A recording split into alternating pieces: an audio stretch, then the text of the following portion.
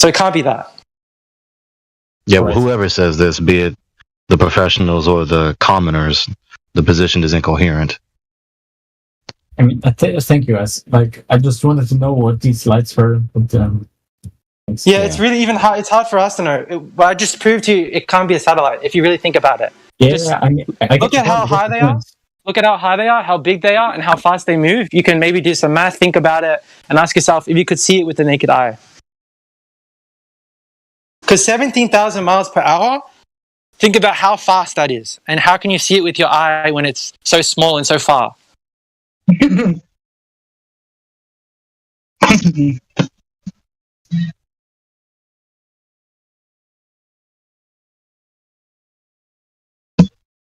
So, Prof. Phil, you there? What's up, Professor Phil? Well, just to hammer this home, there's nothing we can say about these lights that's objective without measurement. We're just speculating. We didn't make them.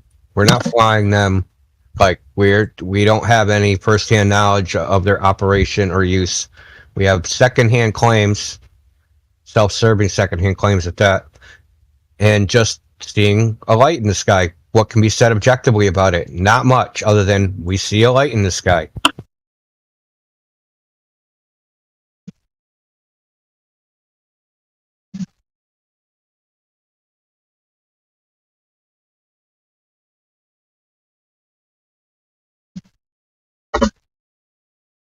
Hello. I just want to drive this point we just concluded home. 17,000 miles per hour, supposedly. I'm about to post a link from metricconversions.org. Mach 19. That's the highest Mach on this chart. Mach 19 is 14,462 miles per hour. So supposedly this satellite is traveling at higher than Mach 19. It's 50 meters wide and minimum 1,000 kilometers away, and you can see it with your naked eye. Does it make sense? It's reflecting sunlight. That's why you can see it. Yes, but we're talking about the speed and its size and its distance. The speed works out perfectly. You need to do the mathematics. What do you mean it works out perfectly? With the naked eye. Absolutely, 100%. In fact, satellites that are much lower than that, like the ISS, you can see them perfectly. The people take photographs of them as they cross the moon. You can see the satellite. Yeah. You can see the satellite. And that satellite is only 400 kilometers away. Is it? I mean, the other satellites you're talking about are like 500 miles away. Because you know how big it is. So the satellite can travel at 3,000 miles per hour. About 10 times faster than you can clearly hear him in the middle of the sentence. Exercise some self-control. So the satellite can supposedly travel at 3,000 miles per hour faster than Mach 19, and the fastest aircraft, or at least the fastest aircraft speed, once you Google it, the quick snippet says the fastest aircraft is the North American X-15, and it travels at Mach 7. Yep. So? And if that thing zooms by, and I believe it's much bigger than the satellite, supposedly. No, see it. Well, it can be. Satellites can be really, really small. Some of them are just so you guys know, satellites are moving about, I think, 15 times faster than a bullet.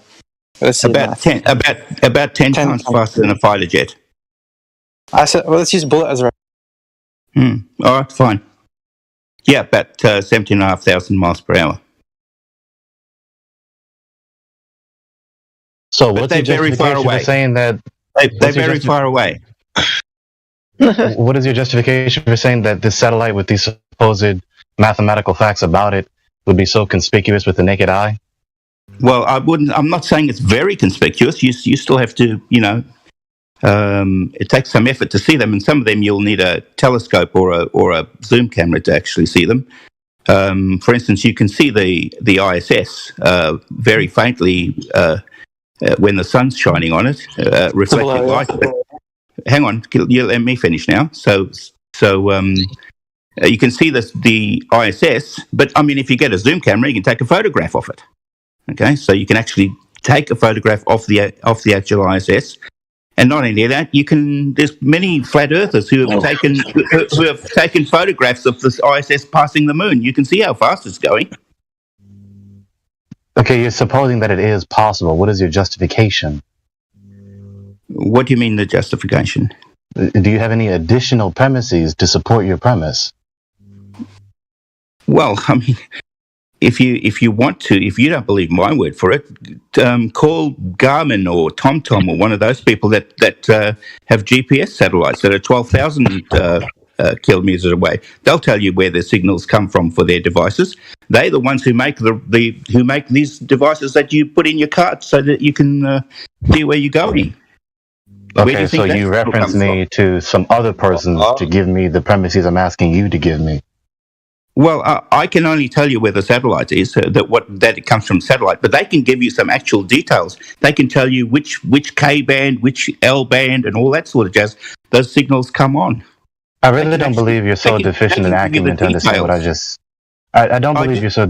I don't believe you're so deficient in acumen to recognize what I just did. I heard exactly what you said and understood it perfectly. Okay, so then you realize that your appeal in answering my question is an appeal to authority fallacy. No, it's those people are the authorities. It's an appeal to authority fallacy. I asked you to tell me what is your justification for your concluding premise. Your answer to me was to say, go talk to them. If your doctor tells you have cancer or something like that, is that an appeal to authority? That doesn't justify your concluding premise. No, it's not. You haven't given me a justification for your concluding premise. Yes, I have. I told you. No, you haven't. You said go talk to them. GPS works by satellites. But you're repeating the concluding premise again. There is no document on this planet that will tell you that GPS works. Digging in your heels and repeating the premise that you have failed to justify does not justify it. I'm just using my language. You're entitled to use yours, of course. You can call it what you. You are repeating a premise you have failed to justify. No, this is my language. My language is the place where I'm standing on. That's a planet. You are talking, giving premises that you have yet to justify. No, I can easily prove that it's a planet. That's easy. Okay, so if it's so easy, then actually give me objective, specific premises to support the concluding premise. Don't tell me go talk to them. I'm not talking to them right now. I'm talking to you. I'm asking you to talk to them because they are the experts in. So then you don't have an argument. You telling me to go talk to them because they supposedly have the argument that you evidently don't. I have an argument about satellites. Professor Phil, they have an argument about specific satellites. Dr. Phil, there is documentation. It's called assisted GPS. You are wrong. Assisting GPS. How are they assisting GPS? Yes, it's how your cell phone determines where you are because it's carrying. What do you mean? What do you mean by assisting GPS? It means you know what it means, don't you? Oh well, if you're just going to talk over me. Yes, I will. It doesn't mean what you're saying. You asked me a question and then talked over me. Why? Right as I was. You didn't let me finish what I was saying. Why did you do that? You didn't let me finish what I was saying. Well, I was talking first. Go ahead. Okay. I'll wait for you. See, everything is already mapped out. And everything is already in the network. And they just use the towers to trilaterate your position. Damn, you just gonna kill Goofy like that? Done. And they call it a system. Yes. That is how the GPS on your phone works. I didn't know. I'm not. I'm loud as fuck. No, it does not. Your phone doesn't have the power to reach a satellite. Yes, it does. The signal comes from the satellite. Holy shit. The signals come. Shit. So there's a satellite just for you, beaming straight at you?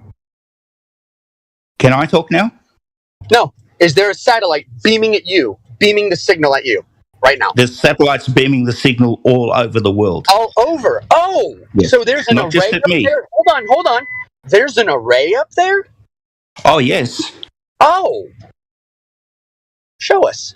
Of course, there's an array. Show us. There's hundreds of them. Show us. Well, I'm going to show you here. You're not going to show anybody anywhere. So you have a bad habit of boldly proclaiming concluding premises without having any justification for them. Yeah. No, I'm sorry, but there are thousands. Mr. Phil, you are one big claim. You are one big claim. You don't have. Why don't you Google how many GPS satellites are there? Why don't you justify your concluding premises for once? Sorry, hold on. I'm driving. Guys, you do it. Where does the final signal come from to get to your phone? Where does that come from?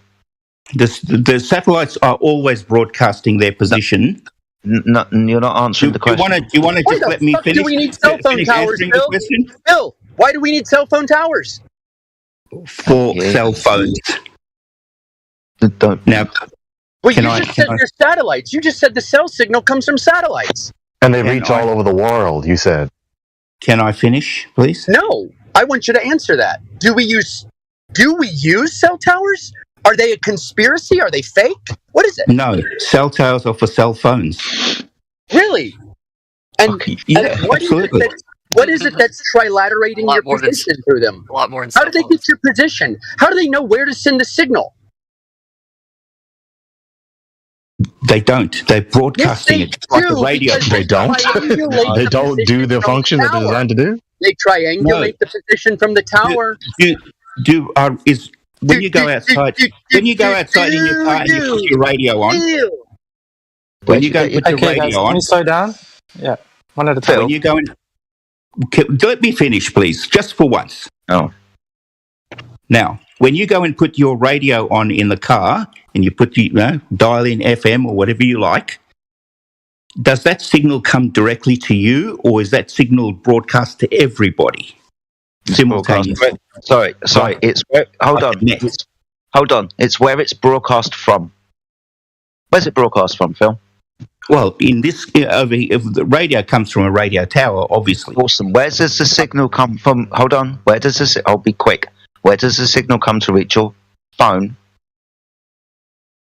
For a cell phone, it comes from the cell tower. Okay. From a GPS, for GPS in your car, it comes from a satellite.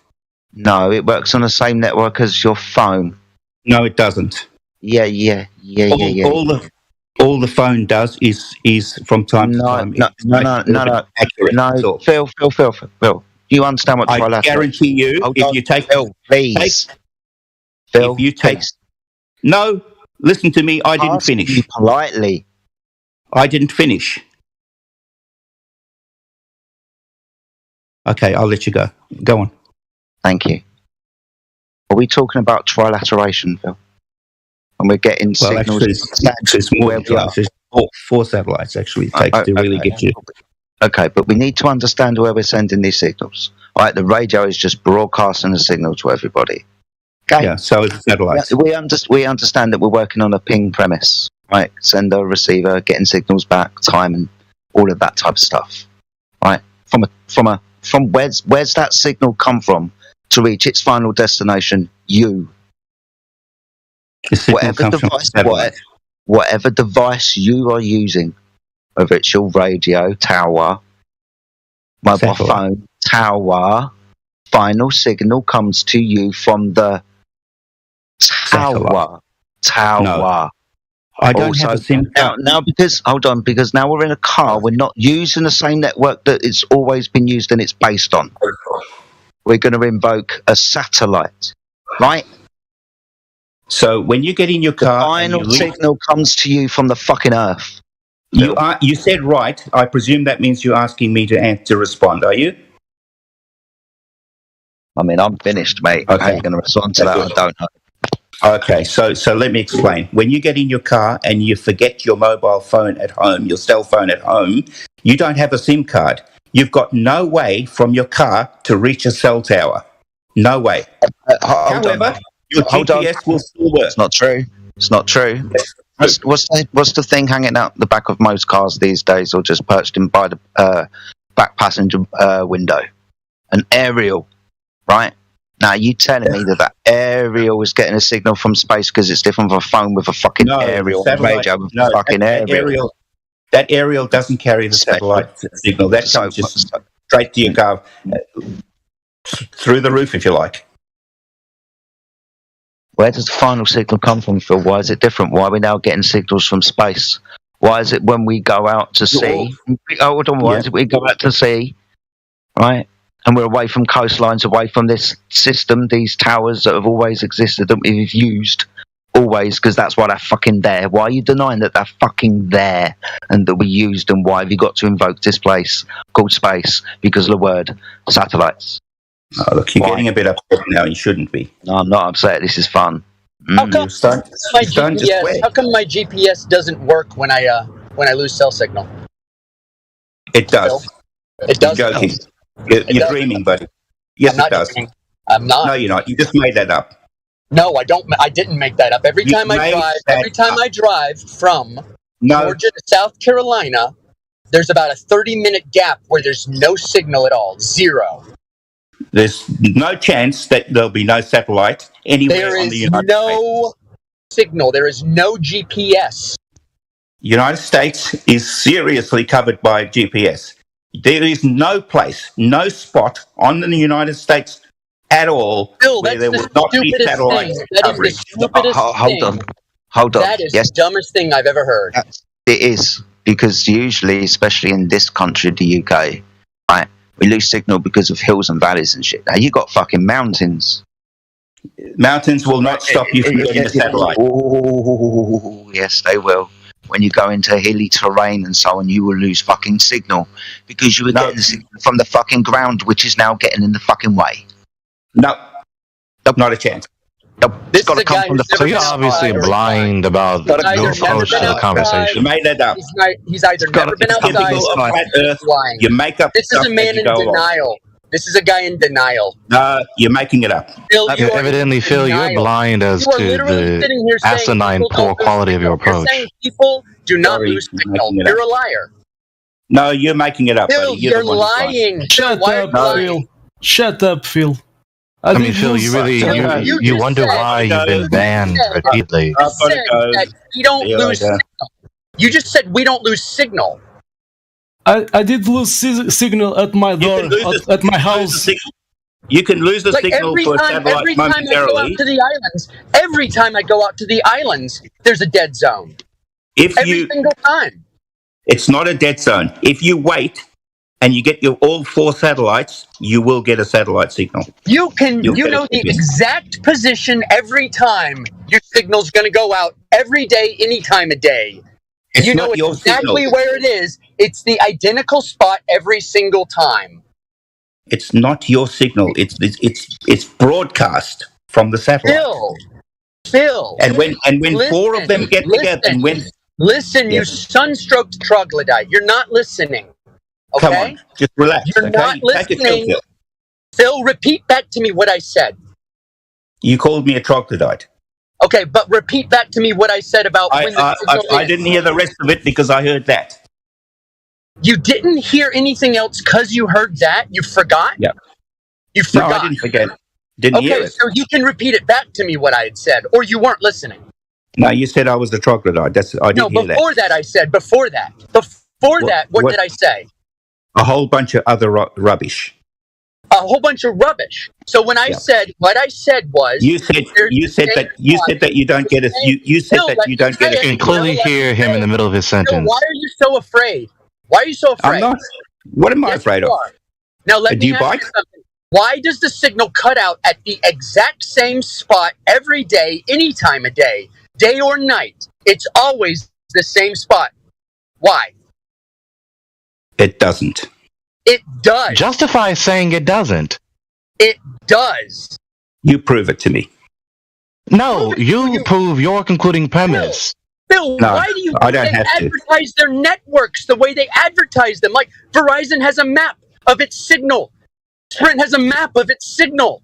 Yeah, Phil knows full and well that he's not even. I don't have to prove it. It's apparent. And everybody who's ever had a cell phone has experienced this. Are you on a road? I'm on a road right now.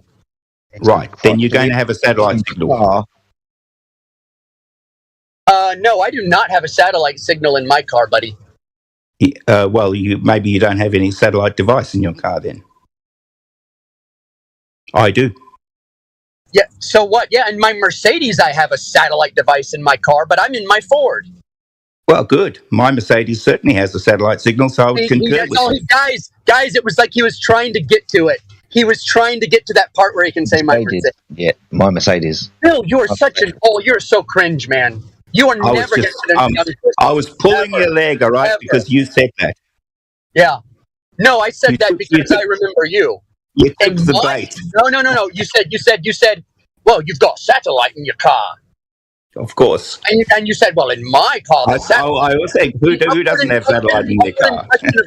Bill, you are the one person who can't be a snob. Come on. You are like 5,000 years old, Phil. You cannot be a snob. I am nearly that old. Yes. So let's not pull out our dicks. I'll win. Let's just move on from that. Say, I don't have a satellite in this vehicle. Okay, well, go get you. Why don't you? Why don't you have a satellite in your vehicle? Because I don't want that in my vehicle. I like my old okay. Oh, fair enough. Okay. I like my old book. You read a book, do you, to get your directions? Do I read a book to get my directions? No, I get my GPS through my phone, and I just put it up on my dash. Oh, okay. All right. So you're still using a satellite then? Yeah. Okay. How am I using a satellite if the signal cuts out? Well, you might have a faulty device, but that doesn't stop night or day, on my phone. Any time of day or night, same spot, it drops out. Why? It's not because of a cellular. No, because of the cell towers, the carrier. No. I'm on Verizon, and Verizon doesn't cover that 4-mile gap. 4-mile gap on the islands. Do you want me to show you how you can prove it to yourself? The next time you get on your cell phone, all right. What I'd like you to do is to put it in airplane mode. Airplane mode, yeah. Yeah. Okay, and then go out and then see if you can get your satellite to work. I guarantee you it'll work. Holy shit! Look at Amazon. They now installed cell towers to not lose GPS. Why do we have cell towers, Phil? For cell phones. Okay. For the cell phone network. Okay. Not for satellites. So we don't use the satellites to communicate with. Is that what you're saying? Well, if you had a satellite phone, you would, but you don't. No. Do our phones, any of them, use satellites? You probably wouldn't have a satellite phone if you can't afford a GPS. You can't afford a satellite phone. Not about dick swinging and what you can fucking afford. Idiot. You wouldn't have a satellite phone. I'll bet any money on that. So ad hom attack, you wouldn't. What the fuck? Phil, you are the littlest dick in here. You really are. You are the littlest dick. Oh, God, you're so easily triggered. The littlest dick there is. You're so easily triggered. No, I'm not triggered. I feel bad for you. I'm toying with you. Right now, Phil, what's happening right now is I feel cringe for you. I'm toying with you. I feel schadenfreude for you. I feel embarrassed for you. No, you should feel embarrassed. This is not anger. I am shocked that someone is so unaware of themselves as you are. Like everything you're saying is embarrassing. I would literally rather be dead than ever utter some of the things you do. Just relax, okay? So embarrassing, Phil. You are the most embarrassing human I have ever experienced in any of this. I'm sure you think that. Just relax, okay? No, Phil, you can tell yourself all you want. You really can. Okay, in a nutshell, the satellite signals do come from a satellite. That's why they're called satellite, and that's where GPS comes from, okay? That's not where GPS comes from. Yes, it does. No. Why, you can call Garmin or TomTom or Apple or Samsung or any of those people. I'll get the canned answer that their PR department gives to everybody. No, ring the engineers. Why would I do that?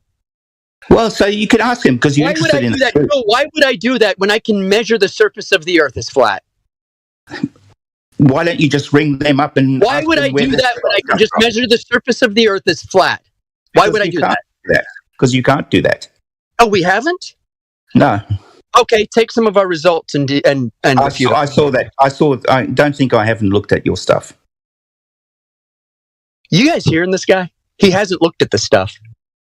Yeah, I have. Of course, I'm hearing him. You just said the one justification for his supremacy yet. Okay, listen, I've got to go. I do have to go to work, and even though it's a Sunday over here, Sunday afternoon. So I'm going to shoot through, but I always enjoy talking to you, and frankly, I'm not interested in being, we could just be friends. We don't have to be enemies. This is even worse than being genuinely hostile. You're pretending to be friendly and cordial. Phil, go have fun. It's always fun when you're in here. Okay, we'll see you next time, all right? All right, we'll see you. Okay. This is shameful. He thinks I'm mad, and I love it. He turned around at the end and said he was bullshitting us. Yeah, I'm not telling you. Yeah. I'm lying to you. Yeah, I've just been lying to you. Yeah. That's all I want. That's all I want.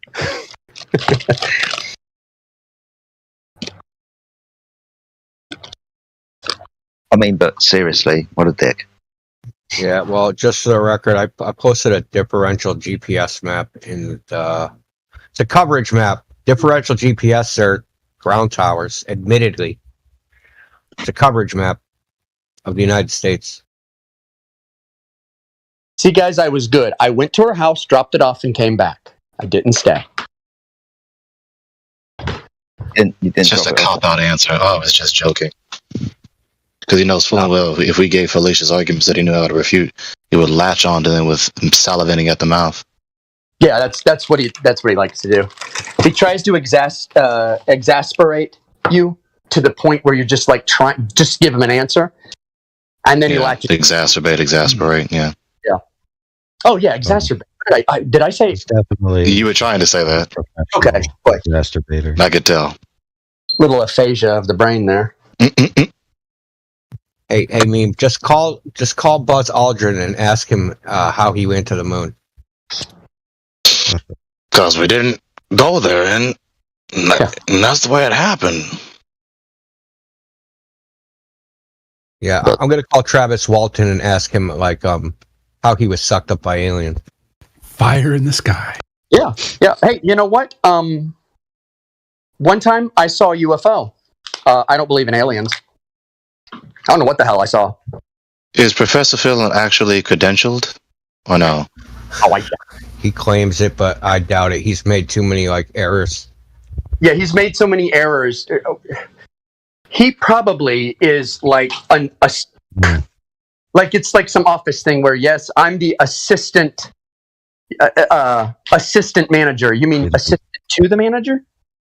Wait a minute, Gregory is not aware of the CV of Mr. PP. Oh, Gregory, you haven't argued with Professor Phil before, have you? Not really. I mean, I've heard him before, but I haven't You didn't do I haven't done it as extensively as I did tonight. Yeah. Okay, let me fill you in. So, Mr. PP, Professor Phil for short, has launched satellites into space himself. Now, what that really means is he fiddled a joystick while he watched numbers on a screen because he did the math for the trajectories or whatever the heck he claims to have done. He also supposedly worked with the India Space Organization to launch the Chandrayaan missions, one of which he crashed. He's a very prolific highlights of his career. And he's in here talking to us. He's in here talking to us like that. You think about it, right? He's supposed to be somebody of maybe a little bit of he's done something, right? And he comes in here and he talks to us like that, just making declarations based on what especially in light of him saying that if what AI said is what PP said about himself, and then he says, go ask the engineers at this and that company that deals with radio signals. Well, why don't you just tell me what you know since you are so prolific and so hands-on in this area? He doesn't know anything. So yeah, straight away he's relying on this authority because he believes all of the shit to be true. Right? He's either one so in depth with it and just this type of fucking personality. He likes to swing his fucking Mercedes around, for example, right? He's done that a few times. This is the way he goes. You wouldn't be able to afford it, for example. All of these little things that he likes to slip in. Right? He thinks he's toying with us. Right? Seriously? Or some other nefarious fucking reason.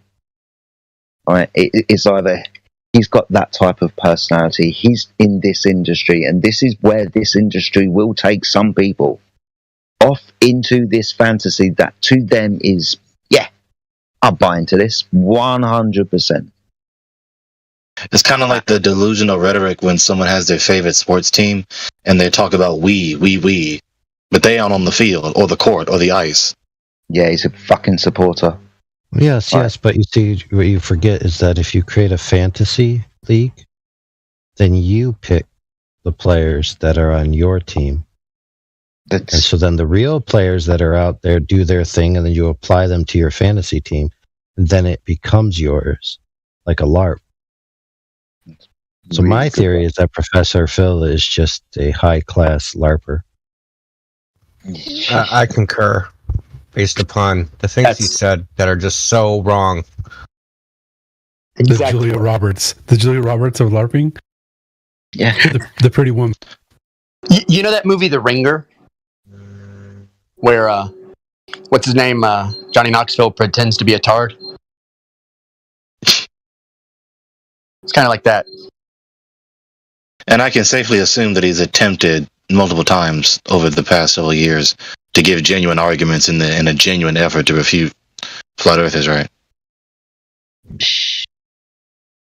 I mean, he comes from what he gives us a really deep meaning, but it's fucking shallow because he never says anything. That conversation didn't go anywhere. He just makes his declarations. Trying his best to finish what he's saying, and within everything he's saying, he's making declarations, poisoning the well, relying on authorities, begging. It doesn't matter where this guy goes. He's just, like we said. He's coming in here for a reason, and he thinks he can fuck around. He thinks he can muck around with us because he's doing this. I mean, it was like the Indian Space Agency, right? I mean, if he's like in some way part of the mechanism, then the entire mechanism is fucking true, right? Does anybody recognize what the picture in his PFP is? Him. That's his face? Yeah, it's like colorized or something.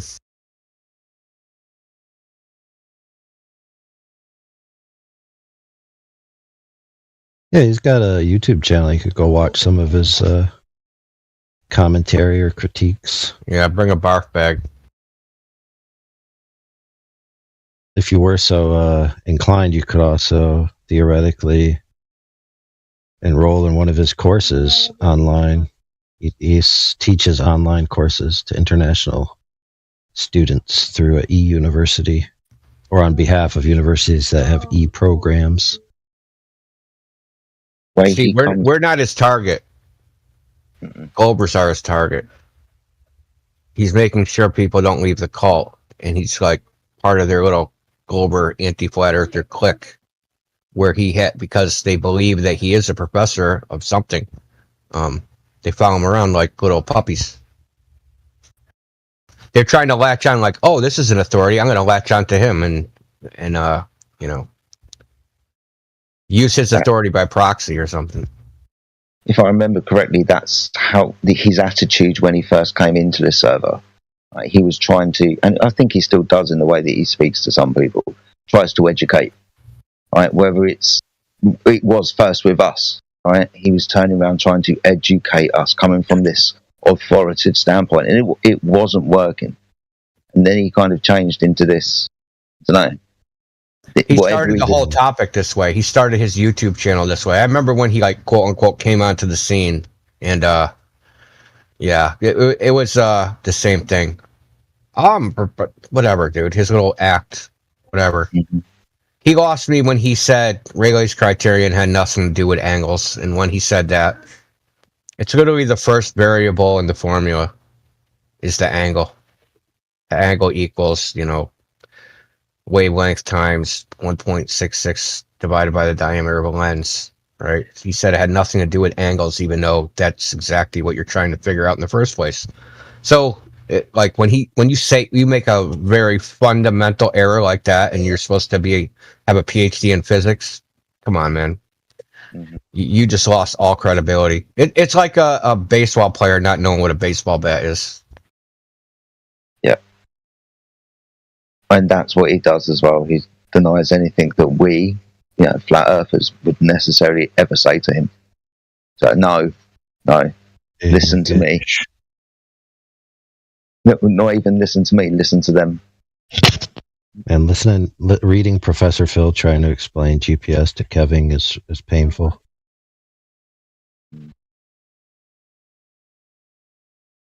Where is this Kevin kid? Kevin, what the heck, bro? Was that actually an explanation? He didn't really explain how it worked because he doesn't know. Well, Kevin is just having a hard time understanding. No, I'm just trying to figure out what he's saying. It don't matter what he's saying, dude. That's what you need to figure out. He said you can go on airplane mode and see the GPS, but I'm saying, how do you access this so-called GPS system on your phone? Dude, pay attention, okay? Yeah. The only thing that's broadcast in a GPS system, regardless of where it comes from, is just timing coordinate data. Okay, your device that picks up this data, right, then takes it as a coordinate and applies it to a map set, whatever map set your device has. Now, that device might be getting that map set live from the internet. It might already have it pre-downloaded. Back in the day when GPS systems in cars were, like systems you had to purchase separately, you had to get a little chip and you plug it into the machine, and it had to be updated so often. That had the map in it.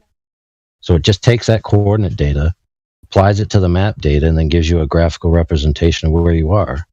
They're two separate things. No, I got that, but he said... Yeah, go ahead.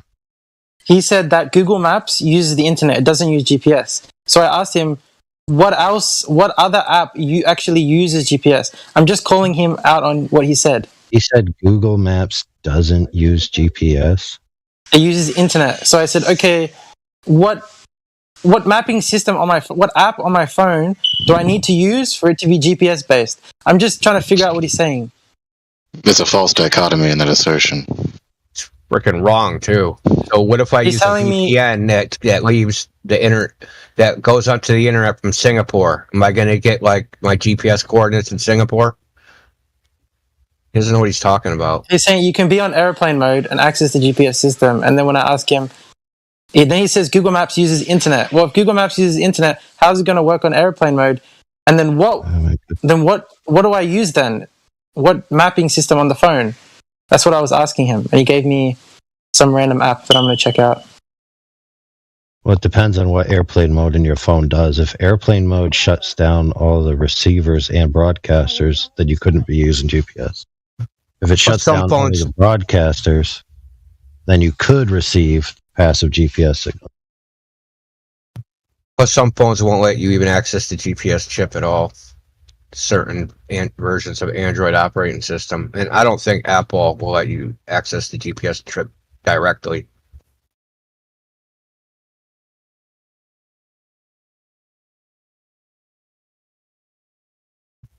The main thing is the GPS chip itself is a black box, and they even say it.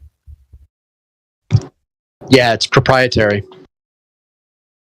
So there's a GPS beacon. So that's what it is. It's a beacon, and it sends out signals. A signal has a timestamp on it. And depending on what your phone says and the tower said, right, it measures the time. It goes, okay, the speed of light's this, so that tower must be this far away, yada, yada, yada. Now, you can easily spoof this. GPS is easily spoofed. I could do the exact same thing, right?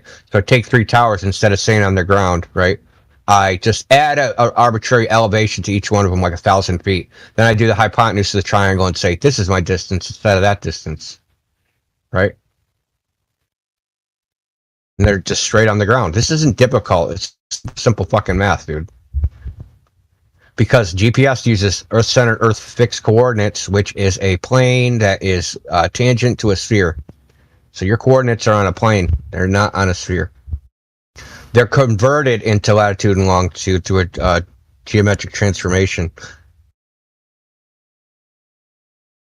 But you could convert. So there's additional mathematical figures that don't correlate to concrete reality. Yeah, I mean, there's so much, like, that's why I said it's a black box if you try to figure out, like, what the actual signal processing is, right? So that there's the radio signal that you get, and then that radio signal is turned into a digital message called the Rhinex message. But how that radio signal is digitally signal processed into that Rhinex message is unknown. And I think it might even be classified because all our GPS is supposed to be dual use. Eli, can you hear me? But what I was posting is something called differential GPS. So all over the United States, which act as a GPS satellite, right? They're just a beacon, just like the so-called satellites.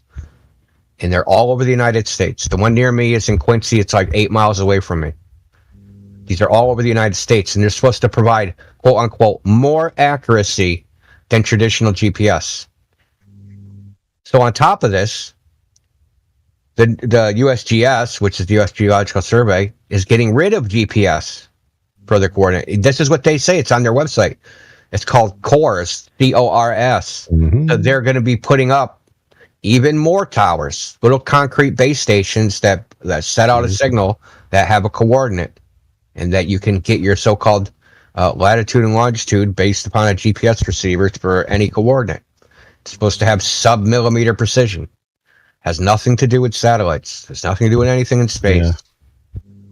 And we've been tracking this, by the way, since our servers were created. We used to do these things where we would critique scientific newspapers. And they've been talking about, for a long time, antiquing the satellite network for various reasons. One is because of maintenance. Others because of space debris. So it's dangerous to have them up there. They're going to get destroyed and it's not economical anymore. Another one is because of all the ground-based technology is actually hypersaturating the frequency space. And so the frequencies that the satellites have can no longer be effective because there's just too much noise. So it's essentially getting to the point where the idea of a necessity of a satellite is going to be an old idea. It's going to be like, oh, that's what we used to do. Not that they ever, really did it in the first place, let's say, but it's just going to become an old idea, like, antiques, history. Yeah, false pretext to escape the critique about the whole narrative about the supposed satellites. Yeah, and let's not forget that the original alleged satellite network system that the military used is, it's below 3 meter accuracy anyway. Yeah, so, and here's another caveat. Go ahead. The spectrum that GPS uses, the frequency. So back in like the late 90s, the FCC was selling spectrum, right? They were selling, like, licensing different radio frequencies. And a hedge fund manager that made a shitload of money back during the dot-com bubble, he got out before the bubble burst. Yeah, it made something like $25 billion, whatever. He wanted to create a land-based internet company called Light Squared. That was the name of the company. And he bought the spectrum that GPS is on. They were selling it. He bought it. And the FCC stopped them from implementing it because Garmin and Trimble, all of them complained that they would, to manufacture GPS devices, they would have to put a filter on it, right? To narrow their band so that, like, this wireless internet system wouldn't cause interference and that the GPS would still work. So the point being is that GPS is an unlicensed spectrum, and technically it doesn't exist legally. It's fucking noise in the airwaves. Yeah, I mean, you can actually look this stuff up. This guy got screwed so hard by the FCC, it's fucking not even funny. He invested like billions of dollars into this, and the FCC was just like, nope, GPS already exists. Like, we're not going to let you actually implement what you bought. Because he, like I said, he bought that band, the band that GPS was using, that frequency spectrum. Yeah, I knew that. I knew about all this like way back then because I was, back. Okay, so I do computer networking and like I was into that shit, the technology, and this is supposed to be like that. There was something called the last mile problem, and this was supposed to solve the so-called last mile problem, right? Because this was basically going to be the same way that you have like UHF or VHF television, right? There was going to be big fucking towers everywhere, and they were going to provide internet, right? So nobody but he was going to be doing this like in 2000. Okay, people just now like have had internet on their cell phones for 5 years, 8 years maybe. He was going to have this done like 20 years ago, and like obviously there's probably some bribery and lobbying and grift and graft and the corruption, and they stopped him from doing it.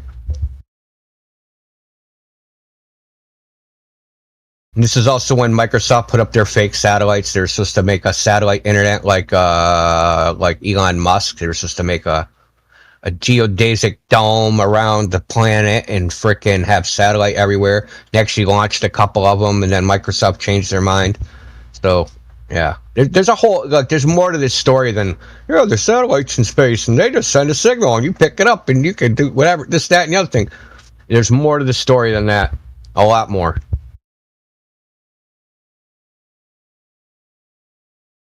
So what they say is that there's a bunch of satellites orbiting the Earth, moving at 17,000 miles per hour, crisscrossing each other, sending signals down. Like that? GPS is just a beacon, right? So at every, I don't know how many, whatever the transmission rate is, I don't know, 2 times a second, 10 times a second, I don't know. Sends out a beacon, right? A radio signal. Mm-hmm. Poof, poof, poof. And then your GPS device figures out how far away it is by timing the time it left the satellite. This is how they say it works, not what I think. This is what they say. The signal left the satellite, say, took 2 milliseconds to get to where you are. So, like, you do the calculation for what the speed of light is, then you figure out, I'm this far away from the satellite. So you use multiple satellites. You have to use 4. And if you have 4 and you get the distance to all 4, you can draw, if you have the position of the satellite, you can draw a circle, a sphere around it. And where, like, if you draw a sphere around all 4 of those satellites, there'll be one place of intersection, and that's where you are. How do they know the position of every single satellite? Good question, because they also use the Earth-centered, Earth-fixed, which is freaking the height above a fucking tangent plane on the surface of a sphere. So that's another problem. But, like, that's not the important part. The important part is this is also the way it would work for towers on the ground. There would be no difference. There's no difference as if you have a tower that's a beacon sending out a distance signal with a time on it, right? And then it says, I'm 5 miles away from this tower, 20 miles away from that tower, and 10 miles away from that tower. Okay, we know the positions of all the towers. I can only be in one location. Boom, that's where I am. There's no difference between that and it being in the sky or anywhere else. Because it's just timing how long it takes the signal to get to you from multiple locations. It's called trilateration. Yeah, so the only main difference then in the average person's mind is that if you had towers on the ground, there'd be too much obstruction, either of the curve of the Earth in their worldview or of topography in a general sense. However, there are broadcasts that have been done, recorded, that supersede these limitations in the past, up to 10,000 miles even.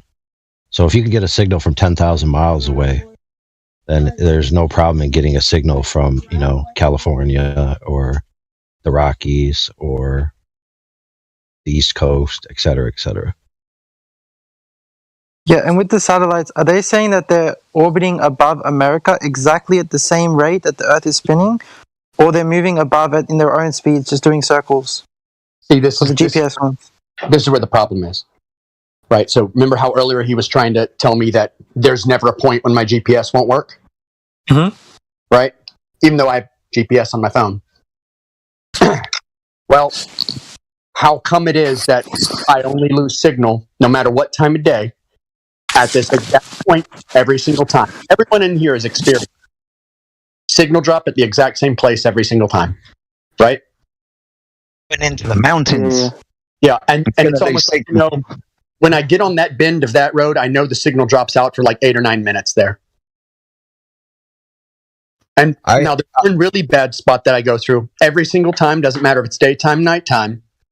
When I get past the Waynesboro line, when I'm coming up to South Carolina the back way, the LTE turns to 0. There's no signal. There's no cell phone carriers back there. And your GPS turns completely schizophrenic. And you don't have GPS for 15 or 20 minutes of that ride. You have no GPS. Now, how come there's not a satellite there at night? I go during the day. There's no signal during the day. It is a complete dead zone. I had a Garmin GPS back about 2005, one of the handheld ones for hiking, and that shit didn't work a lot of times. And I mean a lot. Like, it barely worked. I was like mad that I even bought it. Let's put it that way.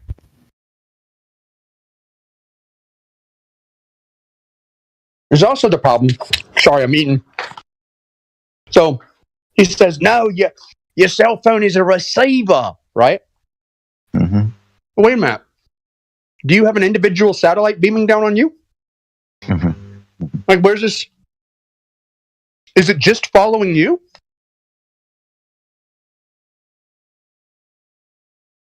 When you're a narcissist, satellites do follow you around. What?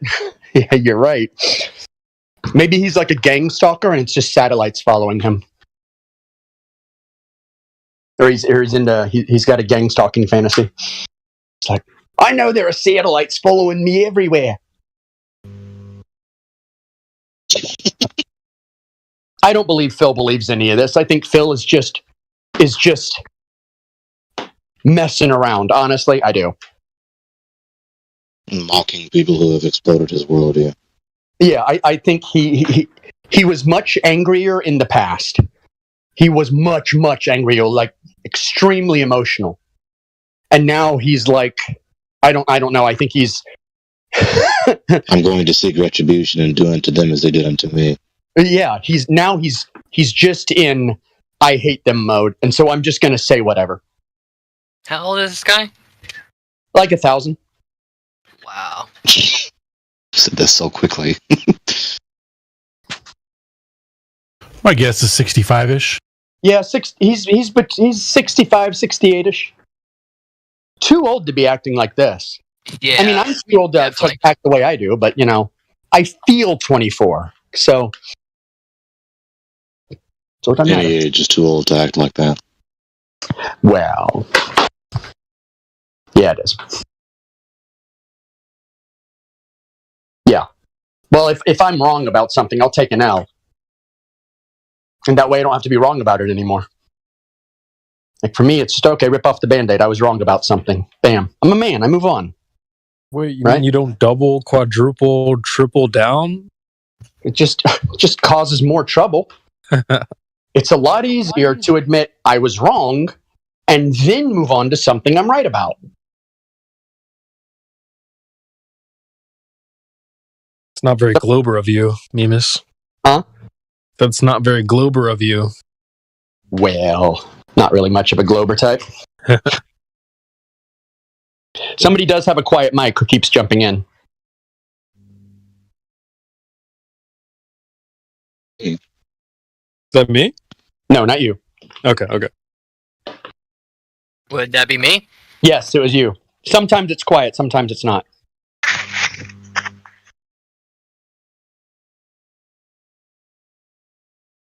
What did Phil say? I missed out on that. Anything pertinent? Anything? Not really. Wow. He's in the chat talking about boats going over hills of water. Yeah. Still fucking here. God, he said he had to go. Yeah, he said he had to go. Yeah, he just recently left the text chat. He's been here for a while, even though he supposedly had to go.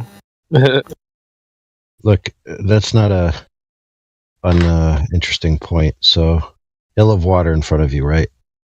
So he would claim it's not a hill of water in front of you, which would be technically correct depending on how you're viewing the curve arc that you allege is in front of you. However,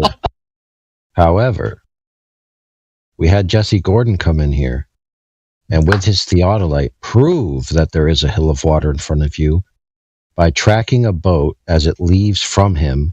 The boat rose in elevation. Now, keep in mind, elevation is an increase on the y-axis, right? Relative to your position. Okay, so that's going up a hill. So it went up in elevation as it went away, and then all of a sudden it started going down in elevation, like it was going over the top of a hill in front of you. So I'm not sure who to believe now, because we have one guy saying there's no hill of water in front of you, and the other guy giving us data that there's a hill of water in front of you. Yeah. So which one are we supposed to believe? So the boat went over a wave. No, Mevis, you can't go that route because they don't say boats go over waves, do they? They say boats go over the curve. So it didn't go over the incoming tide or over a big swell of water. Right. Because if you're moving away and going over the z-axis drop, you're going down. Yes, you're always going down. Yeah. I thought you're supposed to be defending a sphere. Technically, you're supposed to be going down constantly, the curvature of the Earth, no matter which direction you go. No, friend, you're mistaken, and that's why you done screwed up. It's not about a sphere; it's about a spheroid, a sphere of unusual tendencies. Right. So when you understand that it's not a perfect sphere and it could just be anything at any time for any given interpretation of any globe as needed, then your world will become much simpler to understand. The Earth is a god that existentially manifests itself according to your pleasure. It's realizing its own reality. According to your pleasure. Right. Yeah. So you know the chew toys that you give a dog? It's a ball, but it has bumps on it. Yeah. Right. That's basically what Jesse Gordon proved. Yeah. Or a basketball with the little bumps, little hexagonal bumps in the rubber. That's such a funny point. Like they do this all the time. Oh, well, it's not a perfect sphere. I even rapped about it in my song. How they try to claim, whoa, it's lumpy and bumpy. Can't really measure it perfectly. Or you are Mr. Sensible and you claim that there's an actual speed bump. Yep. What? Half a millimeter, but it's a speed bump.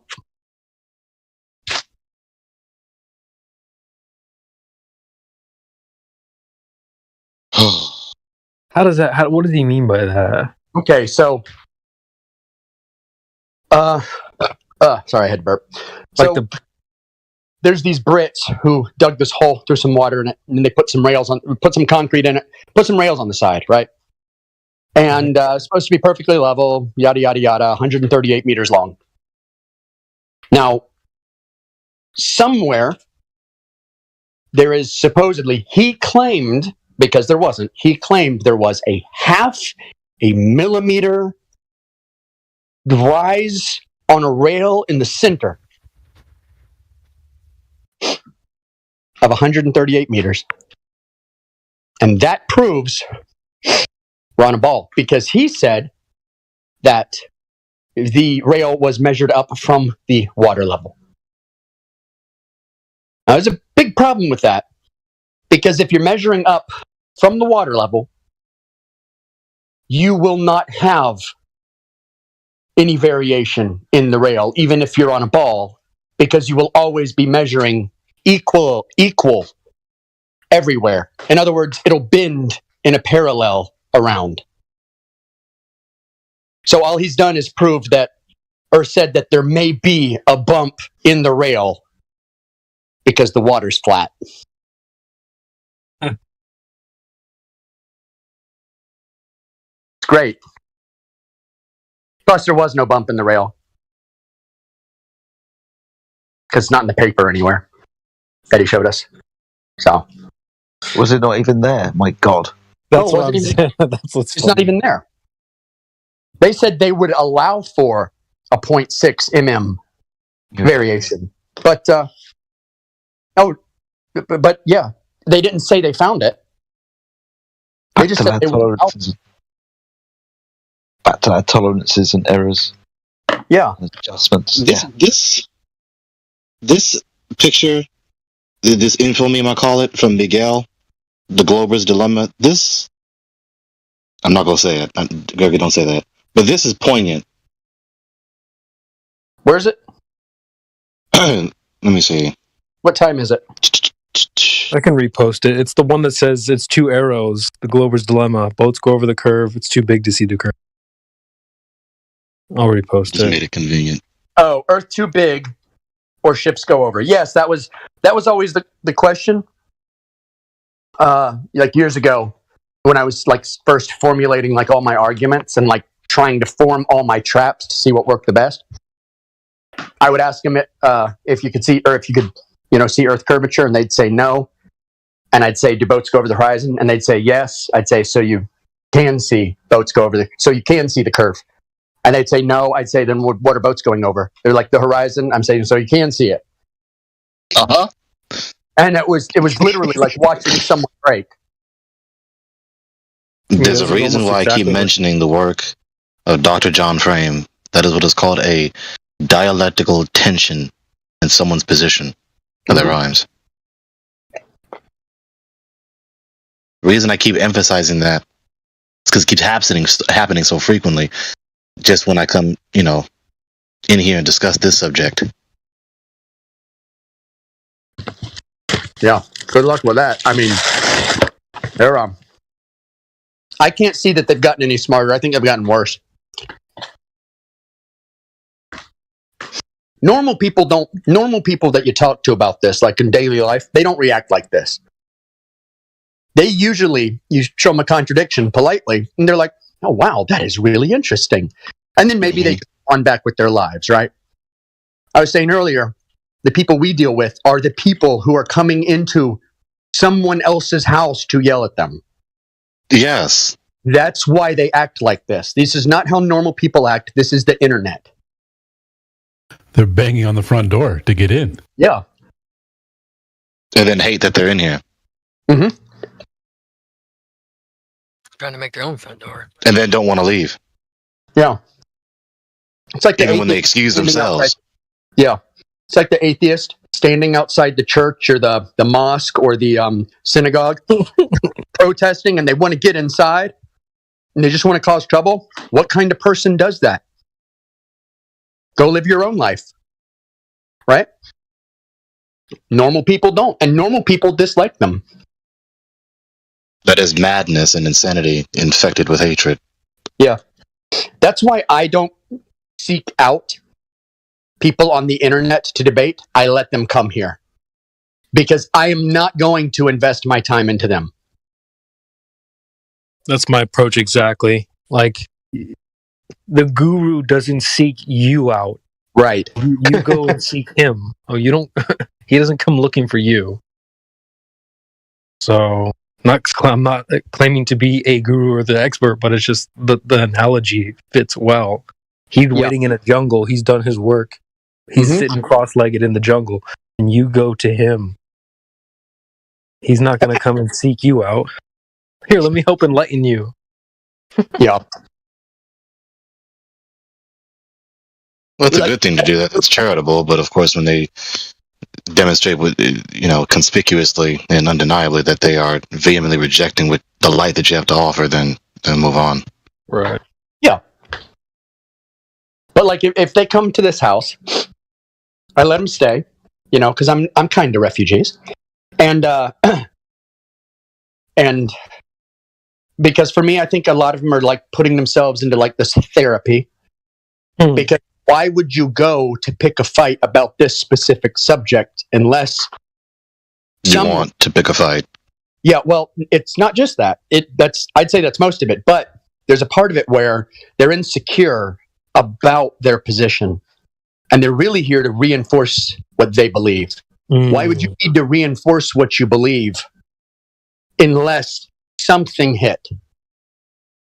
And that's a valid critique because they've demonstrated their position to be untenable. Incoherent. Right. I mean, the very obvious, like for one instance to minimize words, like the Glober's dilemma. Yeah. Like it's an irreconcilable dialectical tension in their position, and so then they do what you just did. So now they're exercising their pride and masturbating their pride to cope with their untenable position.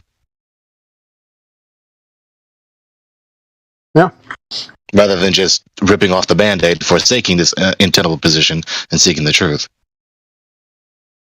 Well, what I've dubbed as an issue, Gregory, to that problem is that it's like I feel like they have a syndrome, and I've called it everything a flat earther says is wrong syndrome. You said down, but it's like they have this idea that we're just getting it wrong somehow, you know. So it's like they don't even need to believe in their own worldview. They're just like, well, you guys have got it wrong. Yes, the anti-flat Earth position. Not that we're right, you are wrong. That's the emphasis. Yeah, it's kind of like the activist, and instead of promoting what they love, their activism is only based on what they hate. There we go. All right. So what they are is, I don't think they have firm, solid, fixed beliefs at all. I think we've all experienced that. They change all the time. They will manipulate. They will lie. They will say this is false, something that they believe for 300 years. They'll say that's not and true. Then it'll change. Yeah. Right. So they don't really believe their position as much as they hate ours. Yeah. But then what's funny about that, Bemis, is they don't know our position. That's what I find like it's almost infuriating, because they create they're creating a position to debate against. Well, if it's flat, it would be like this, that, and the third. Yeah. You've heard people say this all the time. Yeah, they're in the act of articulating their flat earthism, as it were, it simply amounts to a tu quoque fallacy. Yeah. Because when we expose their untenability, when we expose their incoherency, they immediately fly to the cavil. No, you're wrong. Okay, well, even if we are wrong, that doesn't mean that you're right. Right. That doesn't save your position to expose ours. But Mimas, you nailed it though. Like, oh, you guys are just wrong, and it's like about what exactly? And they don't even know what they're like up against. I don't know, but you are. Yeah. Now shut up. There was a family member who incidentally, they weren't prying, but they incidentally found out that I was a flat earther. They didn't go off and tell everybody or anything. And when they came to me, they said, they confronted me in a sense. And I said, or what they started doing was asking me about, like, what about this? What about that? And I said, ask you something. You've known me my entire life, and you know what I've been into, and you know what I know. They said, yeah. I said, do you think I don't know any of the stuff that you're about to ask me? I said, no. I said, okay. At what point are you going to ask me why? Right. I said, and if you're not going to ask me why, we can't have a conversation. I said, well, you just need to drop it. We're never going to talk about it. Don't worry. I'll never bother you with it. But the day you want to know about it, come ask me why. But don't. That's a really good way to shortcut the long way of irritation. Yeah. That is a good point. Because they're not giving you a fair shake. No. You know what I mean? And that's if you don't care to critically consider my argument and justification for my position, then you're just bigotedly caviling against me. Or just your intelligence, right? Like, you got to give me some credit here, you know? Yeah. Come on, man. Yeah, a bigoted cavil. Yeah. Because I did, at one point I did say to him, I said, you've taken seriously everything I've ever said. And why is that? Because you know I think logically.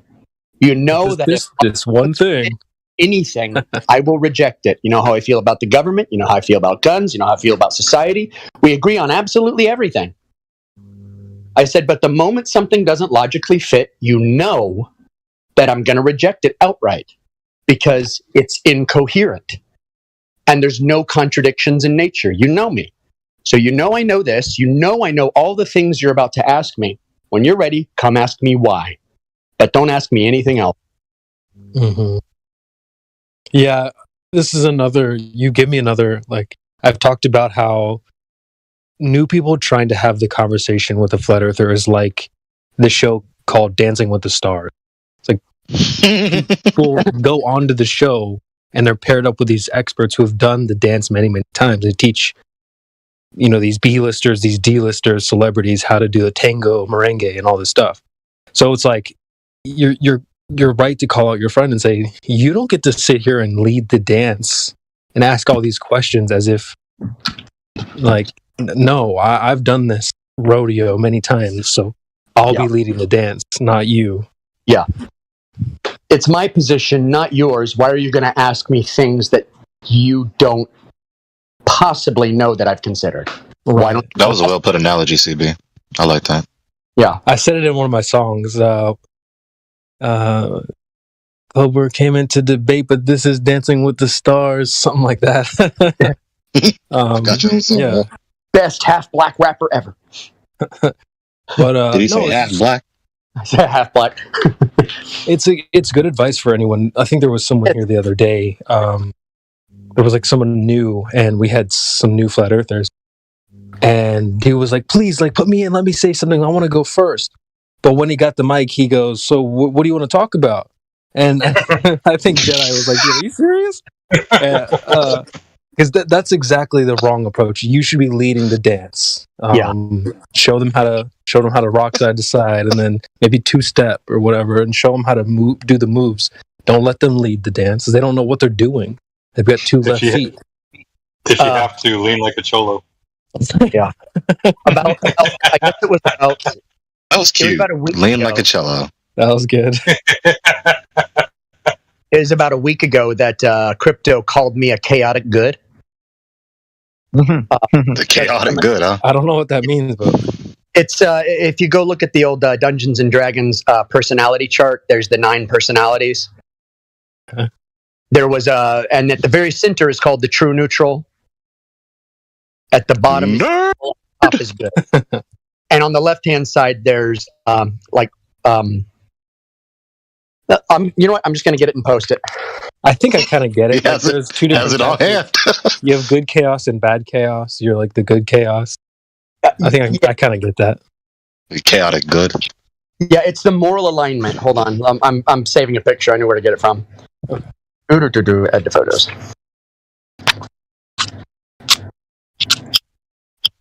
Do this. I'm about to post it. There we go. It's coming in. So lawful evil would be like the Empire out of Star Wars. Lawful evil. Okay. Right? But a chaotic evil would be like a rampaging orc warband that had no leader, and they just chaos, just slaughter everything, psychopathy. Yeah. And a neutral evil is kind of like an executioner, like an assassin. Okay. Right? So lawful good is like, you have your benevolent government. Right. Neutral good would be like, I guess, an anarcho-capitalist, right? And a chaotic good is someone who goes for the best outcome through chaos. Right? Okay, I can resonate with that. So one of the things I do, and when he said it, I was like, oh my God, this is like astrology for men. And I said, astronomy. I realized one of the things I do is when I get into a discussion with someone on here, I let them go. I let them start. I let them decide where the conversation's going to go. And from the outside, sometimes I think it looks like chaos. Yeah. But I've been doing it for so long that I have every trap already pre-made, and I already know where I'm going to throw it because I've heard everything. So that's tactical logic, and that's effective. Yeah. You just let the opponent say whatever they want to say, and say as much as possible, And eventually, if their position is incoherent, they will simply expose themselves as being incoherent. They will hang themselves by their own words. Right. I can relate this to combat sports. In judo, if someone's charging after you, you don't charge back. You just let them come, and then you step out of the way and you sweep them and let their energy continue them down to the ground, essentially. Yeah, this is like when I played Dark Souls 2, right? Because of course I'm going to take everything back to the video game. When I played Dark Souls 2, I realized at some point, because of how the stats work, that the best way to play it was with the biggest sword I could find and completely naked. Naked? That's how I beat the game. No armor, no clothing, just a just a loincloth and a big sword. Nice. That's how you play Dark Souls, you said? Oh, that's how I play it. That's what I'm wearing while I play it. Yeah. Big sword included. I will whoop you. No, in the game, that's big sword not included. So I found the gladiator outfit, which is just sandals and a loincloth. That's all he was wearing the whole time. So, and I would go into the PvP matches in that because turns out you can increase your iframes and all this other stuff, and it looks crazy and it looks stupid, but it's the best thing to do. That was pretty good. That was pretty good, Mimus. You got me there. That was funny. You saw that opportunity. You just lunged at it. Oh, I saw. The moment I saw you were like, saw that you were invested in. Huh? No shield. No. I assumed that you were talking about the character on the screen. I didn't assume you were talking about yourself. Yeah. Then you said that. I'm like, oh boy.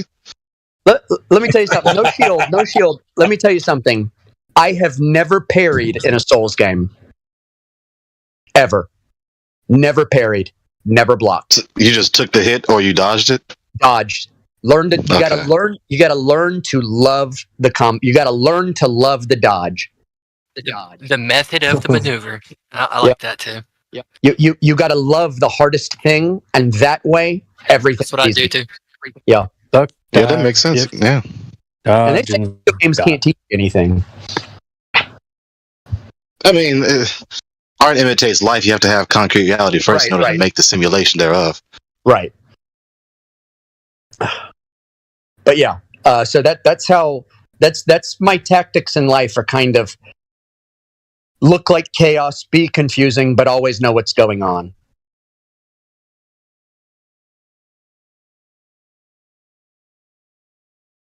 Yeah, if you can dodge a wrench, you can dodge a Souls boss.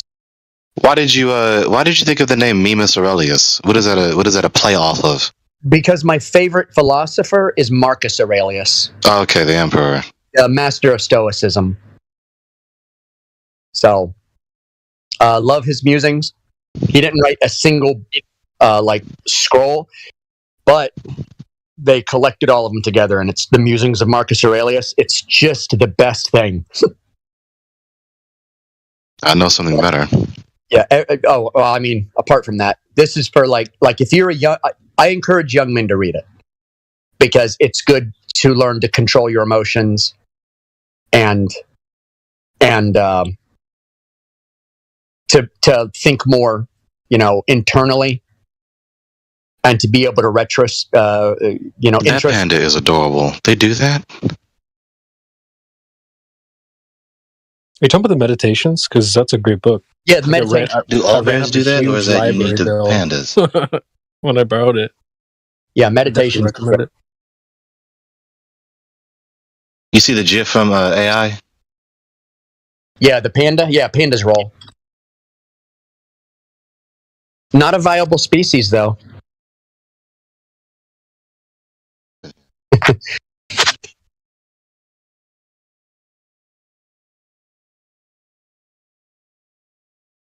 Yeah, though it's really interesting. Like the first approach you get when someone comes in here new. It's almost like one day I said everyone needs to have homework. Go and work on your first lines, your opening lines, your pickup lines for Globe Earthers. Because when they come in here, you don't want to have the same script. I mean, I can already hear Helio now. So how did you find us? Find this place. No, I mean, but so if you have different ways to think of it like speed dating, you wouldn't want to have the same approach to every single person. You'd probably change your approach up a little bit, depending on the case. But it is really interesting when someone comes in here new. It's like there's not a one way to do it. So, like Nemus, like you said, like you kind of let them maybe take the first few steps, and then you control the chaos from there, right? Or set the traps. So I think that's my approach as well. Always let your victim think they're deciding which trail to take. Yeah. Yep. I like that. Yep. They're trying to plunge deep into the depths of tactical logic and the art of war. Yeah. Well, it is like a sport. Like doing this format is almost like some kind of weird sport. Mm-hmm. And the only way to really learn it is to do it. It's the only way. But debate. Yeah, you actually have to do it. A lot of people want to jump in. They want to get their points in. Like, I get it. And it's like, right. And we were talking about it being open mic a lot of times.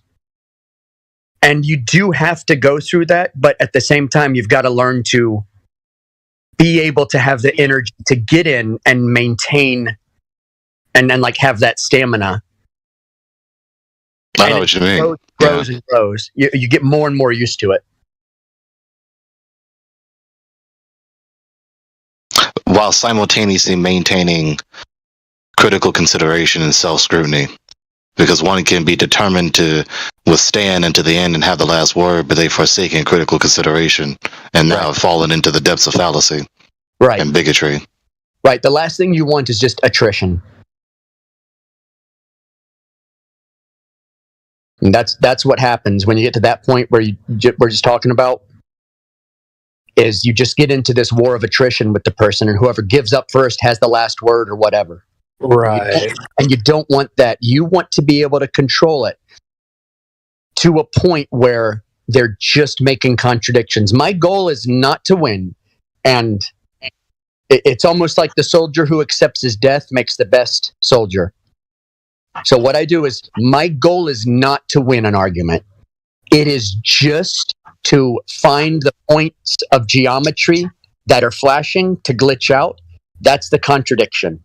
I am looking to create a contradiction in the person's argument. Because the moment you do that, you can take them completely off balance. And and that just cracks it open. And once you get inside, you can just like tear it all out from the inside. I've used the analogy of like, you want to restore an old car that's been sitting in the driveway for like 10 years. Right? It's caked up and crusted up on the windshield and all kinds of stuff. So it's like, there's no product that you would add on top of this car. You want to remove the dirt and the grime, crust. And so like when they come here, my job, I feel like, is to just wipe away anything that's, blocking their view. Dismantle. So it's this netty approach. I've said it before. Yeah. I typed it in the chat. I'll just copy and paste it. But it's dismantling, right? It's not replacing, it's dismantling. Yeah, absolutely. It's a Sanskrit expression that means not this, not that, neither this or that. So it's like when they ask me, with this, Bob the science guy's asking me over and over, what's blocking the bottom of the boat? Phil was asking that in the chat. What's blocking the bottom? Well, not a hill of water. So I'm just going to tell you it's not this or it's not that. Yeah, that question is an attempt at trying to escape the critique by trying to expose some vacancy or fallacy in your position. Again, a tu quoque fallacy. Yeah.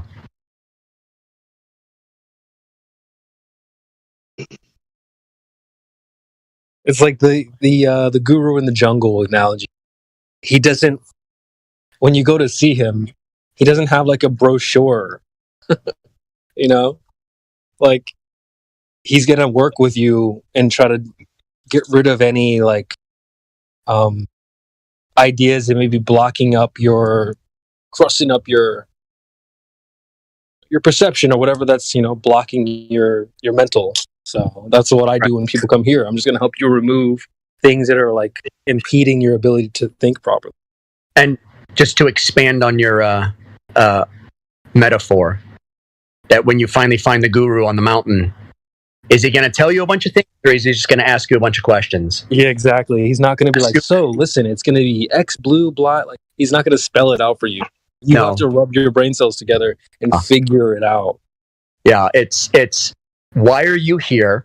What are you looking for? Who are you? What do you want? Yeah. And if you can answer all those, you can like do anything, right? Because you're not looking for answers from someone else. Right. Really. That's the issue if you are doing that. It's like, guru, I need answers. Well, like you have to tell me what I need to do and that kind of thing. Tell me what I need to think.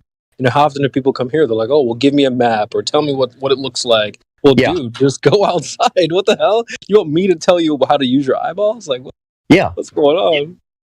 Yep. Well, it's laziness, and it affects all of us. All of us have been guilty of it.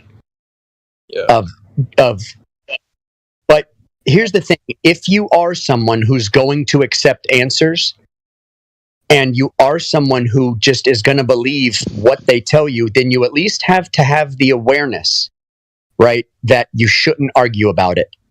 You at least have to have the awareness that I just believe this, and like no one's going to convince me otherwise. I trust the authorities, but at the very least, you have to be aware that you are not someone who should fight for it. Mm-hmm. No one's telling them that, Mimus. They didn't get that memo. Like the goofballs who are like they don't know it at all. They're the ones defending it the most. Right. Yeah, they should. If they do attempt to debate, they should use debate as a conduit for you learning more, not as a approach to destroy the opposing position. Exactly. Right. And like, for example, this place is a good place to do it too, because like not only will you learn more about the globe Earth, I know I did, but you'll learn more about your opponent's position. And I think it's a bad idea. I'm big into like MMA and boxing and stuff like that. So you would never just go randomly fight someone, especially a professional. You would want to watch some film, some tape, and study their moves. And so that's always a good thing to do. It's like to know your opponent very well. But the problem is they don't do that. They never do that, ever, when it comes to this flat Earth stuff. Like, they come here with their own ideas about what flat Earth is supposed to be, whatever. And what's sad, too, is they hardly even know their own globe.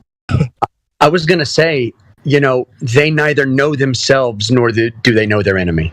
Yeah. And I mean, these are old quotes. Know your enemy, know yourself, and know, you know what I mean? How did this stuff get all forgotten? Yeah. That whole fools despise wisdom and instruction. Yeah. Who said that? Somebody? I was going to say, know your enemy and know yourself. Something I used to tell myself to better myself was my greatest enemy is myself. Like, the only person I should ever try to be better than is who I used to be. Yeah. Well, and the only way to know yourself is to know the God that made you, because the whole history of humanistic rationalism has demonstrated itself to be without justification for its arbitrarity and leads to vastly disparate, contrary conclusions. Interesting you say that. Go ahead. What's funny is in arguing against like secularist ethics, that's the easiest thing to argue against because the contradictions are so apparent everywhere. And a contradiction is an untruth. So if you talk to a secularist who believes in secular ethics, which is really just moral relativism, right? You can get them to contradict themselves in the space of 30 seconds. Because they have to have contradicting ethical beliefs.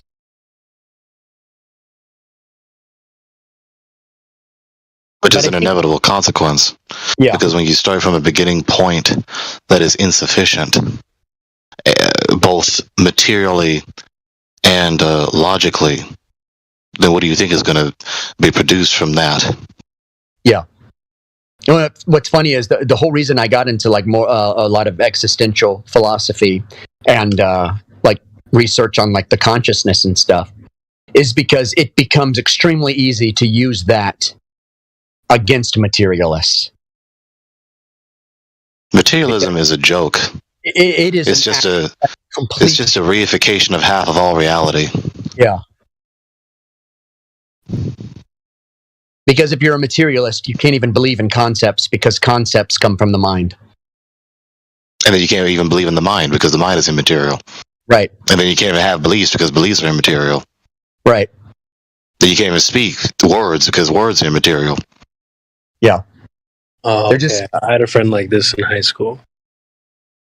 He actually went on to be pretty successful.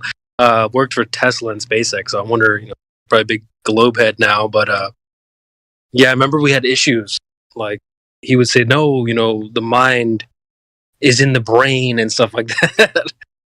Is that what you're talking about? Like how could he know anything was real? How could he trust anything if all of his senses? For sure, that's not true. That's for sure.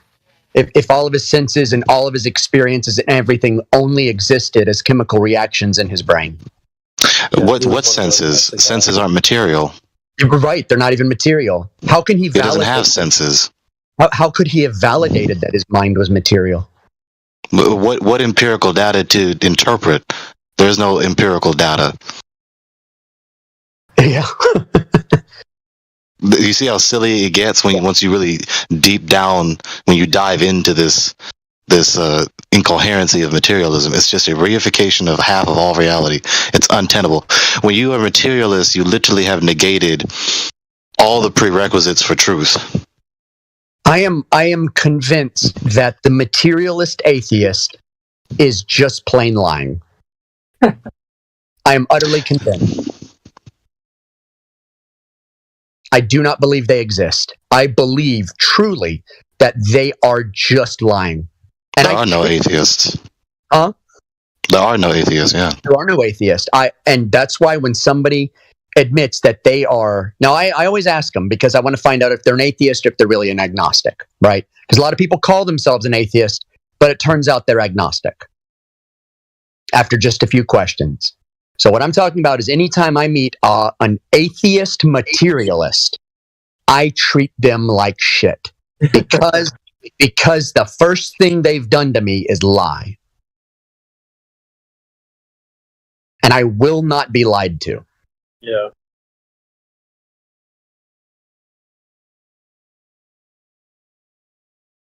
Now, of course, he saying that someone's easily going to not make the charitable interpretation within the context you said that.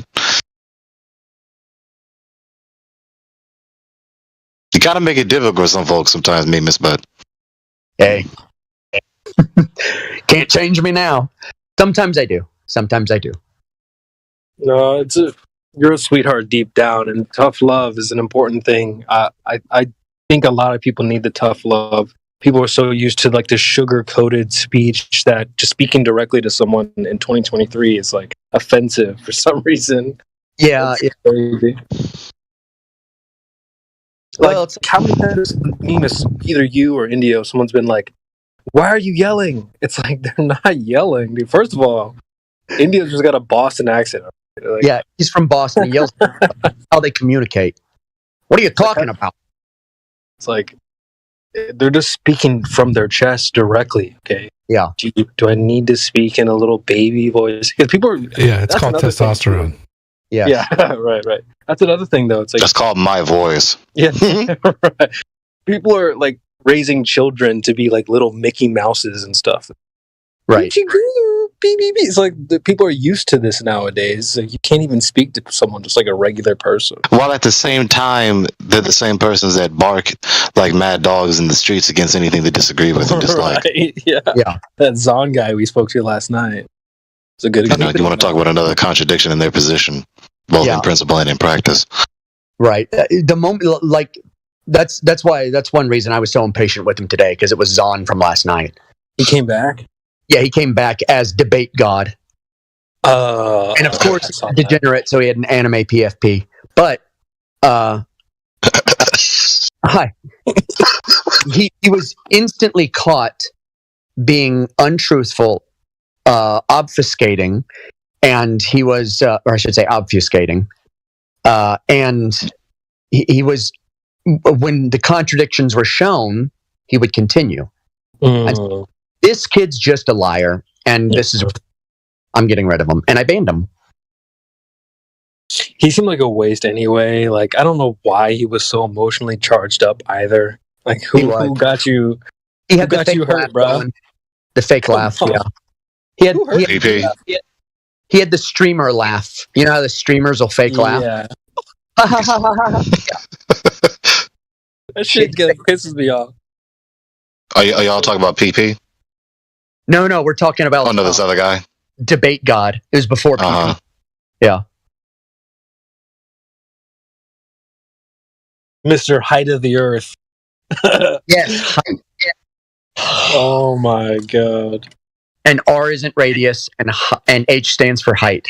Wait, what did he say the R stood for? Well, he didn't know it was radius. Oh, okay. Because that would be the height. Oh, and also 9 inches per square mile. Yeah. No, it was worse than that. He said 9 inches per some. What is per square mile? Supposed to be 8 inches. He didn't even say the mile. He didn't even say the mile. He said something like how to measure real estate.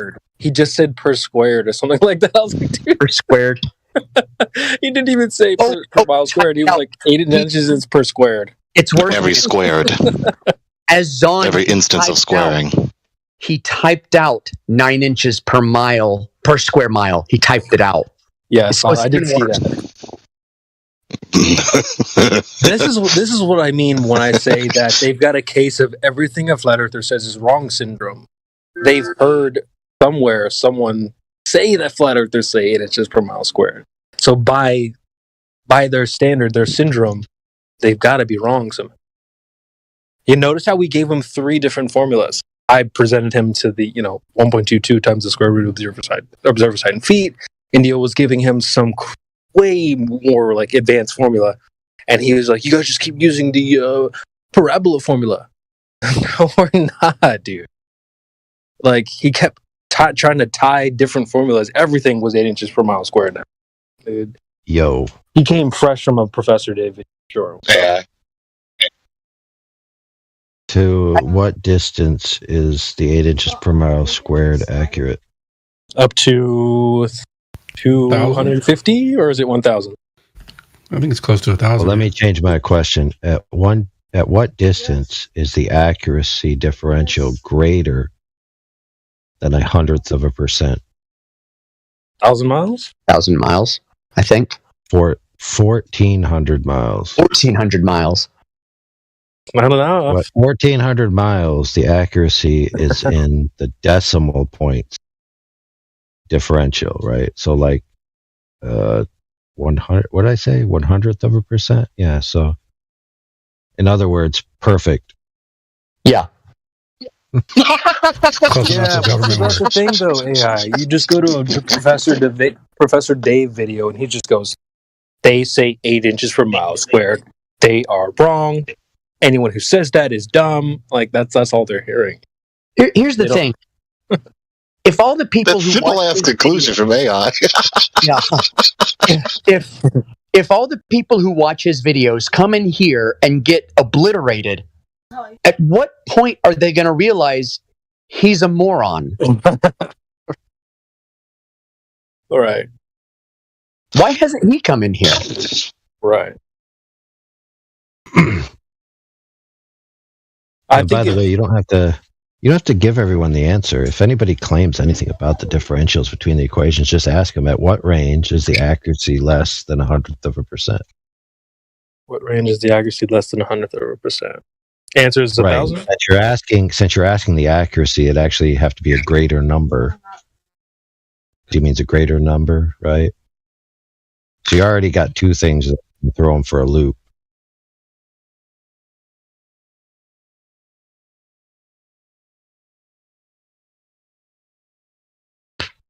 Yeah, it's their claim. Make them give you the information. When they say there's a different calculation, okay, show it to us, and then show us the difference. You know, with that being mentioned, there's a tactical error sometimes committed by some persons where the person will give them an answer the globalists will give the flat earther the answer, whatever the answer the globalists fix them out to say, and then insist, no, but this other person says this. Right. Well, no. Answer what they said. You're debating the person. Debate against the person, not the person you're not debating. Is that advice for the flat earther, or because I can see it going It's for everyone. Yeah, I can see it going both ways. Because I will tell you what happens. A globe earther comes in here, and he will say, "Why do y'all believe?" And right after that, he needs to be Make cut some off. bullshit up. Yeah. He needs to be cut off. Yeah. And say no. Cut that bitch off. Well, Mimas, That's this supposed to happened mean. with Zahn. He was like, "So you guys all have a flat earther Bible and blah blah blah," and we would not let him get 2 seconds past that statement. Yeah, people don't understand. I'm not gonna let them do it. A lot of people get mad at me. A lot of people are trying to jump in because for some reason, it is like just this Pavlovian response with flat earthers specifically, where everyone's got to try and answer the questions. Like, stop it. We have the answer. We have no answers, y'all. Stop it. All right. I feel like Captain Kirk in that episode where they're a bunch of children, right? And the children were like all screaming and stuff, and he was yelling at them. There's a GIF for that too. Yeah, and so it's like, stop. Let this guy dig his own grave. Make him present his positive evidence. Do not answer questions because we don't know. Right.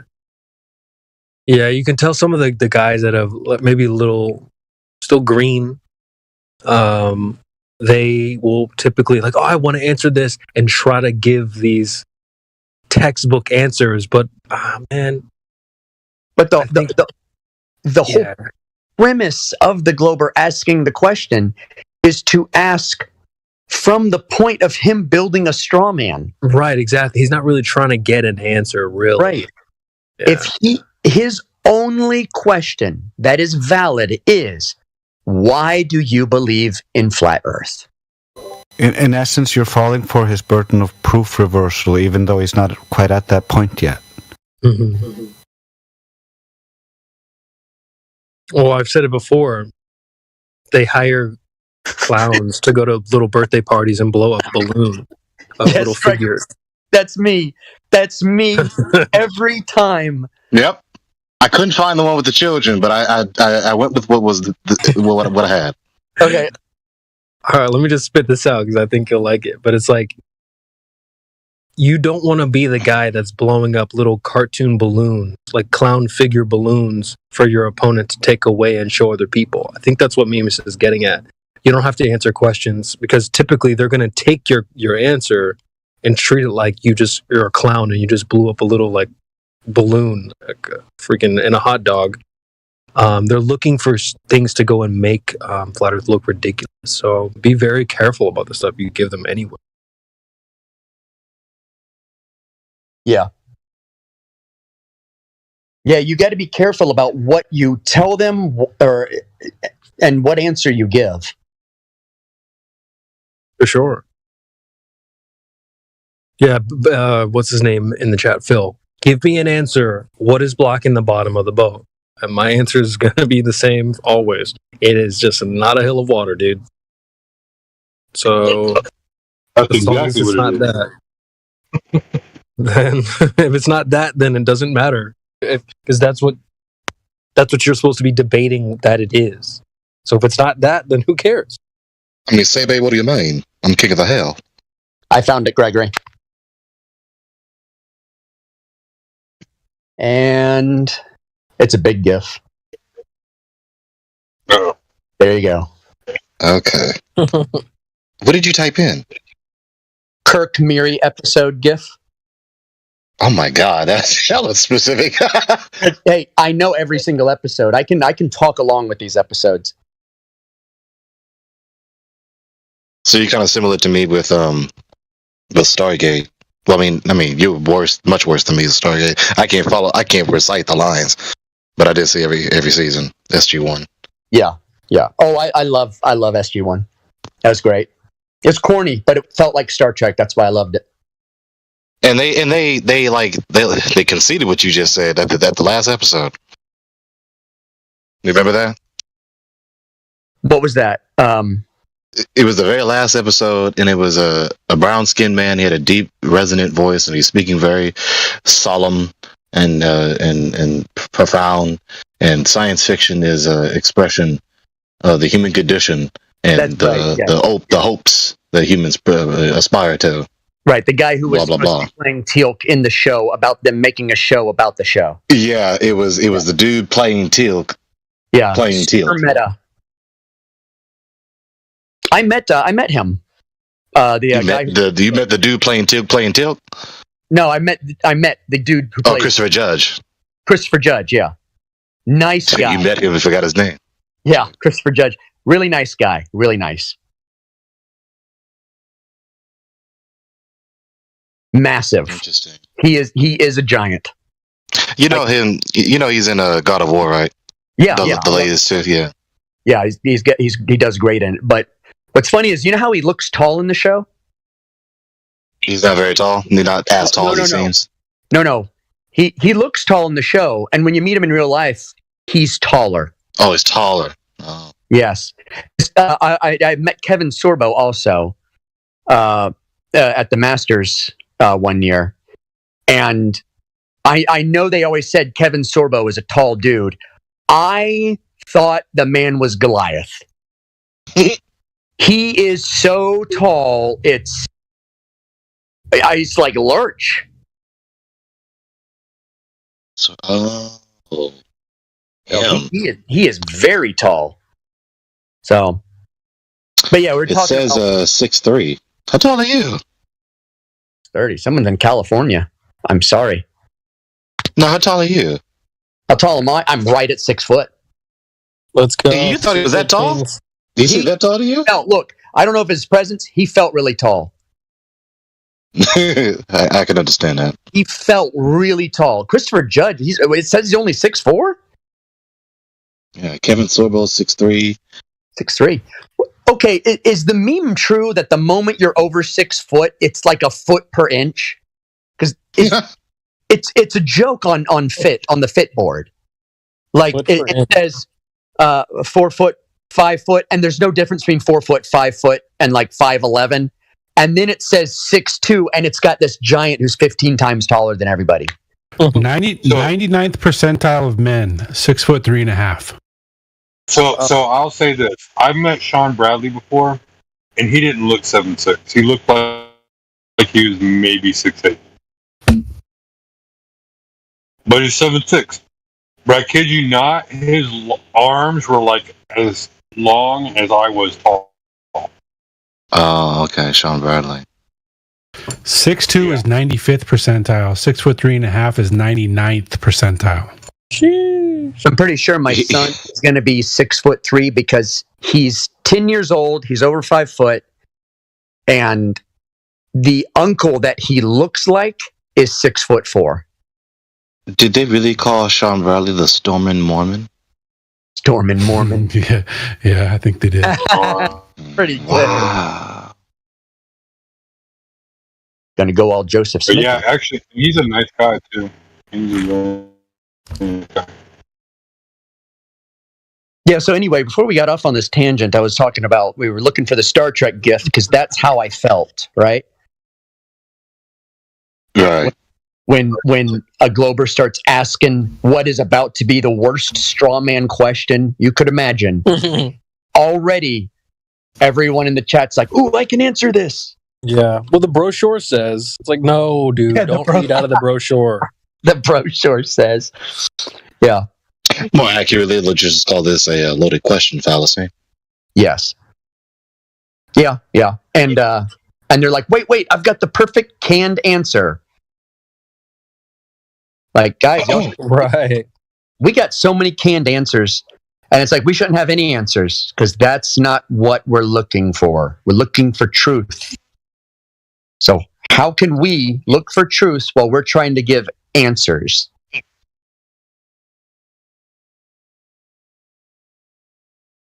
What experiments can anyone do in their home to support a flat Earth? Well, you can go outside. Yeah, I was gonna say step 2, go outside. Yeah. Get out of your home. When it's cold outside. No, not the real light. Right. It burns my skin. Yeah. Dude, that wasn't it Zahn? We were telling him, like, dude, just go outside. He's like, no, you can't see past 3 miles. So have you never been outside, dude? I think even if that's the case, okay. We had someone earlier. We had someone earlier who said that the human eye could not see further than 1.2 miles after we showed him the black swan, and so like it was totally incoherent. That was Zahn, wasn't it? Yeah, I think so. That was Zahn. And what's funny is, I said to Zahn, I said, wait a minute. If you're driving through Arizona, you can see mountains that are like 90 miles away. No, you can't. Right? Nuh-uh. Dude, this is what's annoying. Like, they're just reading out of the textbook. They're not even lifting up their eyes and looking out the window. It's the .ws website. There's a missed opportunity frequently. I don't know if y'all detected this, but when you hear me debate, when they give their premises, where I'm examining, does their conclusion even follow? Right? They want a conclusion, and they might be giving me premises to support it. And so then I'm evaluating, does it follow? Does the concluding premise follow those premises? So let's say if it was the case that the human eye can't see past 1.12 miles, okay. So then you can't know your globe then. That's true. How do you see ships going over the horizon? You know, so, and that just shows, it's a powerful way of demonstrating that the argument is just that weak. Like, the premise is yield to, I don't need to refute the premise. Does the argument even follow? Yeah, it was so absurd. Like, when Jedi told him, like, yeah, well, I could see France from England, so... And he was like, "Oh, France is so big," and like he tried to like because France is such a wide landmass, like it means you could see it. Even though, like according to him, the human eye cannot perceive that far. It's just he doesn't think about what he's saying. It's so big and conspicuous you can't see it. If y'all that's look why in you the can see chat, it. So it's like it's totally contradictory. I have a screenshot of the visibility of the area that I was in a couple months ago. If y'all look, visibility 19 miles, like miles. Yeah. Come on, man. Yeah. Oh, there you go. There. What's that? How far away is that? Completely impossible. What are you talking about? That's right, Level. France has a big butt. Yeah. Where do you get those characters from to make that name? I found some free one online. Do you use like a special keyboard? No, you just it's like different fonts you can select from. Yeah. What's the name of the app? See if you have the same one as I do. I forget. I went to like 3 different ones. Did you go on Google Play or no? No, just a regular website. Oh, okay.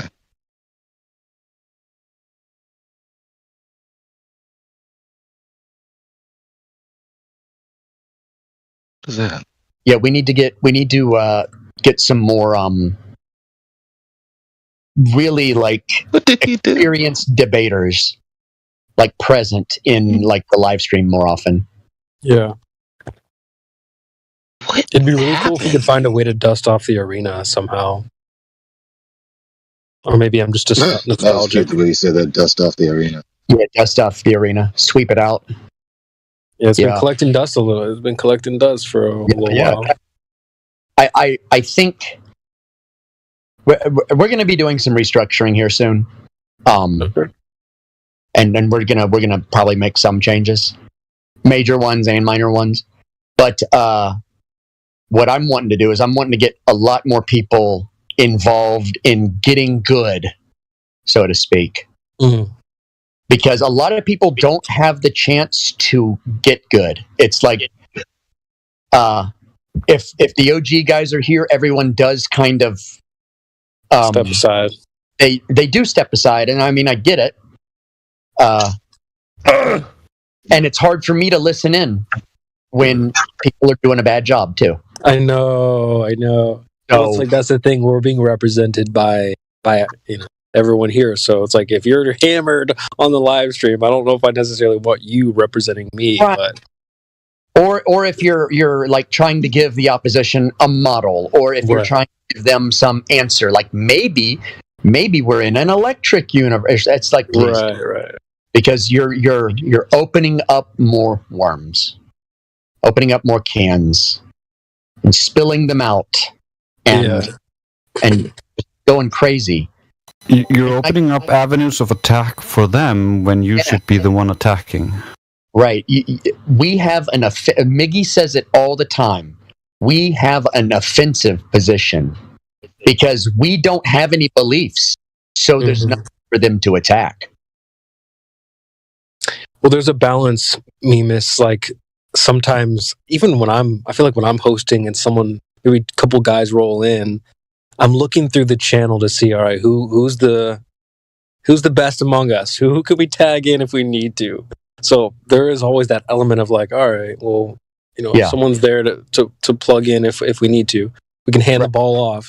But it is good to see people that are young and spry and maybe have the energy jump on here and start chatting. We've seen that with we've seen that with like some people like Kevin. I've seen people. I mean, I'm not familiar with him that well, but I've seen him kind of chiming in a little bit more lately. So we do got to let them get their, That's what I want to start trying.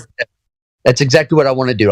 I want some of the spring chickens to whatever spring chickens do, not get eaten by fox. Learn how to evade the fox, right?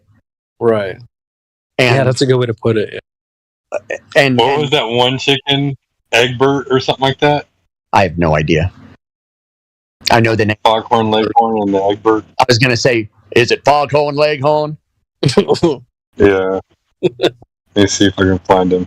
Yeah, he's got to teach. It's what I feel like. I'm Foghorn Leghorn in here. I'll say, what's wrong with you, boy? Yeah, that is good enough. But I mean, we need the people to get their reps in because, I mean, it's not like I started off where I'm at, so I had to get some practice. I mean, we've seen people trying, like you can hit Kim if you're out there. Like we see you trying, and other people trying, and the more you do that, the better you'll get. And so, we got to let them get their reps in for sure. See, I've got to learn to let people get a bloody nose. Yeah. But some people need to learn, because a lot of people, they want to give answers in their debate. And I'm like, okay, you're going to learn. And I just mute. And I try not to listen. Mm-hmm. Like, I know this is going to go poorly for them, but okay. I used to do that, like in the long ago times. There was a really bad head mod. This is before me and Indio had basically taken over. And he would shut everybody up, and he'd be like, I'm running things. And he was getting jealous of me because I knew how to control a room and I knew how to debate at the same time, right? And so he would always try and go in there and throw his weight around. So when he would come in, I'd just go on mute. And I'd say, I'm going to leave for an hour. I'm just going to listen in for an hour. And every time the room turned into absolute bedlam. He couldn't argue. He didn't know the points. Nothing. He was terrible at it. And he never learned. And we ended up banning him anyway.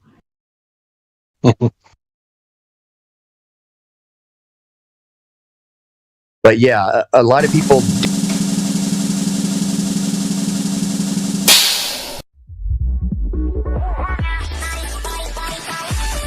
https://discord.gg/flat-earth. Welcome to 24/7 Flat Earth Discord channel. Be sure to go to VC Chi Check and 1 to get your VC verification tags to get involved in the conversation about our Earth. Be sure to bring your verifiable Earth curvature evidence, though. Enemy spotted. AI enters the VC.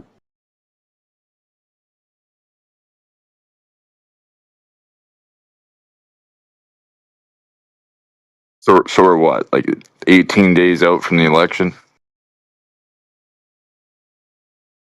It's less than that, isn't it? What date's it on?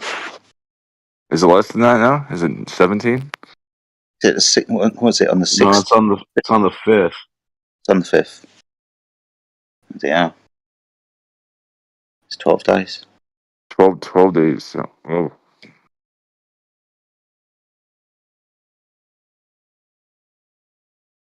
Yeah. Like I was trying to save up for that. I was trying to get my guns ready, and I was trying to, prepare, and then everything fell apart, and now I'm like trying. I'm gonna have to go to friends' houses that have those things.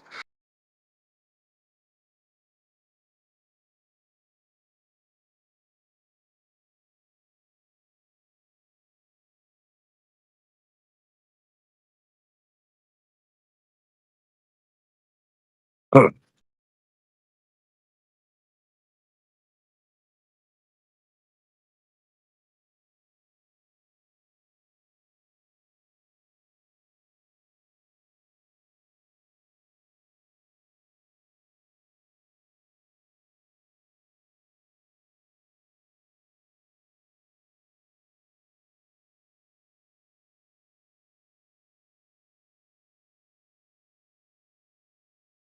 Everyone's dead silent now.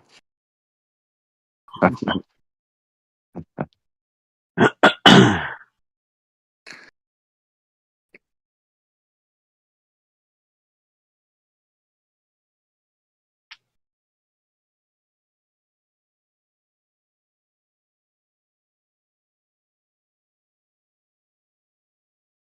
think everyone's just sick of politics at the moment. No, I mean, I agree.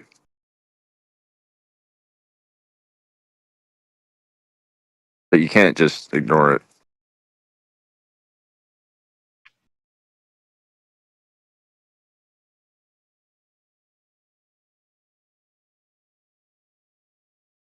Actually, yes, you can. Just turn your TV off. It goes away like a lot of things over the last years. It's like magic. Anyways, guys, have yourselves a good one. I'm out.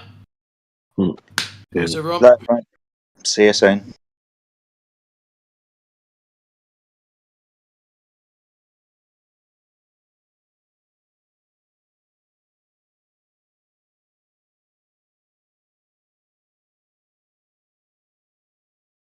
It's like magic, and that's actually goes against the Bible in many ways.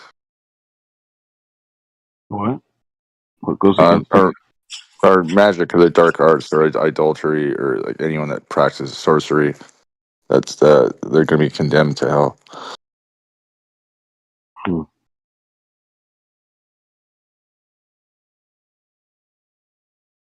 But I understand what he's saying, but it's like what, we're not gonna take care of this cancer over here. Let's just move a little bit away from this. I'm really lost, but I think it's because I missed the conversation. I just talked a little bit of politics, and they got a little bit nervous.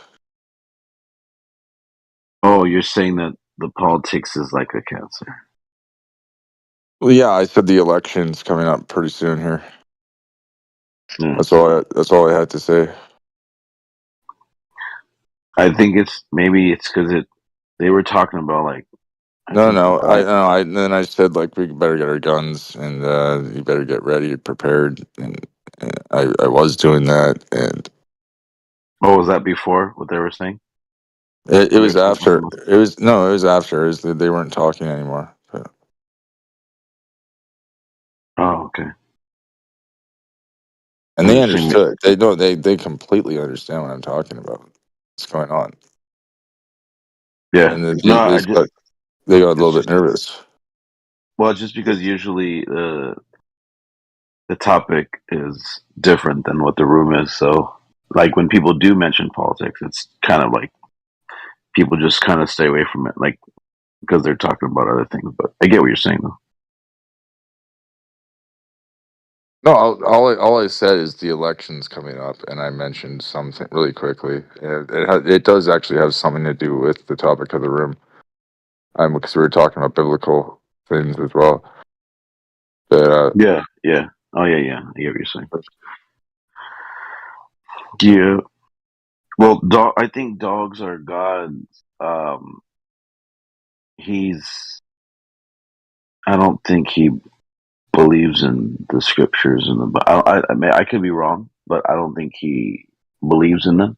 in canon, Huh? in canon, the canon is Yeah. He doesn't believe in the scriptures, and exactly the canon. I don't even know if he believes in God as creator. I think he's more about the Big Bang. I could be wrong. Correct me. Well, he's more about the Big Bang is bullshit. Okay, I'll just tell you that. I'll tell you that right now. But I think he doesn't think that. I've never found a good reason to think that God's real and not just like a way to explain reality by people who couldn't explain reality using science. So I've never believed. Yeah. So okay. So science is just the study of knowledge, right? And knowledge would mean that you do understand that there is a creator, and like whether you believe that or not, that ends up to faith. And like, what are you even trying to say? So, I take it you haven't met dogs or gods yet. Knowledge. Science is just a way of describing reality around you. It's a way to come to knowledge about reality, but it isn't just knowledge. No. But I'm fine with people believing in God purely off faith. I don't see how you can rationalize it as it's true because it's a more likely thing. No, I want you to look up the word science and where it came from. I know there's a scientific method and all that, but no, it comes from knowledge, and then that knowledge comes from God. Yeah, I get that, but we've advanced a little bit since early Latin, so science is now something different than epistemology. Science uses a type of epistemology called methodological naturalism. See the problem is that parasite. The problem is that people have gone so far away from God as a peoples that they now don't need God. So they then thus became gods themselves, I guess, and proclaiming them to be wise, they were made into fools. Because now you have someone saying, well, we don't need the Latin word of what science comes from, meaning knowledge. Now we're so smart, we have our own thing about science, and all you archaic Neanderthals that still believe that your sky daddy is protecting you. This is kind of like what Dogs Are God is saying without saying it. And I'm paraphrasing. But this is essentially it's a fallacy to say that something is the word that it originated from when words evolve over time. Well, just because they evolved and your word evolved over time because the people took one step further away from God every day as time went on, it still God didn't doesn't make Latin. It still hold on. It still doesn't take away from the fact that is where it comes from. Yeah, but that doesn't matter to how it's used today. Can you just acknowledge that? This is a basic fallacy, right? It doesn't matter to you because you are picking and choosing, and you have chosen your God, and that your God is the falsehoods of man. That's your God, and you are okay it's nothing to do with me. And that's okay. Oh, it has everything to do with you because you're the one it's called saying logic, it. mate. Yeah, Mate, yeah. Use it. Yeah, mate, exactly. It's called logic now. Use it. Mate, it's called logic. So so use it. Right now, what you guys are saying is that the origin of the word should define how the word is used or the meaning of the word today. That is a fallacy of origins. It's a maybe not maybe a genetic fallacy. So you're saying that we should embrace this fallacy. I don't know why or how it connects to God. First of and all, I'm simply saying is maybe we shouldn't do things fallaciously. Okay, so first Isn't that of all, you guys' whole shtick? Okay, so first of all, you're calling it a fallacy and a falsehood. No, just a fallacy. No, but you're also saying it's a falsehood because you're saying fallacy. It shouldn't be. Okay, so does science mean knowledge? Yes or no? No. Okay. then you're so then when we say science is from knowledge, that's what it means. That's what it meant, and that's what it means. Even in the foundation of the science you have today, it's still knowledge, bro. And this is what you're not grasping again because you have your fallen father that you bow and worship to instead of the creator himself. So, but here's the point, dogs, is that science today, right? You can sign up for science class and you take a science book and you go into that classroom and you're going to learn how things work in our natural world. And they've even created all kinds of other, different types of sciences. But ultimately, dogs are gods, which you're not grasping. No matter what science category you look at, there's knowledge of these things through the scientific, method and all these other things. So ultimately, we go back to where we started.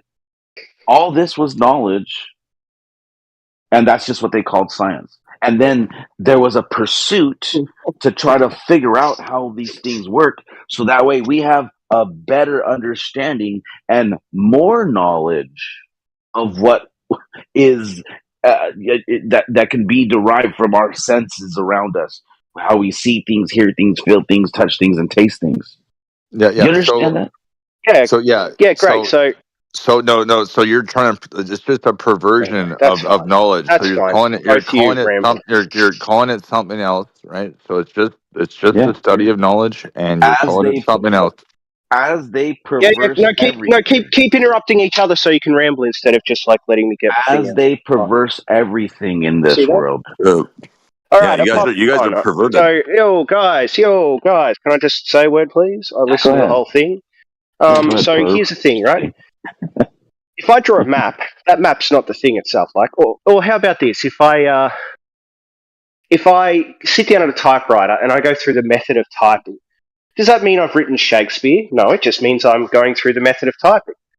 But if I write Shakespeare, then you end up with Shakespeare. Now, in this analogy, you've got knowledge, which is the end result, and then you've got the method of obtaining knowledge, which is sitting down at the typewriter, typing something. So science isn't knowledge. Science isn't the end result. So science is the sitting down at the typewriter to engage in the method, the methodological why is your mic naturalism, so loud? to get you to the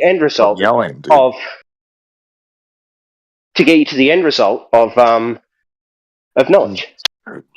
Okay, so I understand that was hard to listen to because it wasn't 3 minutes of rambling.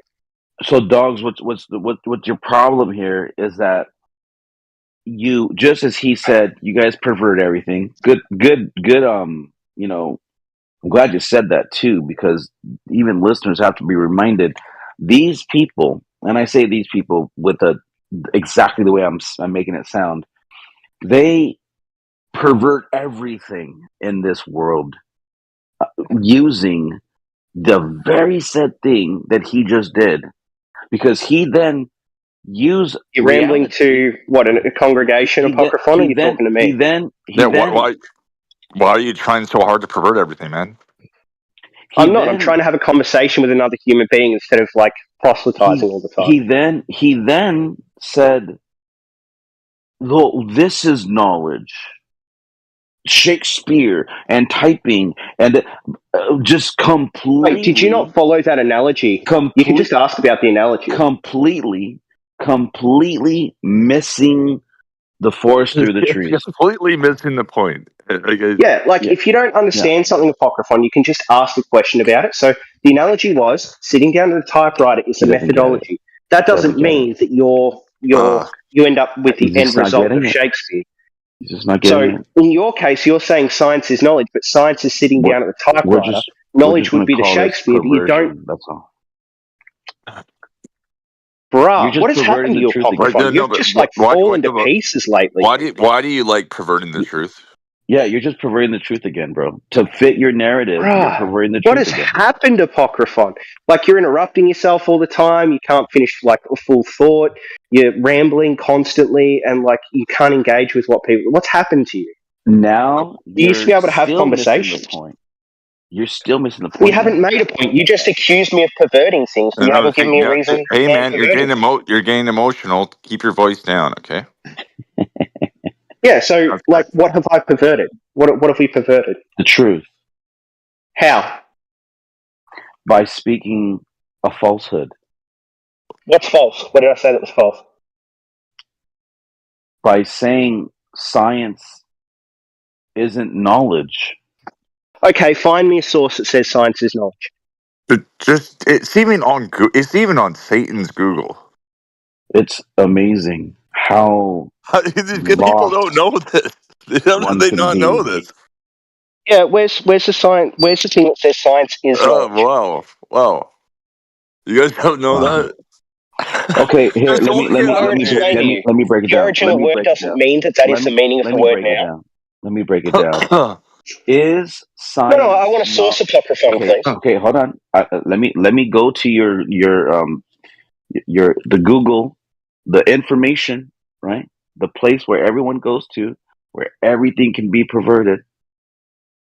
Is science knowledge? Yes, science is considered a body of knowledge, meaning it is a collection of information and understanding about the natural world acquired through a systematic process of observation, experimentation, and analysis, making it a agrees form of knowledge perfectly with what I said before. No, but you could actually go even better than that. You could even do better than that.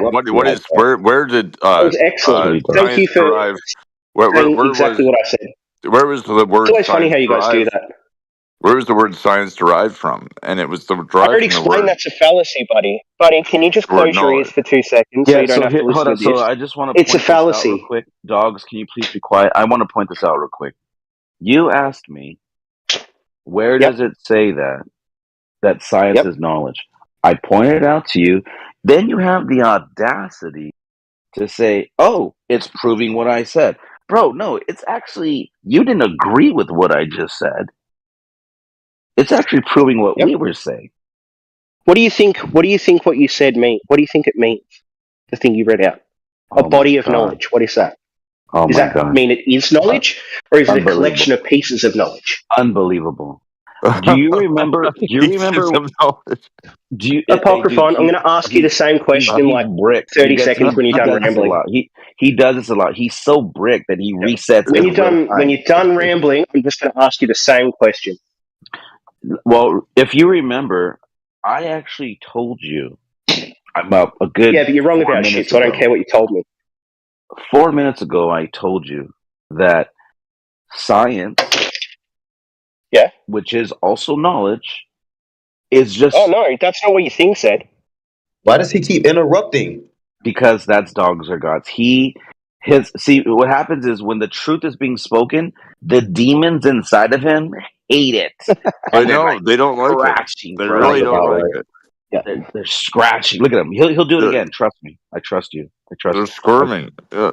Yeah, it's fine. You said science is knowledge, but it's a body of knowledge. That means it's a collection of pieces of knowledge. Science isn't So book, remember it's when library.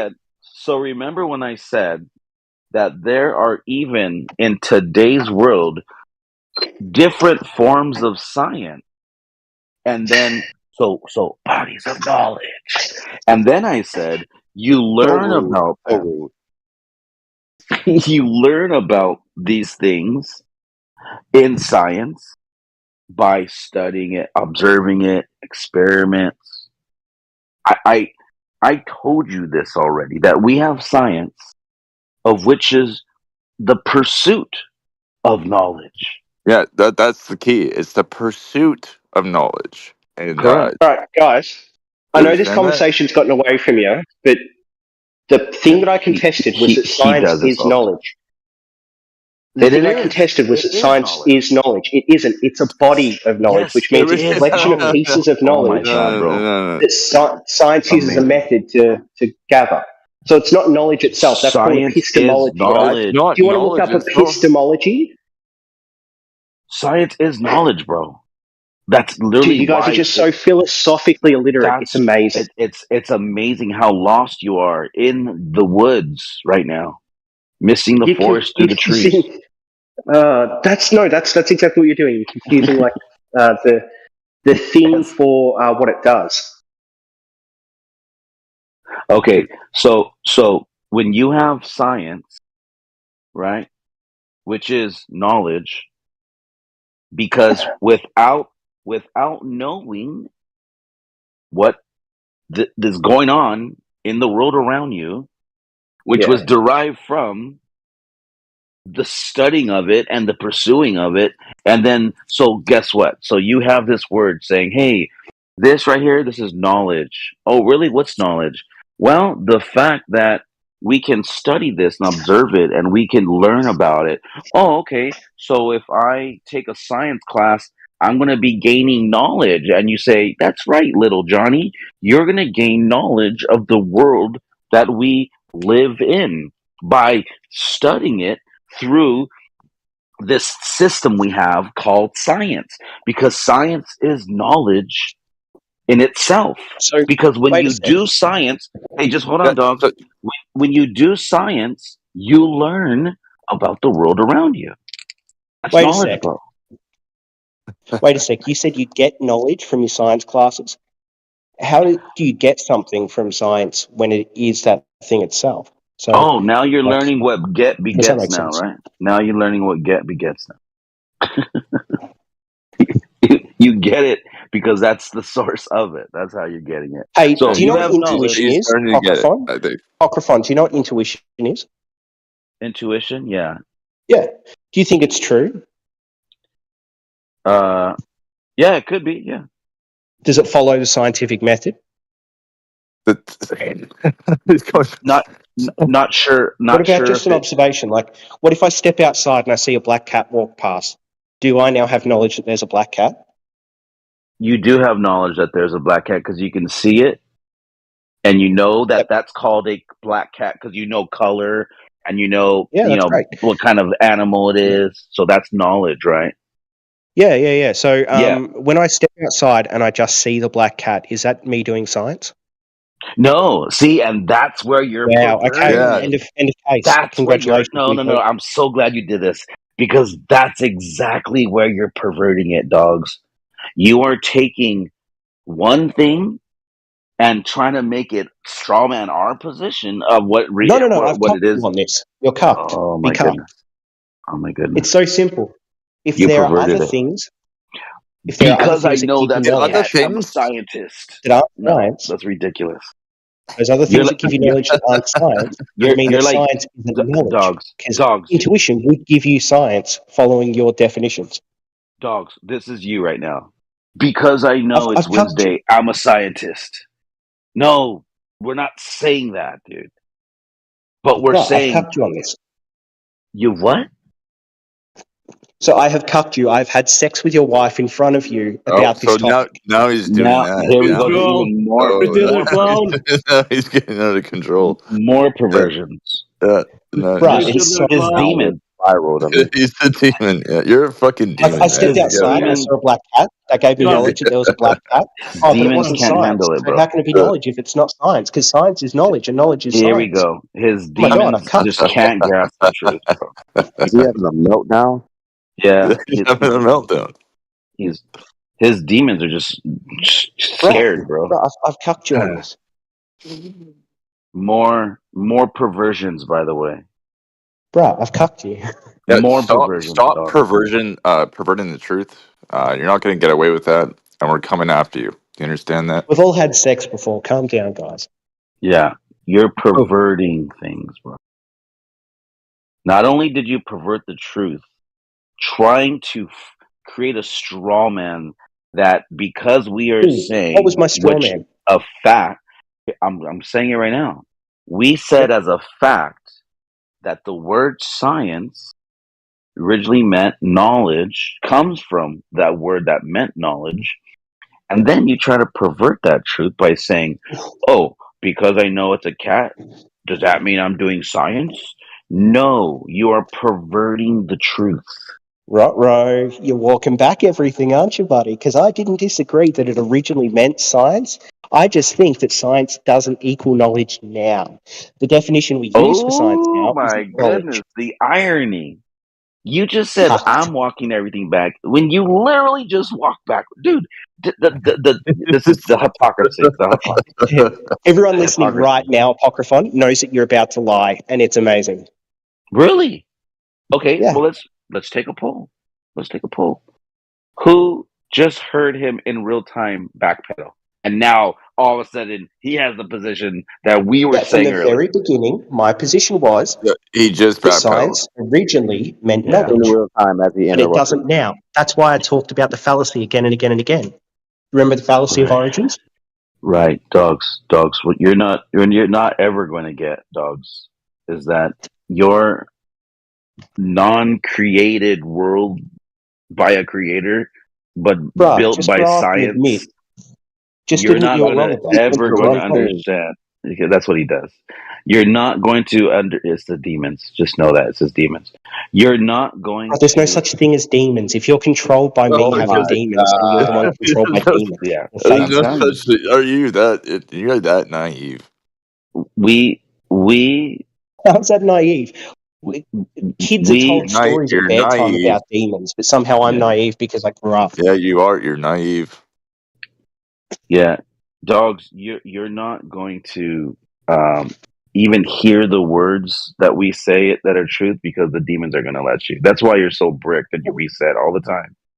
The problem is, Apocryphon, I caught you in a lie just then, and you're still claiming You you're didn't saying the catch me truth. in a So either lie. you're having some mental breakdown, That is you or lying you're to not telling the truth. yourself. That's projection, sir. The demons are lying to you right now, dogs. Our gods. Yeah, if the demons are lying to me, that means you're a demon because from the very Oh my beginning, gosh. I said Oh my yes.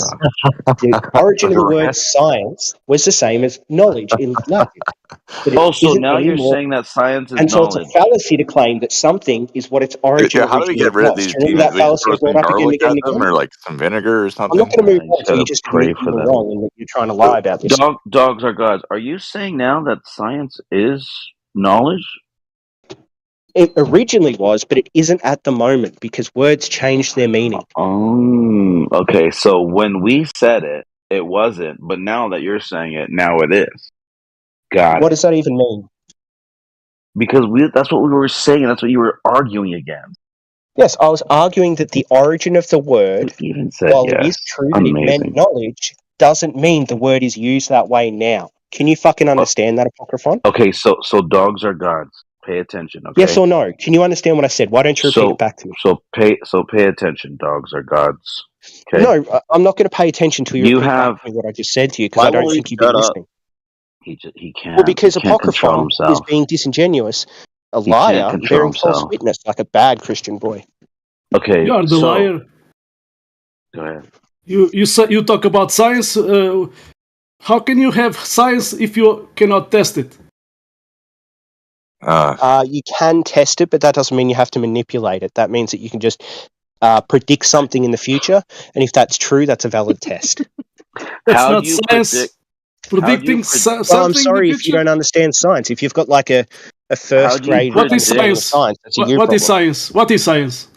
He doesn't. Science is a Knowledge. method by which you come to understanding of things in reality. Okay, so what's the first step? What's the first step? Go on. What's the first step? Observing something. No, not just observe something. Observe what? Something, anything. No. Like I Well, said, if you're going to say it's a natural phenomena, that's Yeah, because you don't natural understand what phenomena. natural means. Natural phenomena. Yeah, Do you know what it. natural means? Could you define natural for me, buddy?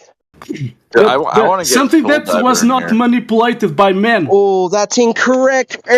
Sorry. That's one strike for you. Natural means something that isn't supernatural. What's wrong with him? What is really wrong with him? You're spiraling. But He's anyway. got demons. He's got No. It's true. This is like philosophy. So also, science is philosophy. So science is philosophy. Thank you. You are a waste of time. Science is philosophy. So thank you. Yeah. He also science, yes, of course, science is part of philosophy. Part of philosophy. You are a waste of time, buddy. Listen, so you can learn something. No, okay? That's your claim. Listen Science so you can learn something. Is philosophy. So you Miguel, claim that's listen from you. so you can learn something. Please. Run from that now. That's no, from you. It's time for you to learn something. Okay, we're going it's to school philosophy. together. You said science. No, Come on, I know. Listen. Are you ready, Miguel? Listen. Are you ready? Because about your bullshit talk. Hey, settle down. I know you're spiraling out of control. I know your worldview has been destroyed. Miguel. I know that, but you have to listen Why to won't us. he stop talking? It's Sunday mute time. That's boys, one person at a time. Yeah, I can't, follow along here. The dog is over talking always. Yep, that's great. So I'm done with you. I'm done with you. You didn't claim science is philosophy. I'm done with you. That's it. That's it. I don't care about your bullshit talk. Science. Oh my God, guys. Go ahead, dogs. And yeah, then great. I'm going to go after you. Go ahead.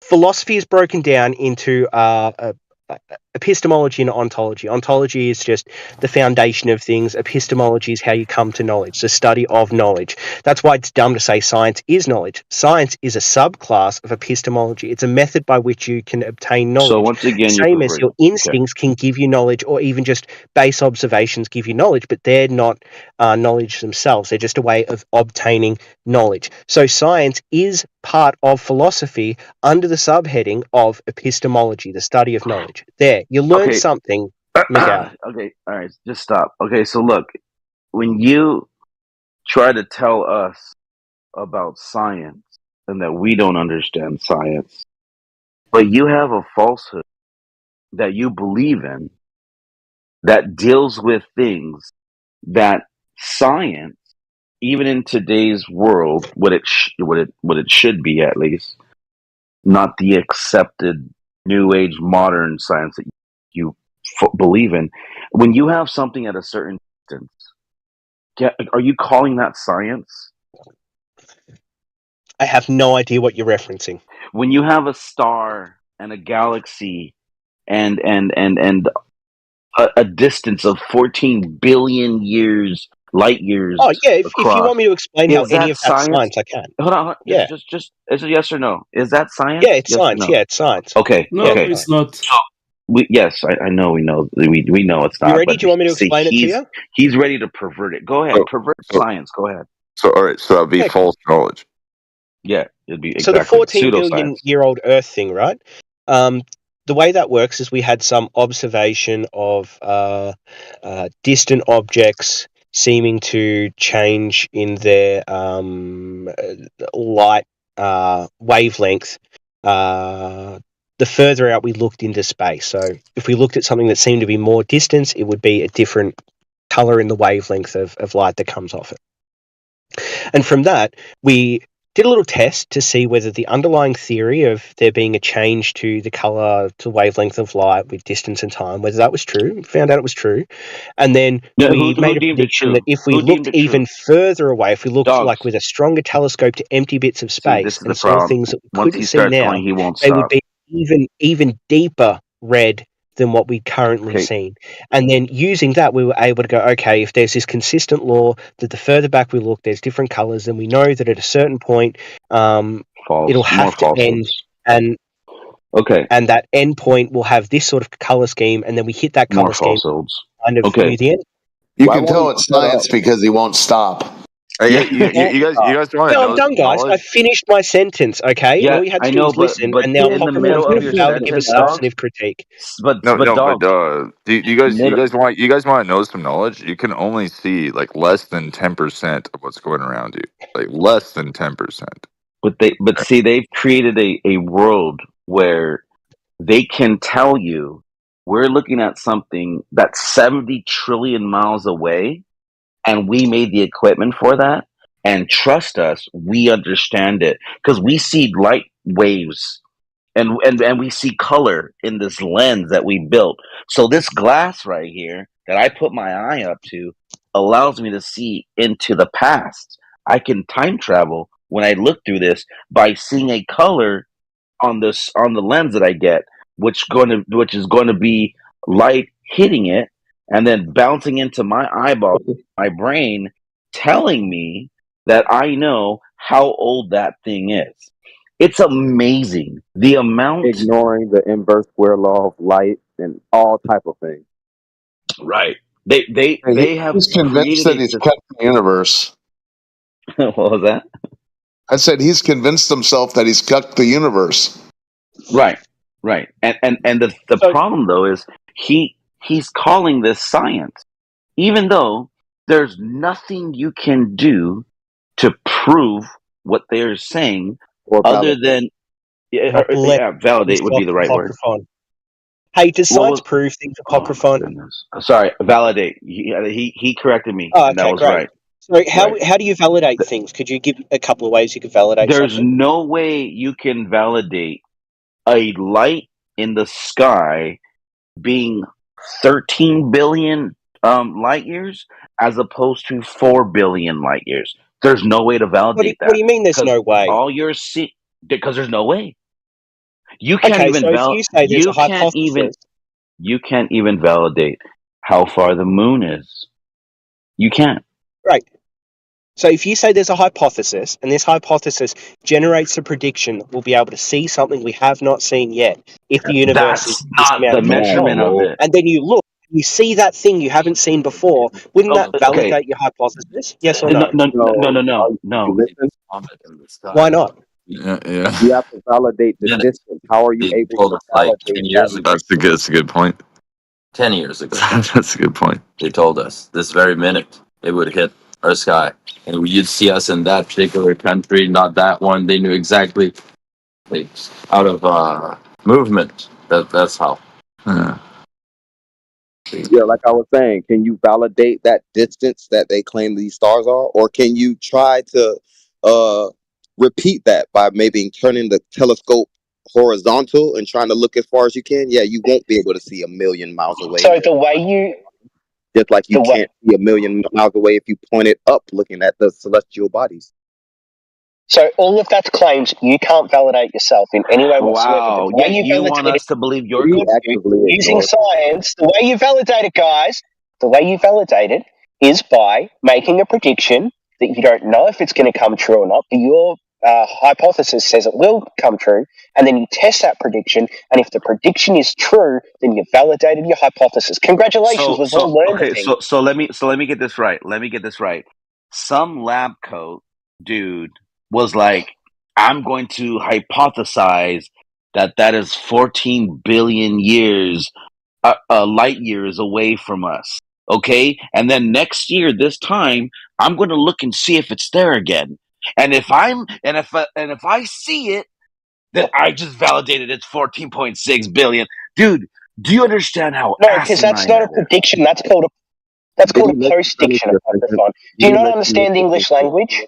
Buddy, just wait a sec. Amazing. Make your conclusion before he started talking. Just wait a sec, dude. Exactly. You can't even Exactly. like you're talking on He gave it. He gave it a distance.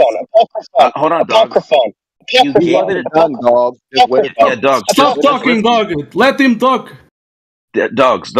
What you're not understanding, which we all hear you talking, but you don't even understand what you're saying yourself. You said that there's a distance. Liar. Right? You're lying. You're about to lie.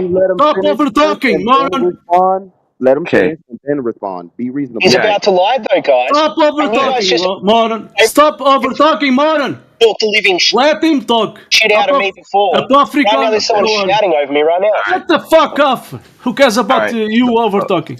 So here's the Well, point. you don't, because I taught you something and you got upset about it. Maybe just learn shit. Let him talk. Let him talk. Be reasonable right now and just stop talking and let him. Just stop talking, dogs. Well, I was trying to, but what happened was Apocryphon said his whole thing. You said something. All of this was directed at me, and now you're just trying as hard as you can. Yo, why are you yapping? Why are you yapping like a bitch? Why are you yapping? I don't want Cop to come down there. You know. So yeah, no, you can come down and fight me in Australia. I don't care. So hold on. Yeah, go on, just get out of Apocryphon. Stop talking, dog. Stop over dogs, talking. just a second, dogs. Let him finish his point and then you can respond. Just give it a second. 1 second. What we were talking about was proving through science or using science the distance to the stars. Then you said, no, you weren't. Oh my God, bro. Then you said that the way they did that, the way they validated it, was that they made a prediction and then they hypothesized that because the way they're going to see it in the sky, and if that prediction is correct, then it validates the distance. Are you saying that's not what you're saying? So I'm saying they make a prediction and then they test that prediction, and if the prediction is true, that validates it. That is all true. What you described was not a prediction. You described a post-diction. You described seeing something and saying we're going to see the exact same thing using the same method at the same time. So please, so with that being said, try to describe it as a prediction next time. Okay, dogs. With that, did you even hear what I said? What did I just say to you? Yes. Okay, so here's the point. What did I say? If you tell me what I said. He doesn't have to reiterate. Just have a conversation. Oh my God. Here's the point. If you're saying that there's a prediction made, and then because they see that object in the sky in the same place where they predicted it to lie. Wait. I think we need to start over. Okay, let me do this. I'll give you the benefit of the doubt here because I'm going to assume that you just don't even understand what's being said at this point. So I'm going to start over. I just want you to stop lying to me. That's it. Okay. That's great. Listen, anytime his feelings get hurt, he has to pipe up. Just be quiet. How did they validate 14 billion light years? We're going to start over, and I'm going to give you a chance to correct your wrongs because you already are recorded. You already through this. You're already wrong. But here's the point. I'm going to give you another chance. How did they validate 14 billion light years away is this particular thing that we're looking at? Go ahead. What did they do? Yeah, so they made some observations of supernovas. I think it's called the Cepheids or something. Cepheids? I don't know. They made some observations of that. That gave them it's funny. It turns out he doesn't even know what he's talking about. Shock horror. Something they could come up to a hypothesis about. Get vaguer. So they came up to a hypothesis based off these Cepheids that it's like 14 point whatever it is billion years. So then they built the Hubble Space Telescope to look as far off into the distance as they could, because that's also looking back in the time. And they predicted that they should see a shift in the color of the galaxies as they. There it is. Thank you. There we go. Shut up. Okay. Thank you, dogs. Thank you for that. Okay, you can stop there because you've said enough. You've put your foot far down enough your own mouth for me to now to help you again.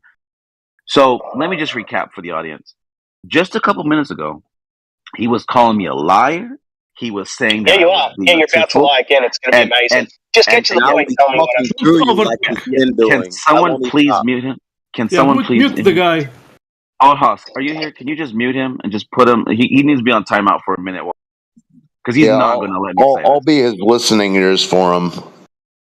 No, it's fine. You're about to lie. You're about to say something like they look Okay. the exact same. So let him finish. Okay, so here's what we go. Okay, so just earlier, and I know the audience heard it's recorded, by the way. You can just go back and listen to it. Way earlier, now at this point, like 5 minutes ago, we were talking about how they're going to validate the distance to the stars using science, and then Dog said, "Oh, well, we observed it, and then we predicted it, and then there's a shift of light, and because we predicted that shift of light, then that gave us confirmation." Of the distance to the stars. Then I jumped in and said, wait, how did you, that doesn't validate the distance. And then he called me a liar. I said, no, you're going to lie. That's not what I said. Oh, and then again, fast forwarding to what happened just like a minute ago, he then doubled down on stupid and he did it again. Because I said, wait, let's reset. We're going to go ahead and let you tell us how they did it. And then he says it again. They predicted it and they built the Hubble telescope and they looked all the way at the edge of the universe and then they saw a shift and then they proved the distance. So once again, just for the audience, clearly he has not said how they even validated the distance because just by you observing one thing to predict it to now be in a different spot, that doesn't prove distance. And anyone with half a brain is going to understand this. Obviously, he doesn't even have half a. Go ahead, Dogs. You try to dig yourself out. It's so funny, buddy. It's so fucking funny because like 5 minutes don't ago, forget I went him through the. telling us that. Shut up, old hoss. Shut up. Yeah, There's hold no on. point to you Don't forget that you told us you slipped it in there that you told us that you saw backwards in time. I don't care. Yeah, exactly. Yeah, no, great. Go on, Fox. Why don't you start No, wait. Hey, just go on. So he doesn't even have half a brain, and Yeah, I just wanted to ask him: is convincing yourself that you're seeing backwards in time, is that science? You slipped that in there, Dogs. Yeah, he did. He fucking did. That's amazing. Yeah, because you see backwards in time, do you right? remember when I said the way that you but anyway. validate a hypothesis is through a prediction that then is shown to be true later using some different methodology? Do you remember that? So nothing about the distance. Got it. I'm just going to ask you again. Do you remember that apocrypha? Yeah, nothing about the distance. Got it. Okay, great. So then you asked me, how did they validate the distance? And I said they validated by making a hypothesis of something they should see if it's that distance or that time scale back. And then they built the James Webb Space Telescope. They looked and they validated their predictions. The Hubble so that right there fits with the scientific method I described. They came up with a hypothesis, prediction, and then the prediction was validated. All of that means I validated that time scale using science. So what test has been done with that? What test? Is observation. It wasn't a test. You're talking pseudoscience, bro. Oh yeah, big time. That's all. Yeah, that's what I said. A prediction, and then if the prediction is true. If you cannot test it, then it's pseudoscience. If you cannot not test it. So let me share this with you guys. Listen, let me share this. Observing something new is testing it, guys. You're not getting this? Dogs, I'm talking. That's you. I think you're going to have to moderate. Yes, I know you're talking. When I talk, so here's the no point. one cares. Observing something new is. You're not going to address what I said, so try. Yeah. You can try that. So here's the point. So if I make a prediction, that my formula is going to equate to this object being 320 billion miles away from me. And then if I do this observation and then I see it over here in this position, and I predicted that it's going to be from there to there, then my original number that I claim is going to stand. Okay, let's say I do my prediction. Oh, wow, look it. I'm correct. What does that make it? 320 billion miles away. Then some other smarter guy comes 200 years later, and he has a new piece of equipment, And he says, you know what? I'm going to make a prediction that if I see this with my new, better understanding, and then I see it over here as I predicted, that means it's actually 5 trillion miles away from us. And then guess what, guys? I see it. It happens. I validate my own claim. And now I just destroy the guy 200 years ago because he was wrong. Clearly, he was wrong because I did my own. I have better technology now. Dogs, what I'm trying to get at is you can't say because they looked at something through a lens and predicted it to be at this position validates the distance to it. Because what if they just said, hey, I'm going to predict that if it shifts, it's 6,000 miles away from me. And then I just go, okay. And then we see the shift. Oh, well, then it must be only 6,000 miles away from me because I predicted it to do that.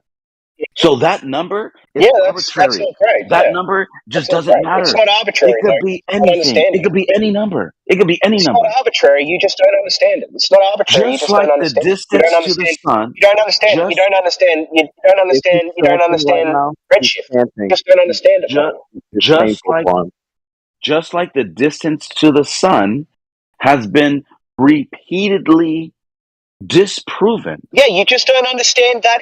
Are you going to keep chanting that guy? What's wrong with you? Yeah. So here's the problem, and here's for the audience too, because obviously he can't listen to it. The demons are just getting a little too edgy within him. So when you have a provable model, let's go back millions of years ago. I'm sorry, not millions of years ago, thousands of years ago. And they said, we know this model. We did the math. 1 + 1 is 2. Oh my God, Apocryphon, you're repeating yourself now. Trust us, bro. Are you just repeating yourself?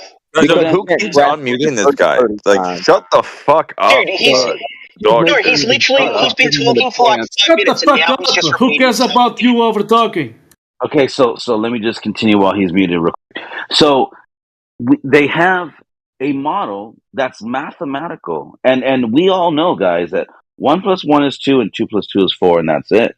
There's no changing that. Like, you don't go back to the car dealership and you're like, hey, you told me these wheels are 24 inches. Now they're only 19 inches. Like, what? No, math is math. Like, they measured it. It is. It's solid. You can take that to the bank. But when it comes to the models of the sun, it changes and changes and changes, and it's getting bigger and farther and farther and bigger. And this is what I would like to say or call pseudoscience, because they're telling us this is what is, but they can't validate it.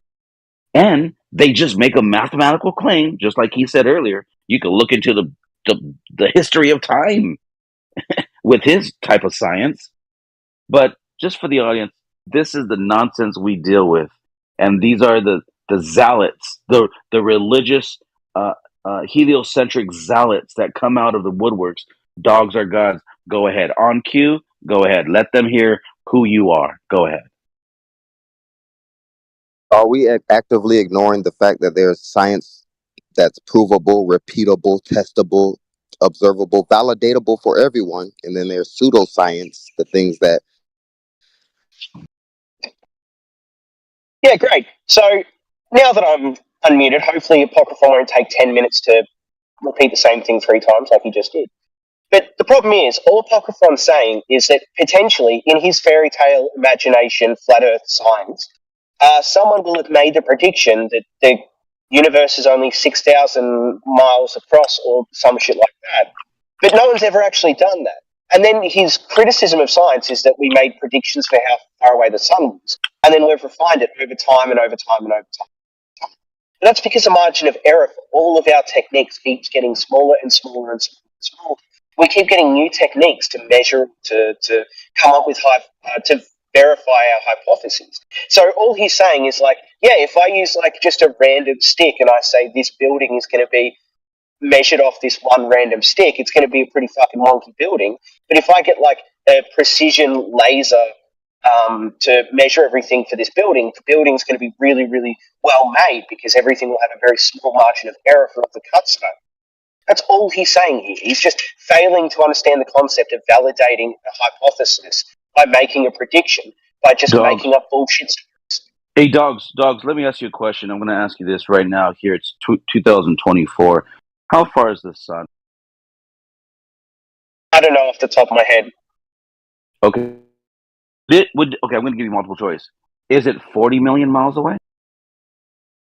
I don't know. I can look it up if you want. Is it 93 million miles away?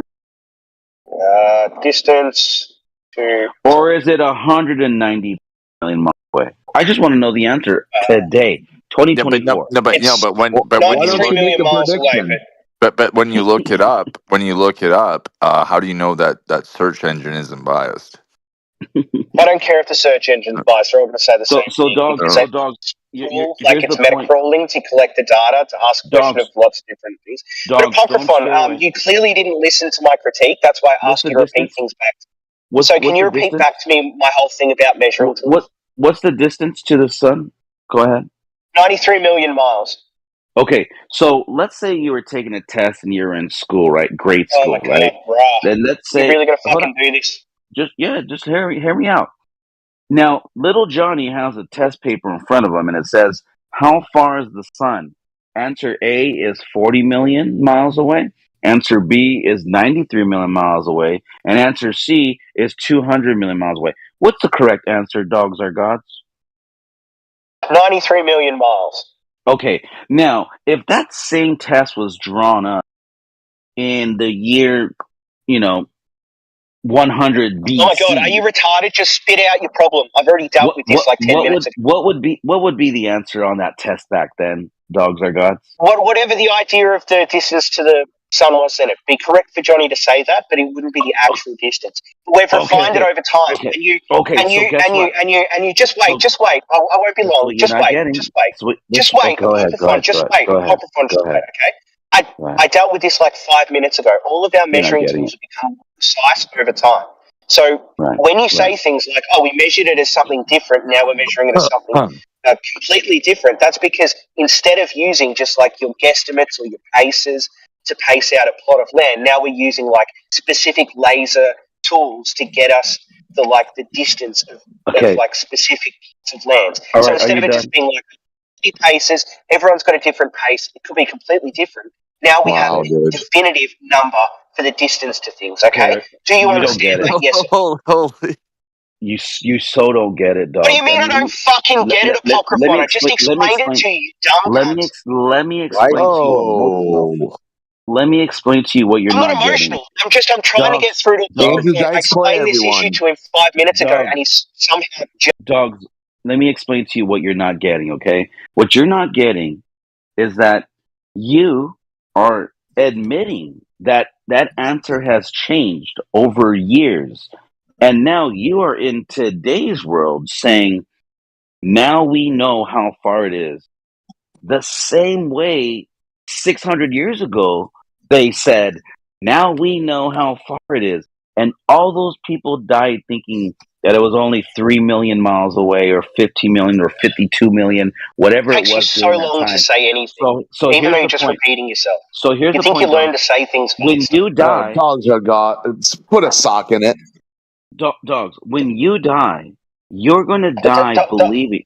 Hold on. Just holy. He can't. It's the demons.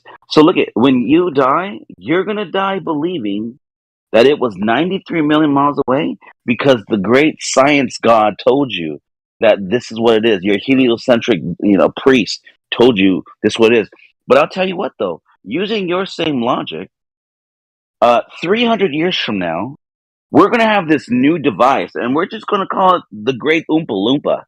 And it is so much more precise than the lasers and the satellites and the ring and the this and the that we have today, that they're going to find out, wow, those people way back in the year 2024, they were such idiots. They thought it was only 93 million miles away. But with the Great Oompa Loompa, we now know that the sun is actually 150 million miles away. And that's with the greatest precision. And those idiots are going to die thinking that, because then another 1,000 years from that time, they're going to be like, oh my God, those idiots, they thought it was only 150 million miles away. Well, we know it's 400 million miles away. What I'm saying to you is that's why we call it pseudoscience, because you can't validate it, but you're saying these things. And the way we know that's true, dogs are gods, is there's proof in the pudding. The fact that historically it has been over and over and over and over corrected and proven to be wrong. And now you come thinking you're wise, you're only a fool because now you think we know the answer now. You're no different than way back in the early Yeah, it's days. like Socrates says, "I know nothing," and like, why are you? Anyway, go ahead. No, that's good. That's good. I think I've said enough, and the audience has heard enough because obviously they get it, but dogs will not get it. He will even run a victory lap after the conversation. I guarantee you. He does. It doesn't click. Nothing clicks in his brain. It's crazy. Oh, he'll just defend Under the anything they disconnect. tell him. Anything they tell him is fact, that he'll just defend it. He'll say that's definitely the number. It's definitely 93 million miles away. And next week they'll come out. They'll say, actually, we were wrong. It's only 80 million miles away. Definitely 80 million miles away. They tested it with their new laser. Like, it is absolutely ridiculous. And he thinks that that makes him intelligent just because he's a parrot. Yeah. Yeah, for sure, for sure. Yeah, like, why are you so far behind, man? Like, we want to pull you up here, and we want to try to help you out. Yeah, it can be done when you have a Earth is a cube. Yeah, that was Isaac coming in to say something and running away. But yeah, if you can't validate the things you're claiming, that automatically it's labeled as pseudoscience, because science proves things using the scientific method. It's been explained multiple times. Apocryphon said it multiple times. But You know what's crazy, Ranger? You know what's crazy? Is in what world?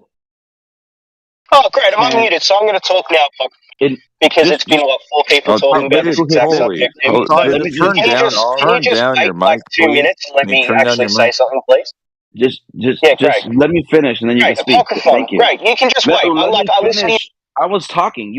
Yeah, get muted again because you don't know how to be a normal person. Just real quick, Rangers. Let me say this, then we can let dogs bark. Here's the point. In what world can we say this is like the way things are, everybody? All right, and then you have you convince everybody in the world, right? Okay, this is this, and then they're proven wrong.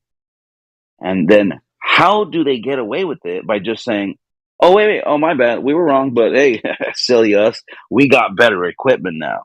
Like, in what profession can you get away with something where you're constantly wrong? And then you're claiming it to be right. Yeah, they're consistently wrong, and they're like I said before, they're perverting the truth, and they don't know. I don't even know if they know it. They wittingly know it. I don't know if they know it. Yeah, we can't call it that because they're suffering from something else, right? So we're presenting the evidence that's provable, but it's something in their soul preventing them from hearing it. It's certain people like this. They got some demons. They do have some demons in you, and then I label them as the Agent Smiths. They're more dependent on the authority and the consensus rather than the facts, the things that are provable. Yeah, do we have to do an exorcism or something? Like, how do we do this? Right. Yeah, it's crazy, dude. It's really crazy. I mean, I don't know how dogs doesn't get it, but I'm glad that people are waking up. They're like, wait. You know what's crazy? A lot of people don't even know that they were wrong about the distance to the sun. There's some people who even think that they always knew that's how far it was. Let's just trust that. Yeah. Okay. Yeah, they don't know that it went from like 3 million to 13 million to 35 million. They don't know that. Yeah, I know. But once they learn it, they wake up. You guys are just trusting. You guys are just trusting what is the most recent things that you're being told, and you're being taught like dogs. Okay. Nice. The pun intended. all it takes is a disconnect from reality, which is what the masses are counting on. They're counting on most people being brainwashed by the education system and believing the things the white coats told them. They don't count on people thinking critically for themselves and connecting the obvious dots. Yeah. Dude, they hate critical thinking now. They used to teach that in school. Like they don't teach that anymore. He could have been critical about his own presentation of this prediction because he spoke so vaguely about it, and then when he wants to give details, he's like, it's this or that. It was called C12 28-7 or something, and then that's why they put Hubble up. I mean James Webb, Hubble. When we look backwards in time, he just used this thing. He doesn't realize. Well, maybe he does. That's why he's on a motor mouth rant. Are you muted? Am I muted? Am I muted? Am I muted? He's jumping into the story, going in a carousel of it, and getting off and saying, "Hey, science." And what's funny is all these times they talk about these people bringing up these so-called predictions, they themselves, the people who hype these predictions, we only find out about these predictions after the fact. You know what I'm saying? So it's true. It's like, give us a prediction for the future. Tell us why, how, give us all the numbers, and then let's see. Well, we won't live long enough. It'll be in 28, Exactly. 24. It's dogs. Come on, bro. Yeah, they give us something that we ourselves will never even be able to validate or see it with our own eyes, and we can't even science our own with the way they create it, because they're like, oh, this thing goes around every 35,000 years. Oh, really? So you're gonna tell us this thing we're seeing right now? They're like, yep, that's it. And guess what? You can't see it for another 35,000 years. Really, dude? It's amazing the way they just fucking hand wave like reality to fit their pseudoscience. Yeah, not to mention the CGI they put out there. Like, can you guys not notice this is fake? Like, can you guys not notice this is not a real photo or a real Counting video? on the emotional attachment. They're counting on it. They're counting on most people being emotionally attached based off the propaganda presented to them. Most people love the aliens. They love the different planets with the different atmospheres, with the possibilities. Yeah, that's what they're attached Well, to. another thing that dogs highlighted in these pictures that they show them, not only do they eat up the picture, they'll also tell you that this is a picture of something 500 billion years ago. And they eat up that whole myth of seeing back in time. And they've got these people by the, you know what? Balls. There it is. Don't say that. No, I'm sorry. Hi, my name is being graphic here. Bacon, and I'm introducing my friend to Flat Earth for the very first time. Her name is Kelly. She's never been on Discord. I was like, you should check out this chat. Like, people are super cool. They're all from all over the flat. Yeah, maybe she can get her own account. You were in here a while ago. Weren't you the one with the gravity PhD? That was your story last time. What? Yeah, you had a PhD in gravity. That's what you told the class. But anyways, carry on. The gravity? You don't believe that gravity She's surprised someone remembers. Wait, just stop yelling on the mic. It fucking hurts my ears. Okay, she's sorry. Gravity is a turn me down. No, because it's Yeah, she's surprised that someone remembers her previous story. Oh, wasn't your name Jizz or Jazz? Oh. And you don't believe in gravity. No, that was someone else, and I don't think you have either of those soft G's correct. You don't think I have No, gravity? the Jizz and Jazz. Let's prove it right now, Rage Bacon. Gravity's a hard G. Jizz and Jazz are either a J or a soft G. Don't bring a GIF or a gaff into this. Gravity is the ultimate decision upon the thing of the weight upon us right now. Dude, why does your voice cut into my ear? Just calm it down. Well, here I'll try to turn my mic down, but you can actually Dude, turn it your down. voice is fine. It's just it's okay. Go ahead. You can turn me down. Maybe I'm loud. No, yours a little. It doesn't matter. Like, okay, never Okay, mind. I'll turn it. Thank you for the feedback. Thank you. Anyway, sorry. I was. Yeah, I guess I'll just put my phone on the table. No, he's saying that her thing is cutting through. I think because she was cutting through from mine too. It's piercing my ears, but I have Bluetooth headsets on my. Yeah. That's okay though. Yeah, you got to share your voice. I had to turn her down. She was piercing in my.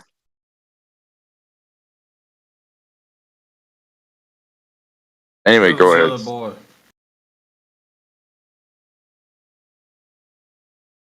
The globe is fake. Let's discuss it. But no, we still have to discuss something. Where did all the satellites come from? I just had a What picture. satellites? Did you ever see the balloons of the satellites coming down You all think over? they're all just balloon? They're floated by balloons. What satellites? What satellites?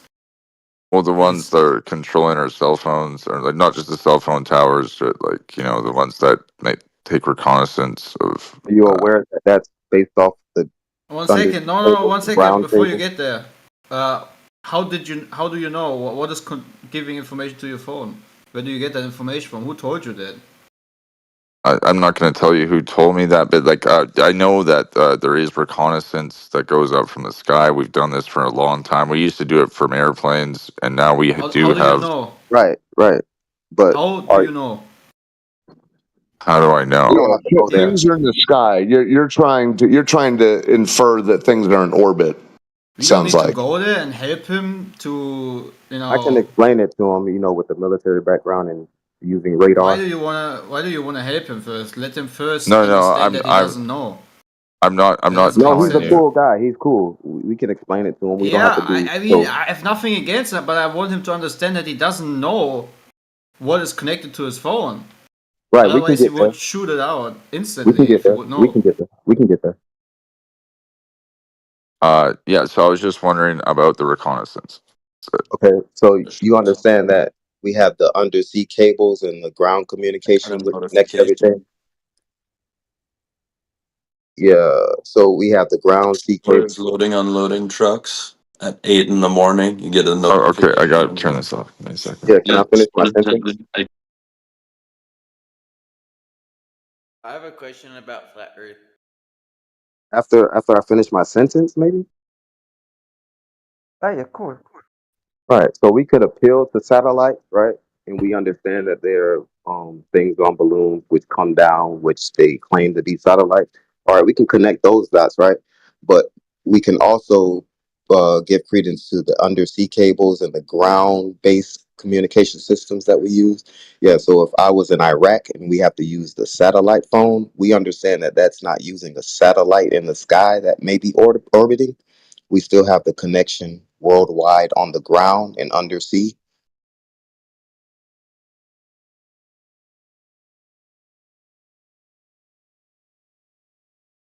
But I think first you gotta shatter that his belief that he knows what he's talking about. Because there is no knowledge that has to do with stuff flying over your head. I mean, there is. No, he just saw a cartoon, and because he saw a cartoon, he thought, okay, this thing must do something with the thing I'm holding in my hand. You can say that, but there's definitely there are satellites, right? There are satellites, but there's also. Golly, what is it? I can speak on what I know. Answer that question yet. What is that thing? The satellite, the thing connects to your phone. What is that? I haven't heard the answer for this yet. Oh, I see. Right. Well, there are some that have just cameras attached to them that are used for communication, right? But there are satellites, right? Yeah. So they might be high up. No, but like I'll explain. Yeah, they're just satellites. Nice. Yeah, there's just satellites because I think so. There are satellites.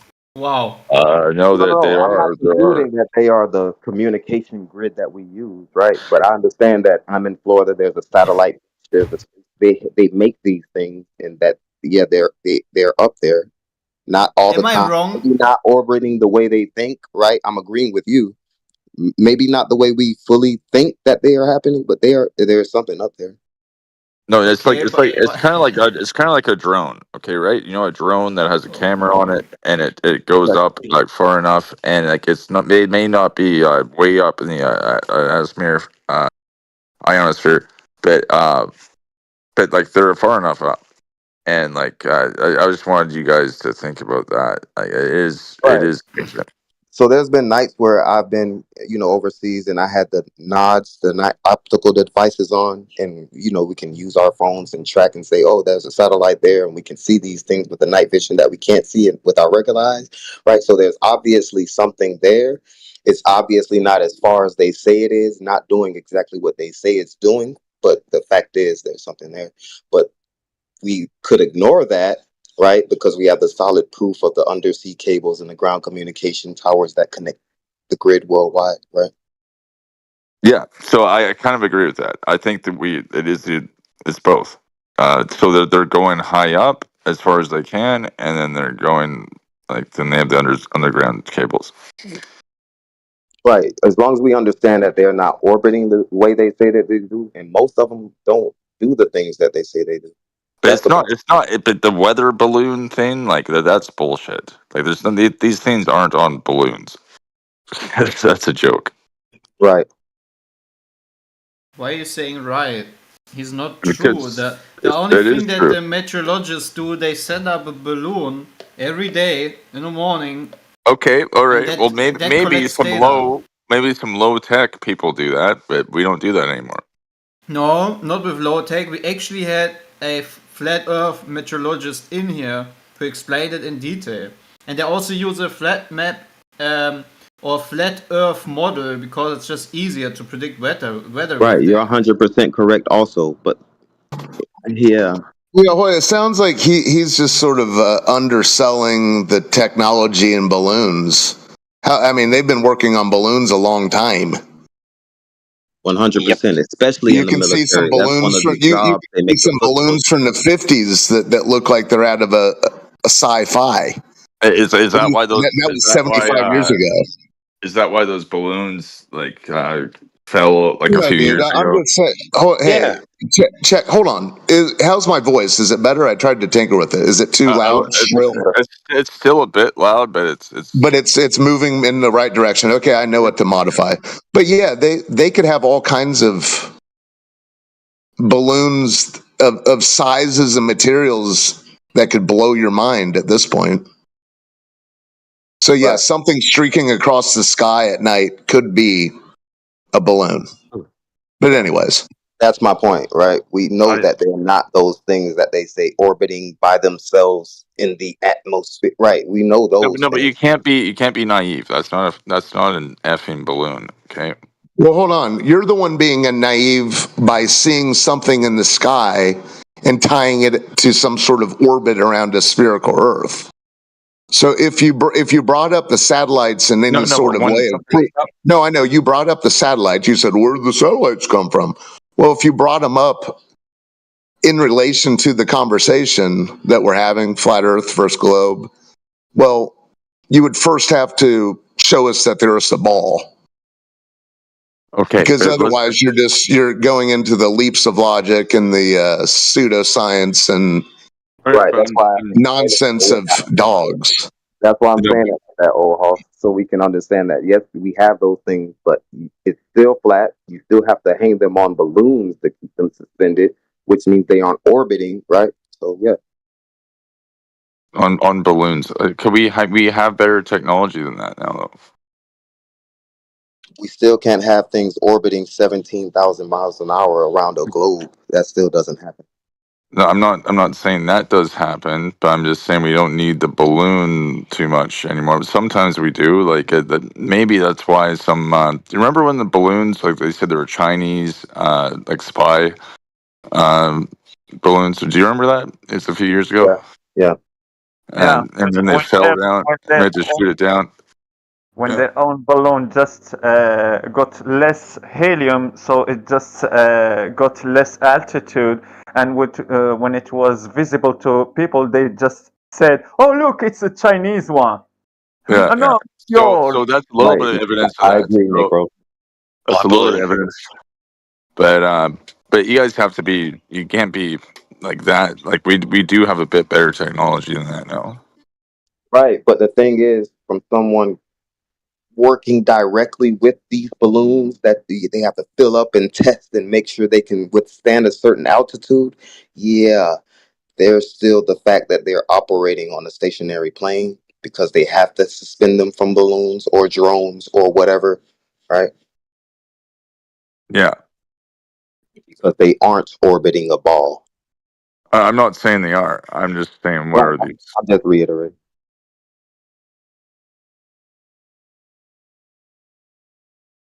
Yeah, a lot of them still are on balloons, but they can almost do that, traverse the globe or the flat Earth, if you want to say that, Right, they that's the can. breakdown, right? On the claim on the globe is that they're orbiting, right? While in reality, we're working on balloons extensively, making sure they can reach a certain altitude. Yeah, right. So it proves that you're obviously navigating a stationary plane because if you weren't, you would be doing what you claim to be doing, which is obviously a lie because you're saying they're orbiting around, going upside down at a certain speed, which hasn't been. Yeah, right. They're operating that they are on a No, station. they're operating on a flat surface. Indeed. I know it's difficult to say, but It's very difficult for most to say it because it's happening that way. But either way, it's an invalid argument for what the shape of the Earth is.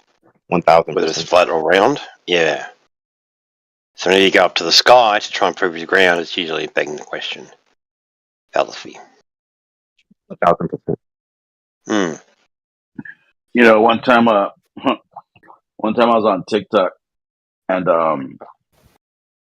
Bob, the science guy, he was doing a stream where he goes to this one telescope, he takes like photos of the stars from it. I think it's on the campus where he attends, and he has access to it. They Is let he him do allowed it. on the campus? Yeah,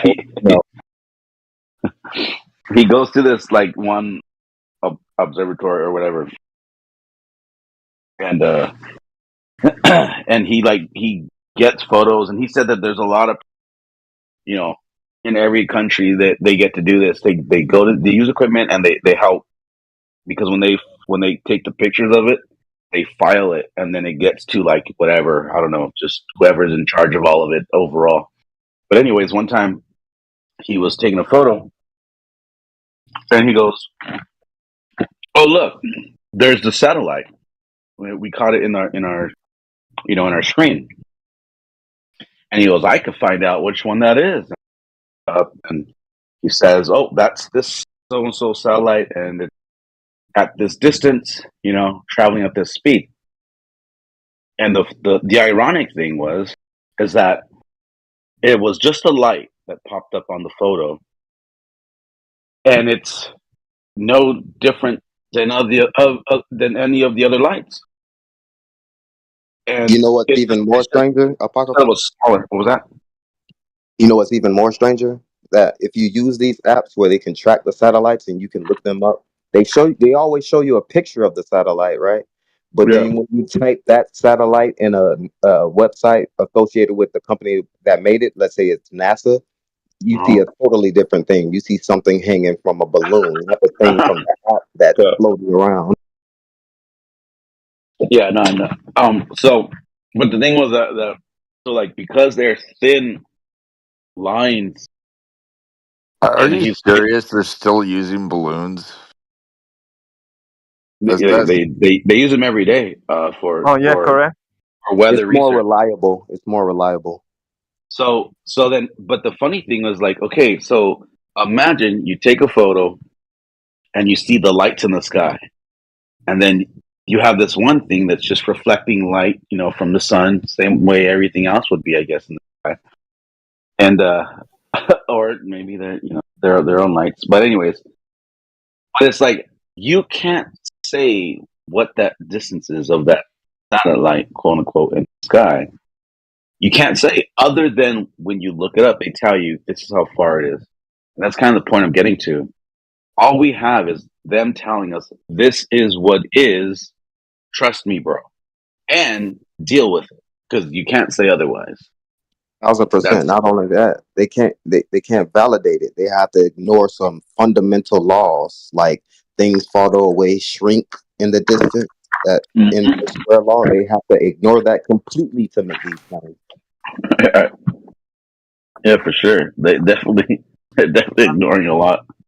Yeah. Have you ever seen that third part of that documentary Level? The third video, the video called Level with Me. There is a part where they talk from a guy from NASA to a guy from NASA and talk about those suspended balloons. If you go to the video, it's 29 minutes. In 29 minutes, you will see the guy getting out from that facility that is owned by NASA, and just agree with the question that they just send thousands. Okay. But guys, what do you guys think about the nuclear powered bombs that we made in the 60s? That we could validate it. That we could blast something like almost at light speed. You could do Speculation Sunday to talk about weapons of mass destruction and how they match a globe or flat Earth. Today is the really is level. No, I'm talking about space travel. So yeah, that would be off topic too. That doesn't sound like space travel. No, but I'm talking about nuclear powered bombs that can actually go almost. Yeah, what was the feedback I gave you? Them getting rid of the designated hitter and the wrong channel. Yeah, come on, bro. Yeah, are you on topic or off topic right now? I'm trying to connect from that. Okay, let's look at it this way. Okay, you clicked on a channel called 24/7 Flat Earth. Fine. The geometric horizon. Which word there keyed you in on A, nuclear weapons, B, space travel? Oh, okay. Well, it has to do with flat Earth because you guys say that we cannot traverse the flat Earth because there is a who said that? God. But okay. So you guys have a name for it, the containment now, which is very simple.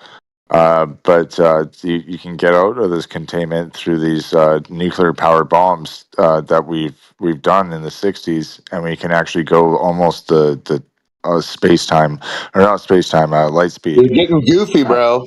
So it sounds like you're traveling a distance out and not up. So these bombs have to be shot from somewhere, measured across the stationary plane to accurately reach that location. No, I'm just trying to cut the nonsense here. Okay. You can say that, but the points you're bringing up are like non sequitur. Crit just explained it to you. And okay, well, what do you think about that? We could speculate. I think you should bring this up on Sunday for Speculation Sunday. Yeah, he just said it. Bring it up on Sunday. Okay. Yeah, do you know the format that we follow here? I know there's a format. I know. Okay, because the reason why we follow this format is because say somebody's just randomly listening on YouTube, they click today and they click right now, hearing you talk about blowing holes in domes with nuclear weapons to travel into outer space. They're going to be, what the fuck? What's this about? Is this flat Earth? And then they're going to be like tuned out because this is the dumbest shit they've ever heard.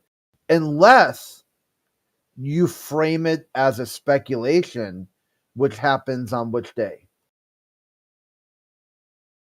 Okay, Sunday. Sunday. We're vibing there. I was just watching Family Guy last night. That's great. Yeah. Monster truck mayhem. This is a method, okay? Because we've crafted this channel purposely because of past conflicts where people would hear a speculation and suddenly assume just because their if statement. They'll say, if the earth is flat, then why are there ice cream sandwiches? Or something bizarre. And after a couple more sentences, suddenly they've done some sort of proof by contradiction. And you're like, okay, this is a problem because we're talking about the really is level, not your speculation. Unless you come back on Sunday and you can speculate from midnight to midnight England time. Operation Fishbowl to high jump. Yeah, present when ready. Like bring all your stuff you want to talk about. All right. So I have something else I want to talk about, and it's pretty heavy. I don't know if you guys want to hear it. But make sure it's on topic, okay? Because we're not going to talk about things that have victims. There's you saw up above the rules, right? There's topics that are already bannable if you bring them up. No, I wouldn't. I was just thinking, do you guys think Christianity is just to put people in slavery and make them shut up? Yeah, this sounds like you should go to your room, your Abrahamics room, and talk about Abrahamic religions there. This is not a religious room. That's not a fact, but we drive the reason why we drive the conversation away from religion is because it's a losing argument for flat Earth. If you try to take it down the religious route, the religion side has Copernicus, has Newton, has astronauts, has moon Bibles, has space Jesus, has God picked America to win the space race because God loves capitalism, has low orbit Bible readings. I mean, it goes on and on and on. Okay? Like, you are not the current director of NASA, for fuck's sake, says he's personally spoken to God. And God told him it's time for him to come out of retirement and lead America back to the moon. God told the current director of NASA that the only way for America to return to the moon. You know what's so weird? So how as a flat earther are you going to say, you know what? All of that's fake.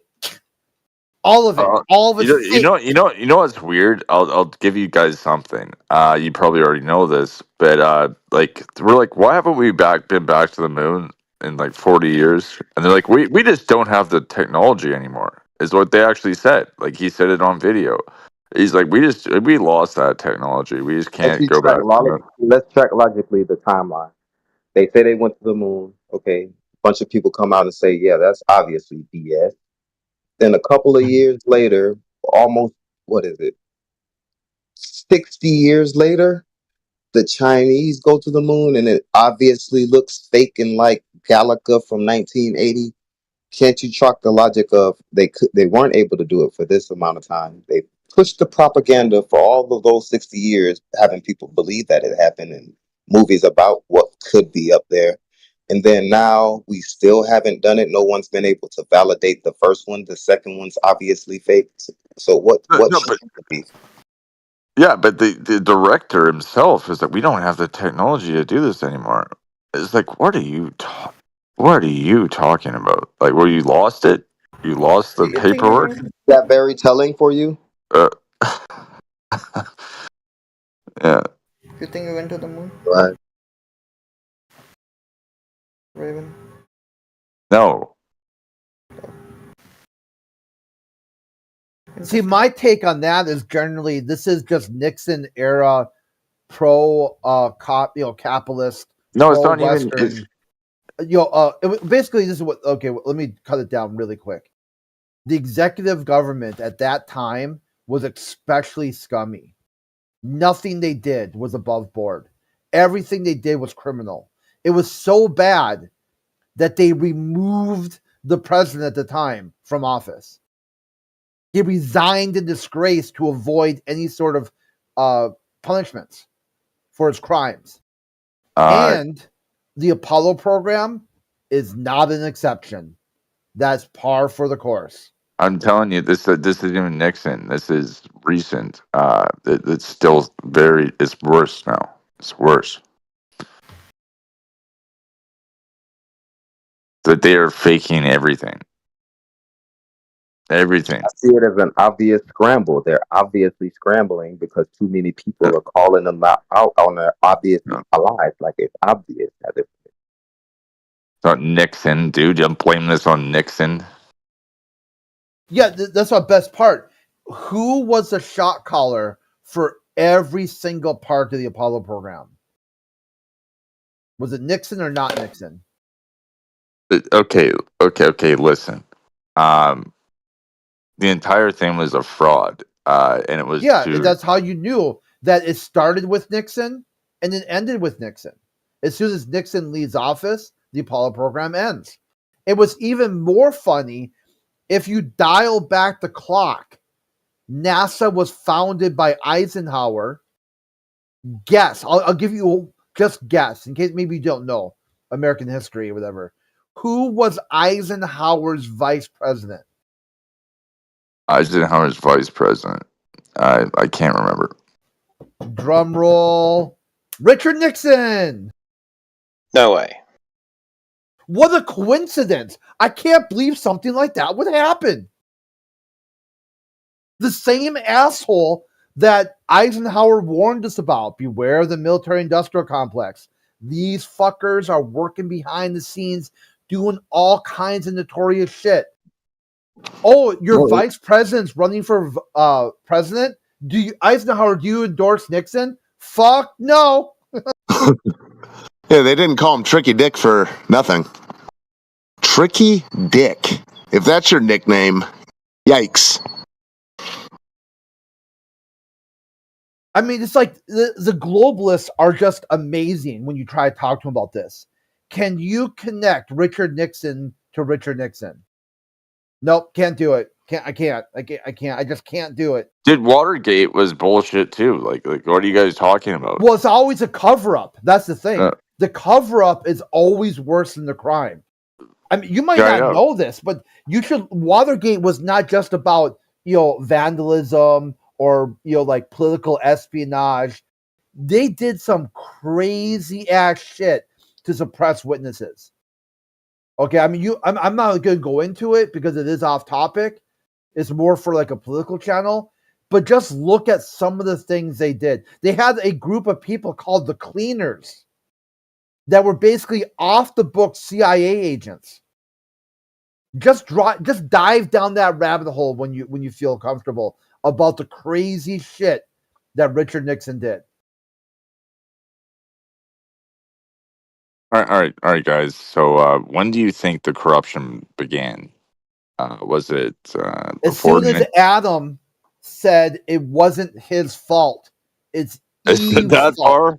That's when it started. Yeah, that was right there. As soon a guy should have said, "Why the fuck did you eat that apple after I told you not to?" He should have said, "I don't know why. I just was tempted." You're probably right about that. Actually, I saw it there. And Eve ate one, and I didn't want to be alone. And she was talking all kinds of weird nonsense I didn't understand, and I was scared, and I reacted out of fear. Be left out. But instead, he says, "I ate the apple because it's your fault, God. You sent this woman who tricked me." And God's like, "You piece of shit, get the fuck out of here." It blows my mind that Johnny Appleseed has avoided the blame after all these years. He's never brought up in this conversation. I'm blaming him, but I guess it's probably for Sunday. Yeah, that's a good way too to bring it up. Interesting. So you think it was all with the rib? It was the rib's fault. The rip, was that No, the rib. Where they took the rib. The rib. I thought rip was Johnny Appleseed moniker. No. Rib is like the rib. People you have to Blame be the aware rib. of are the governors and the rulers and the high places and such. So the whole government out, yeah.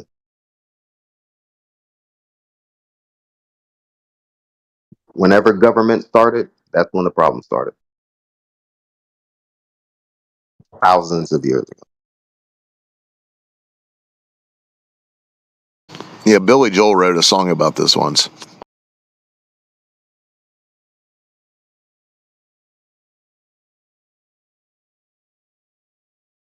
You just already know that it's like when you go into this conversation, and the globalist tells a flat earther, just go to space, and you'll see the Earth from orbit. Okay, when is this going to happen? Because I was told when I was a kid, okay, many moons ago, that my kids were going to be going to the moon for like field trips and shit. Like it'd be like no big deal. Like just jump in your car and just, like your spaceship will just fly to whatever. You'll go They to like snake oil salesman the shit out of us. That's what happened. Yeah, it was like they would tell gonna you happen next year. Just wait. No, 20 years from now. No, just wait. 50 years. No, just chill. Yeah, when I was a kid, there was a popular sci-fi show called Space 1999, where there was like a joint colony on the moon that had artificial gravity, like all kinds of weird technology that they could use. They could, like forklifts, but they just had gravity guns. They could, transporter beams, like to, make whatever they needed, like not really transporter beams, like 3D printers, 3D printer type stuff. You just gotta feed it, nondescript material, and it could just print whatever you needed. It like AI that will solve problems. All kinds of stuff that they talked about. This is like, and that was supposed to happen by 1999. They do have this technology. Well, they have Roombas. That's about. I guess that's a start. I'll tell you a little something. My brother actually works for AI machine learning for NYU, and we've been working on this for a long time. Like we have AI. We've been. This is not something that isn't there. Will be. Like I know you guys are trying to dumb down this channel, but that is a No, it's reality. not dumbing it down. It's keeping it hyper. We're keeping it hyper focused on topic. Okay, all the other channels just have a bunch of meth heads spouting all kinds of weird shit. You could join any channel right now. No, I know. It'll And just that's be why some random dude, talking about, oh, my dick stinks. And I know. No, don't get graphic. Okay, don't do that here. But yeah, I'm just saying this stuff does So exist. AI exists. What's this AI's name? Since you know so much about it. What does it do when it's off time? That's why I want to know. You got artificial intelligence when no one's interacting with it. Is it like, what's it do? What's it like to do for its free time? Yeah, what are its hobbies that it's not programmed to embark into? What has it decided for itself to do? Yeah, what's its hopes and dreams? Wait. You guys don't believe in AI? Dude, AI is neither A nor I. What is it then? You can call it whatever you want. AD. No, RD. Real dumb. Okay. It's not really, It sticks out like a sore thumb when people use ChatGPT to write letters and things like that. It's for the shallow in thought, the lazy. It's for people seeking answers who want them tied up in a nice little bow. Yeah, the only method. I use AI sometimes just for fun to see what type of dumb shit I can get it to say. And it's interesting because I might type have some sort of concept, like you say to a globalist, like, hey, like the overview effect. It just something that jumped out of my head. And the globalist will play completely dumb. They have no clue what you're presenting, and they completely disagree with it, and then tell you it's your fault because you're incoherent. So I say, hey, can you describe to me the overview effect like I'm a fifth grader? And then suddenly the globalist gets it, because then they have to admit, like, damn, even the AI can't dumb this shit down to their level. So it's kind of like a way of shit of we call shit or I'm trying to like shit testing. Like, are they playing dumb or are they actually dumb? And sometimes it's both. It's a little bit of both. They're dumb at playing dumb. I would just say that it's the worst thing to appeal to when you have like these cases where it's been shown that the AI is lying about something provably true, things like that. So I wouldn't even appeal to AI or bring it up. One time I got it to like say it's programmed not to use any sort of disparaging language towards anybody, right, at all.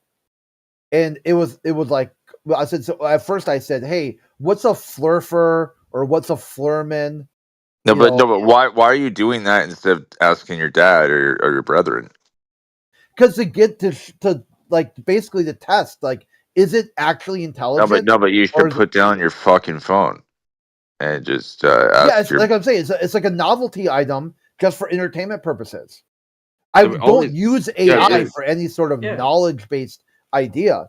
You use it to kind of like, this is like kind of interesting that someone could program to interact with somebody. And you know what? You're right. Like, I don't even use AI. I kind of use search engines. I actually don't go to ChatGPT. If someone really asks me something in a debate and like, look this up, like, fine, I'll look it up. Like, it's the library, right? It is a library in a certain sense. But at the same time, like, they're filtering this information, so they're not telling you everything. So then you have to go to these underground libraries, and and you can use it as a tool. It can be used in different ways. But I wouldn't use AI unless you trust that AI that's been programmed by certain people. Get it? Yeah, but it's still an impressive piece of technology, I think. I'm telling you, I'm telling you, this AI has. Let's see what Fry's going to say. Why is it impressive? Can you make something like that? Okay, so whatever you can't do is impressive. I can't do it either. I mean, I'm just saying. And that's why it's impressive, because it's like a magic trick. I'm telling you, it is like a trick, though. Can you make a horseshoe? All right, you can't practice magic here. The thing is, Raven, shut the fuck up, dude. Like, Fry, can you make a horseshoe? What did you just say to me? I said, shut the fuck up. What did you just fucking say to me? I said, shut the fuck up. Dude, I'm gonna fucking. Dude, what did you just say to me? Okay, sit down, kid. Go ahead, Fry. Go ahead, Fry. I'm done. It's okay. Dude, you're annoying as hell, and you're talking over everyone. You're annoying. Shut up. Just hug it out. It's okay. All right, so Fry, go ahead. Yeah, it is impressive. Like, it's not auto-generated responses. It's not an if-else ladder. It's it's AI is actually using NLP to construct those responses. So, I mean, it's pretty impressive. It's not good. I'm not saying it's it's usable for anything really. It's not there yet, but who knows? Maybe one day. Okay, I got you. It's like the first sort of like almost like a World's Fair sort of thing. Okay. I'll tell you the thing about AI. It's a tool, and it is useful, and it's a double-edged sword. And so, so it's like these things will be used to oppress you because you are the slave class, right? Like, you are like a fourth-rate citizen at this point, and this is not good for you. You get it?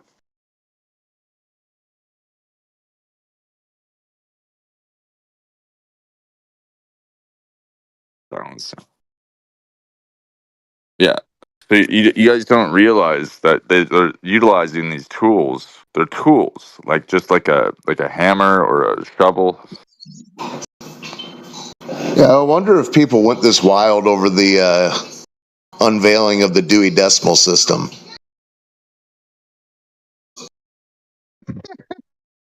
But this is the truth, and I'm telling you, they're oppressing you guys, and they're using your data. They're actually everything that we talk about. They're using that. Well, you're the one who brought it up, bro. You're the one who seems fixated on it. Are we They're not equating utilizing these things? You everything see how that we you equated say, and Raven. You see how we equated these things to reality every time? Everyone who gave an example pointed these things out. We connected them to reality every time. No need for pseudoscience or theories or calculations. We equated it to reality. So your statement is false. I know. I want to point it out to these people, and it is seen. Yeah, it should raise a red flag that with all this AI floating around, that still the AI can only circular reason a globe into existence. But that does the AI users, that seems to be right up their alley. I'm not saying AI doesn't have its, I've heard of people writing all kinds of computer codes that would have taken, a team of people weeks, But yeah, AI to act like it has all the answers, to act like it's some sort of being with hobbies and free thought is ludicrous. Indeed.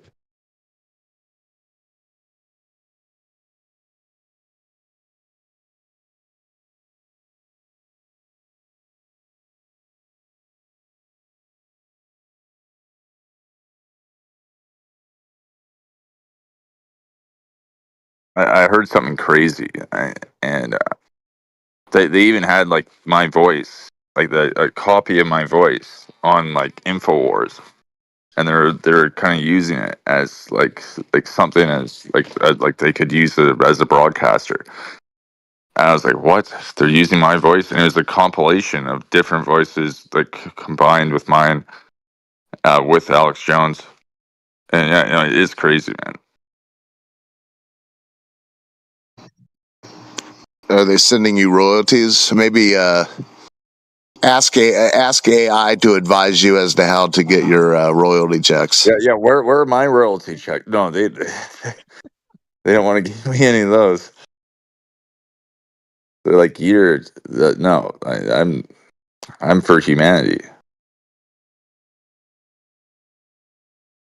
What do you rely more on, Raven? The book, your religious book, the Bible, or the things that you're told mainstream, the scientists and the. No, I rely on the Bible or the core beliefs of the Bible.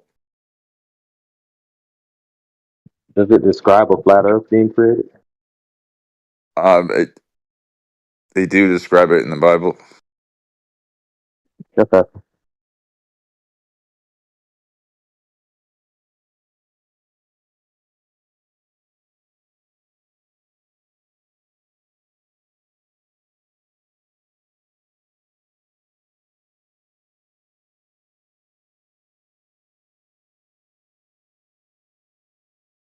The thing is, I've actually read the Bible, unlike most of you guys. I've read it a couple of times in the Quran, in the Torah. Yeah. And yeah, they do say it's a flat Earth. And I know I'm gonna get attacked for that, but the thing is that's the way it is. It's a Bible say flat Earth book. It does in a certain way in the Bible. So but then you don't want to get into that either. So Indeed. Why aren't you a flat earther?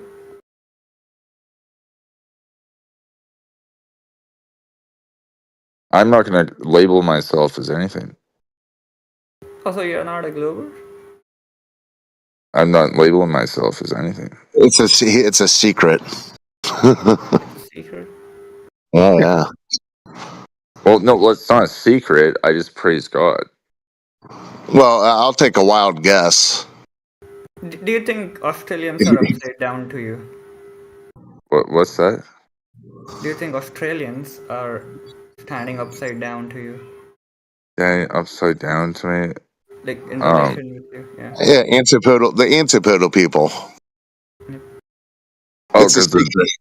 because the It's a toilets secret like fry. flush a different way. That was a myth.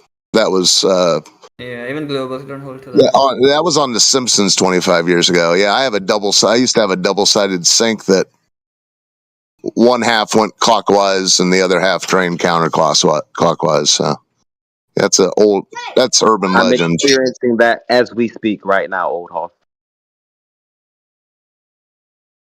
I'm not gonna lie. They do flush a different way. Okay, so you are a globe mythologist. Yeah, you're wrapped up in a. By the way, did you know that even globals don't hold to that? Like, it's not even a globe position. It's just made up. So you're not even a glober, really. No, it's not. Doesn't mean that.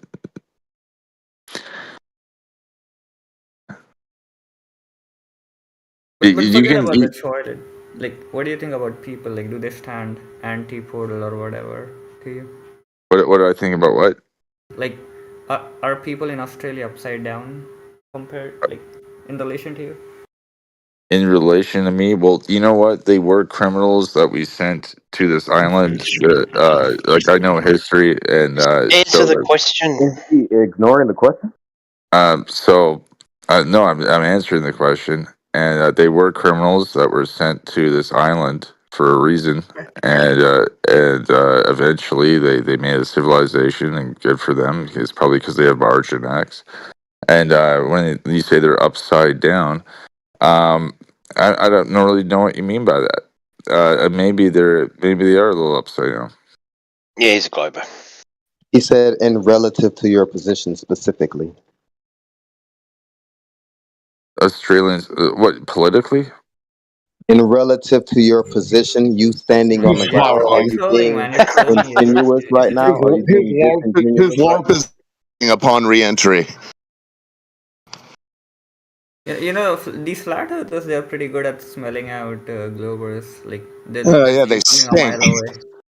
Yeah. Well, you know what? God bless the Australians. Okay. Thanks, mate. Yeah, you couldn't hold your secret for long, could you? You got triggered. MGL sinks do go backwards. I mean, dude, wake up. I didn't wake up. What do the Australians do? They play tennis. They swim. They dominate in swimming. No, this is the boomerangs. The original point. He's skipping away from the original point. You know, the Australians, are they upside down? Why are you so embarrassed to say you're a glober? I mean, you obviously are. You just say it. You know, it's okay. It's not part of his troll script. So no, I don't. So what is the AI robot that you're a friend of, or you have friends of a friend of? What are its hobbies? Is that also not in your troll script? Okay. So you want me to talk? You want me to talk about AI scripts now, or do you guys? The hobbies. I'm trying to wake you up to this bullshit that you've been fed. I'm trying to wake you up to the inconsistencies within. Okay, what the AI has no hobbies. The AI doesn't wake up and decide to knit on its own. Of course it doesn't.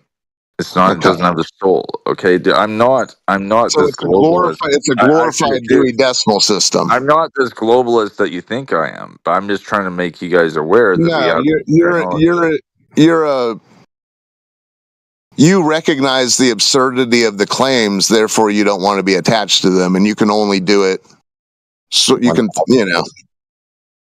put breadcrumbs out. Well, if people ask you if the people in Australia are antipodal, you don't want to talk about that because that reveals too much. Maybe they are, but you sure as shit will talk about the sinks swirling. Indeed. Yeah, it's not as clever as you might have thought. It's pretty transparent, bro. What's the end game, and what are you trying to achieve? Well, I couldn't tell you that because in combat you don't reveal your. You're in some sort of, what are you at war with, bro? Now we're in Iraq and Afghanistan. Yeah, is that a threat?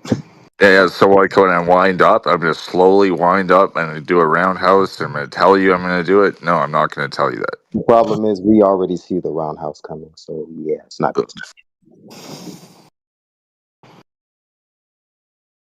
Yeah, I don't think you do. Wow, an anti-flat earther. I'm not an anti-flat earther, dude. What are you talking about? You're the one that's claiming you're in some sort of battle. What are you on? Some sort of battle. You're always in a battle. Are you not battling right now? Oh, Sun Tzu, everyone. Well, have you not read Sun Tzu? Art of War? Well, yeah, that's how I made the reference. Yeah. So what battle is it? What battle is it that you're in that you have to? You can't talk about antipodal people, but you're getting you're loud. sure shit happy enough to refer to toilets and sinks. No, you're getting loud right now, and okay. Well, can you hear me? Then yeah, you heard my question. Then what battle is it that you're in that won't allow you to speak of antipodal people? Okay, but aren't you in a battle with me right now? Aren't you yelling? No, bro. I'm calling out your hypocrisy. Yeah, but isn't that a battle? No, I succeeded. Yeah, but that is a battle. That's like saying listen, when I made coffee this morning, was that a battle against the coffee beans? No. No, but you're debating against another human being, and so you're I'm trying not to battle me debating on you, the mic. bro. I'm not debating you. Yeah, you are. And you're yelling. I'm pointing out your LARP. It's not a debate if you don't hold a position, sir. Yeah, you're tap dancing. I'm pointing at you and saying, "Look at him tap dance." Okay, well, I'll tell you my position. I'm not a globalist. I'm a conservative. I'm a nationalist, actually. No, not politically. Yeah. Do you believe in a globe, or do you believe it to be flat? A globulist, then. Not politics. I'm talking about the nature of reality, the shape of the earth. Well, I believe in the Bible, so obviously I believe it's flat. Yeah, he's cope spiraling now. Indeed. It's not cope spiraling, man. What are you calling it then? Is it a debate? Are you debating? Yeah, I'm trying to say that. What's your poisoning? Listen, you're poisoning the well tactics of bringing up the Bible, appealing to your fellow pseudo intellectual AI eater uppers. No, you guys misunderstood. You guys misunderstood that. You misunderstood that. I was actually going against. Loud too. You're loud and clear. I was going against AI. Okay, you understand that? Well, ask AI about the toilets. I was going against AI. Do you understand that? Oh, so that's the battle you're embarking upon that you're talking about. Yeah, that's what you're battling against the machine. Well, the machine that programmed you to tap dance, you're battling against it. Wow. Why are you tap dancing right now? I'm not. I'm strutting back and forth. You seem hot and bothered. No. Yeah. Just pointing out that we're not debating. Well, you sound like you're yelling. You sound like you're pacing around. Well, I addressed that earlier. I turned it down just for you. Okay, so anyways, dude. So why was it that you had to keep it a secret when you were asked about the antipodal people in Australia? Why did you have to get real vague about that? Because I can. Because you can or can't? Because I can. I can keep it For secret. what reason? That doesn't matter to you. No, it does matter to me because I asked about it. Well, you stop asking. So what's the goal of you trying to hide from us that you've been indoctrinated like we all were into this outer space mythology? Like, what do you have to gain from that? Why does that position give you leverage, you think? I know you're trying to gain information right now, but it's not going to work. No, I'm just asking, bro. I know you're asking. It's not war, bro. You use that. Yeah, I used that earlier. It's not war, bro. It's just a simple conversation. You can make a stance on what you believe in, and no one will make fun of you. We're just discussing it. Didn't Sun Tzu say that if your enemy is superior, irritate them? Is that right, dude? Did I get that right? Is that what you're doing, or?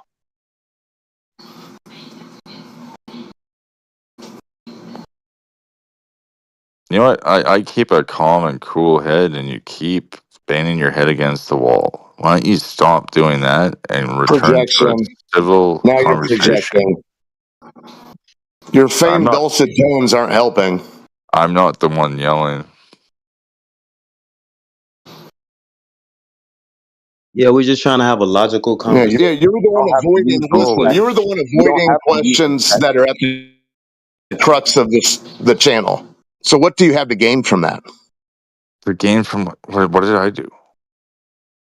You chose not to do something. You chose not to answer a simple question.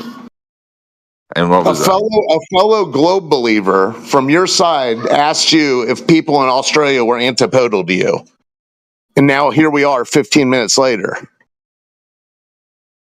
A fellow global believer. Yeah, that Yeah. wasn't the point. Someone asked you a specific question and you didn't answer. I don't have to answer. You don't deserve my information. Cool beans. So great. Why would I ever do that? Okay, well, So I'll we're mute just you not then. having a reasonable conversation. Dude, I'm not. about I don't believe in that. I'm not what? I'm not answering any questions? Okay, do you have any questions? Okay, listen. Did AI teach you this? Listen, I don't think it is a globe, honestly. Cool, Okay, cool. so Now you don't have to use the weakling welcome to Flat Earth. to the conversation earlier. You don't have to do that. If you believe it's flat, just say that.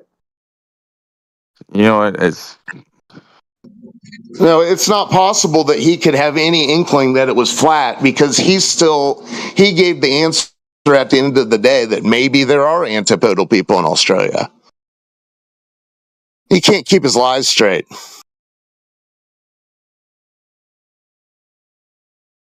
Yeah, so it sounds like you're attempting to create your own cosmology. You're your own water earth shaper. You guys are assuming way too much, man. These guys simmer down. No, you exposed it. You exposed it. No.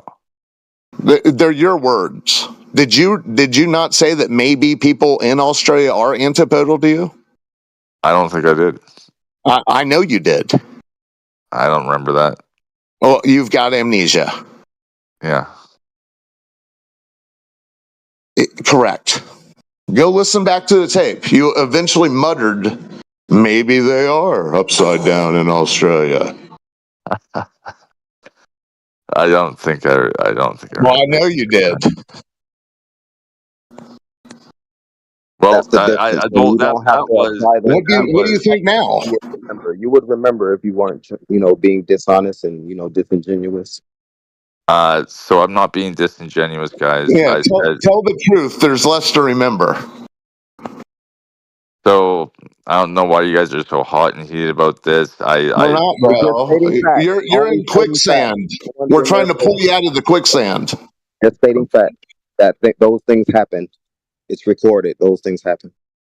Okay, well, I don't believe that. So I was just. Okay, so what's your answer now? What's your answer now? Are the people in Australia antipodal to you?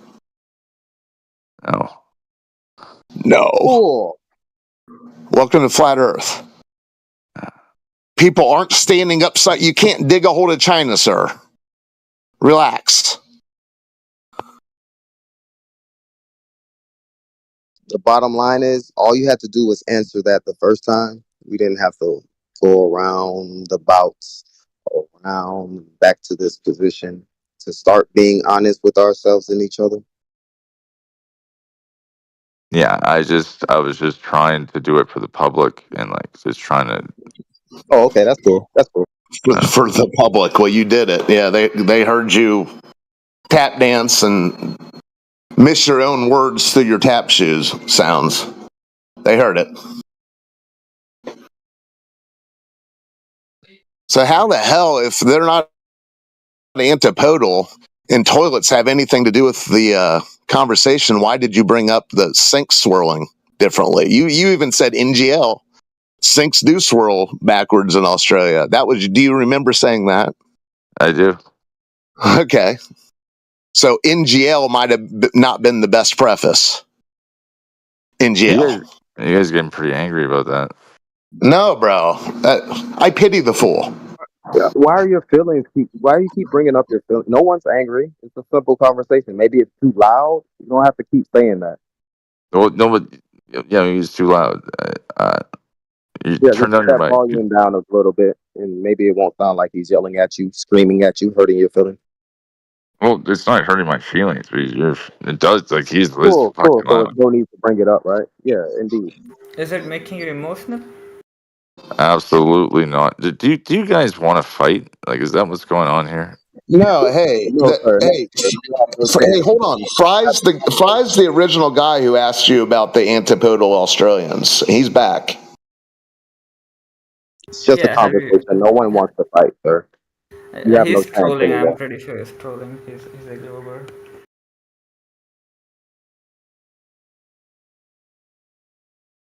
I see you, Raven. I see what you're doing. Let's see what I'm doing. What am I doing? You know exactly what you're doing. What It's been am I pointed out doing? it's been pointed out and reiterated. No need to go over it again. Why? Because of what I said about the toilets. Like He's an Jesus Christ. amnesiac. No, you have the whole conversation in mind. You've been here for at least 2 hours, so you should have the whole conversation tracked logically, honestly in your mind. So yeah. So I'm not doing anything, guys. Full beans. It's here to observe and debate topics. Well, go back and if you're here to observe, go back and re-listen to yourself. You'll remember all of a sudden that you were talking out of both sides of your mouth and being purposely vague for the purposes of muddying the water or whatever. Well, appealing to the people who are as equally as naive as you are, the public, as you say. But you're just making assumptions now. So I mean, it's recorded. You just have to be honest with yourself. no, but you're making assumptions about the recording. No, I just have a better memory than you. No, it's not about I actually listen when other people talk.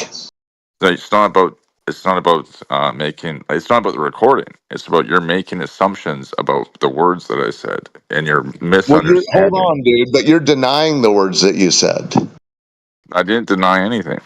You I said mean, earlier you couldn't remember what you said or whether or not you said it. Earlier you couldn't remember. There's that specific example. Maybe you didn't remember other parts of the conversation which we are alluding to, giving you facts.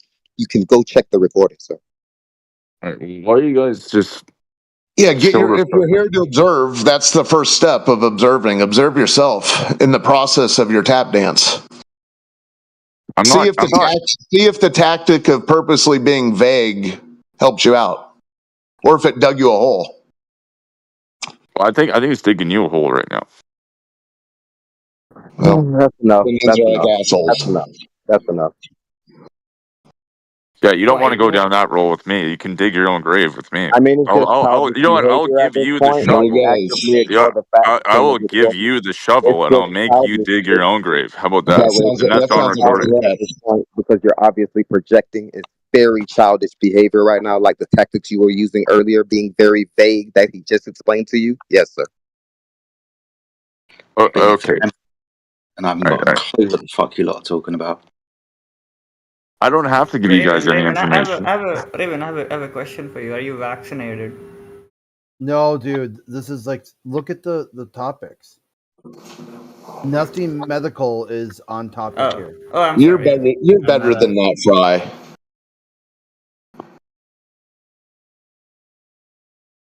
Yeah, look at these guys' emotions just flare up.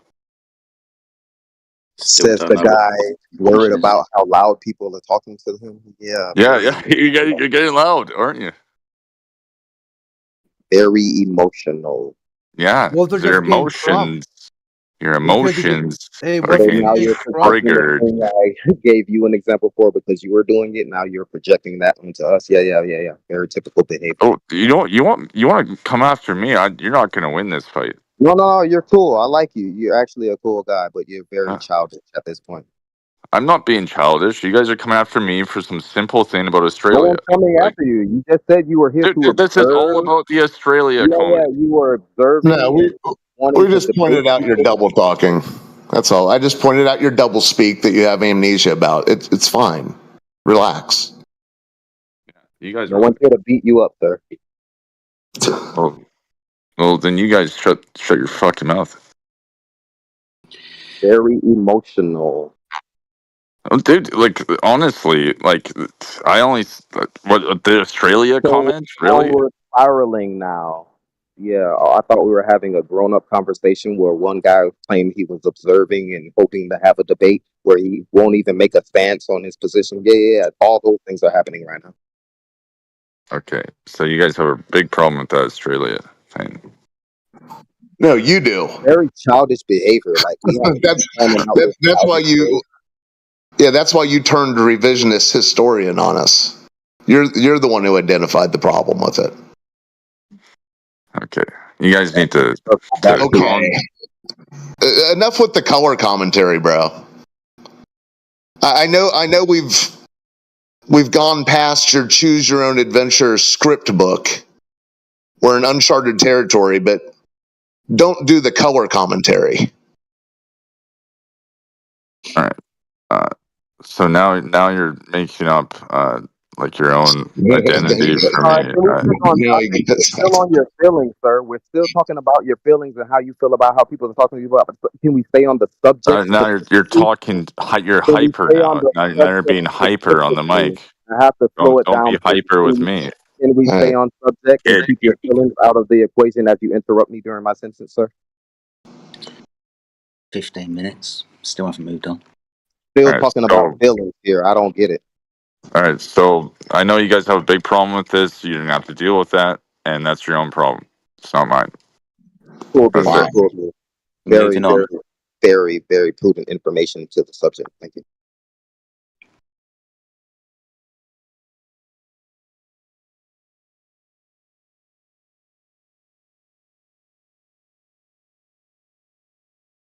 Raven, do you believe satellites exist?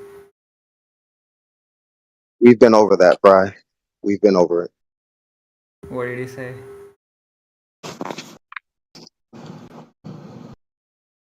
Well, his exact words were about an hour ago, Fry, right before he got here. He goes, "Where do satellites come from?" And then we went down that road for an hour. So yes, they do exist. That is reconnaissance, and yes, that we do have this technology, and it's not just weather balloons. Sometimes we do use weather balloons sometimes, but we have better technology than that now. Well, hold on. Don't they use the 3959 space ball for these satellites' orbits? And you've abandoned that.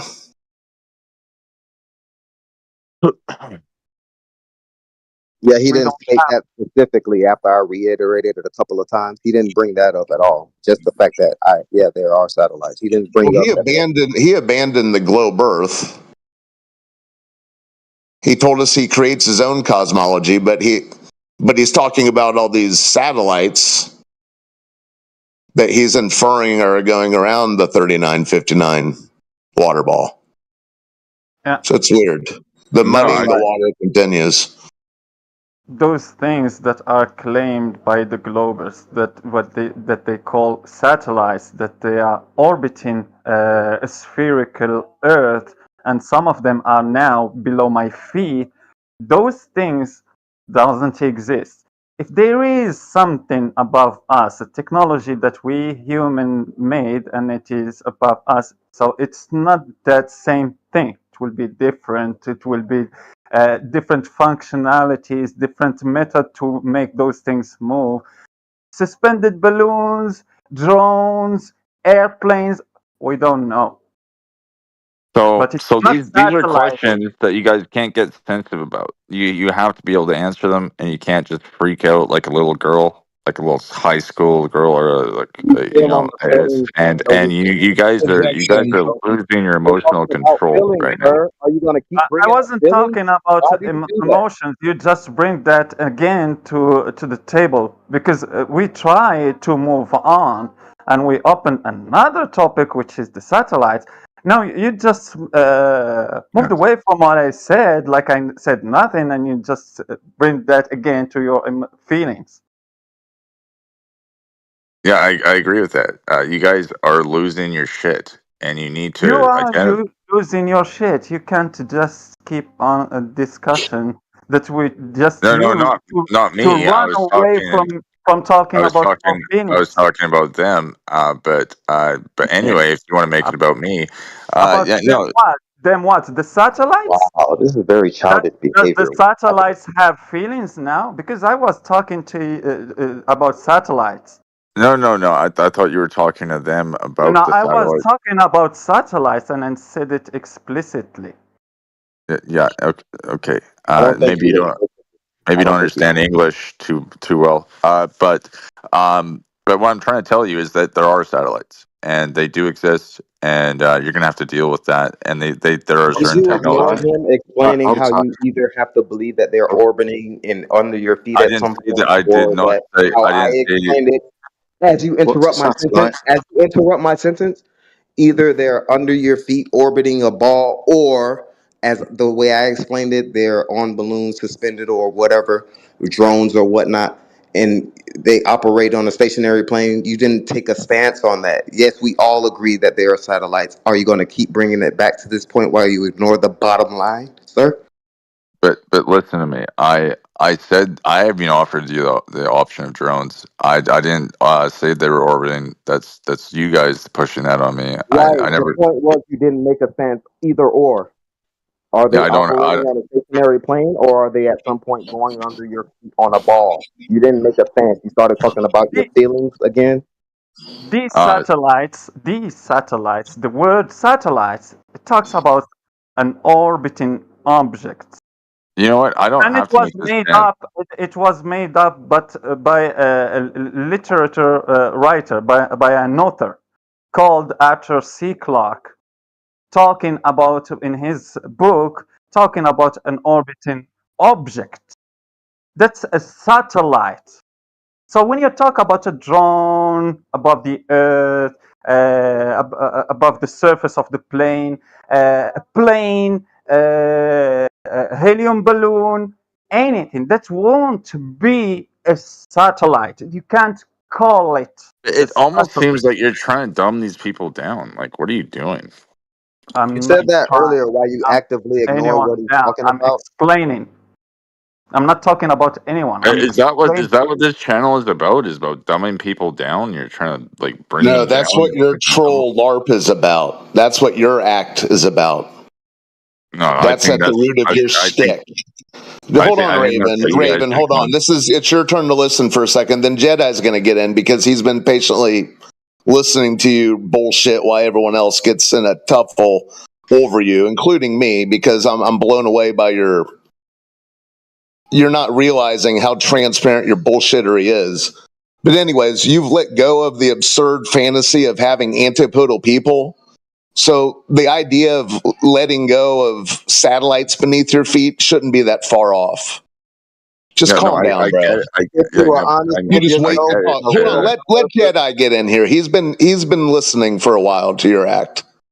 It's not an act. And okay, well, just see if he has time to respond to your words. Okay. But what I'm trying to tell you guys is these things do exist. And if you want to try to tell yourself they don't, then you're lying to yourself. So you actively ignored what I just said. That's very typical behavior. Yeah, he's coping. It's a cope spiral. You want to talk about some technology that we can use and that is in the sky? We never said that there is nothing there. We never said that. It's been explained extensively because the place where we rigged the parachutes, right next to that, they rigged these balloons. So we've been over the fact that they exist. He keeps bringing it up, actively ignoring what I put to him 3 or 4 times now. We never denied that there is technology in the sky that we can use. We say you can't call it a satellite because it isn't. A satellite is related to a spherical okay. So that's the difference. So you're saying that spherical Earth. You're saying the word satellite is what's bothering you. Yeah, That's him. That's him. Did you those ignore my tin cans explanation? that are orbiting the Earth, just floating in outer space in that vacuum, those things that are going around a spherical object that have a radius, a specific Okay, radius well, of okay, dude, 39, you don't 59. get loud on the mic. So okay, within the firmament then. I never claimed that. So did I you ignore said everything I said when we that first started those things talking are about not orbiting a spherical object with a radius of 39, 59. They are just above us, and no one of them is Yeah, so below our feet. that's what I meant by within the firmament. Okay, I have a serious question. You claim to be a flat earther now. You agreed with the cosmology of the Bible. Are you just full of shit at this point?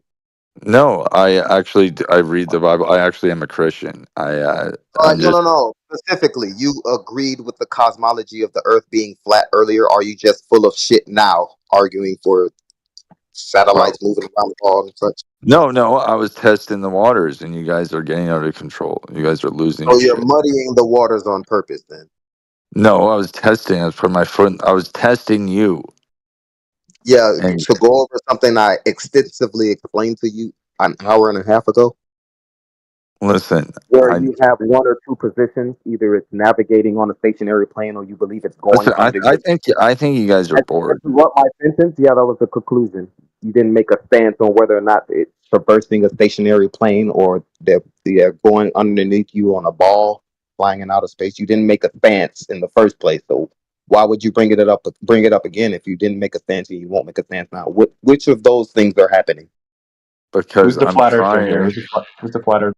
Because I'm trying to help you guys out. That's why. No, we don't need help. Let's be honest with ourselves. We're doing it. You try it. Which of those positions do you stand by? I don't answer questions. A guy who can't remember. Listen, a guy who can't remember his own words wants to help other people out. Wow. Yeah, provably right there, provably disingenuous. Just here. I'm not, Like, dude. I'm why are not you here? Why are disingenuous. you here? Like, what? Why are you? Right? Why are you Did you doing that? ask yourself first before you start Relax, bullshitting? So you're calm not down. stupid. You're getting a little rambunctious. You guys need to chill out, okay? Shut up! You just got here, pussy. How about you listen a bit? Well, yeah. You just got here, but I can sense you're getting very angry, and you need to chill out. No, it's become clear now. I'm here He's to not playing dismantle you with stupid. He is My stupid. feelings. Shut up, Zero. Your feelings. Okay, You're just scared. You're scared of me, dude.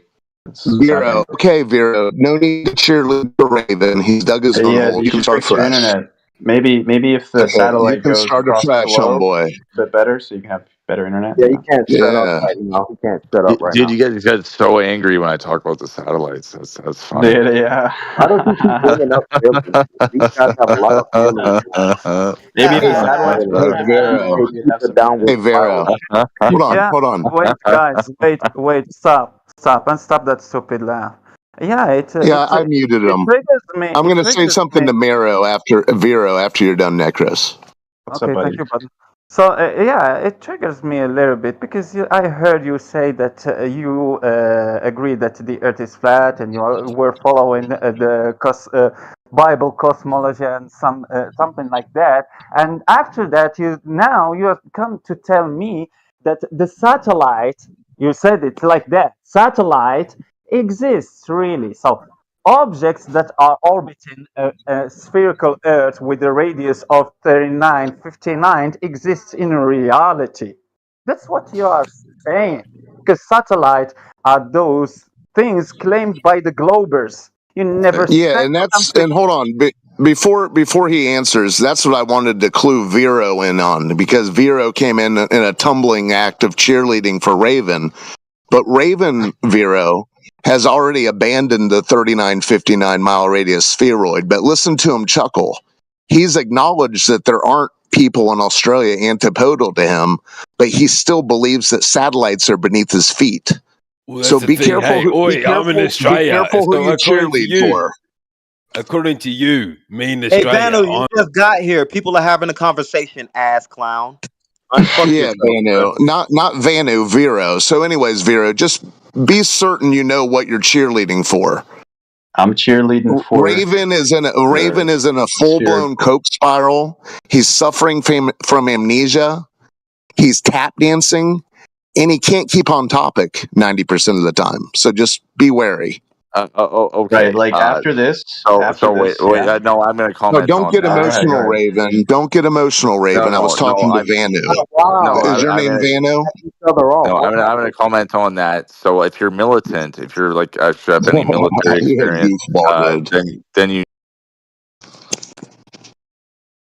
Yeah, that should clue you into his cope spiral, Vero. But thanks for coming to the server. You can start afresh. No need to get swept up in his hogwash. The Earth isn't flat, dude. It's not true. Well, yeah, mountains and valleys exist. Yeah. So, yeah. Let's reiterate for the dumb shit again. Check the chat. The Earth isn't flat, dude. Okay, Vero, do you have any evidence that the Earth is a 39, 59-mile radius spheroid hurtling through outer space? Go. Just look Just up, dude. Google it, bro. Dewey Decimal System it, homeboy.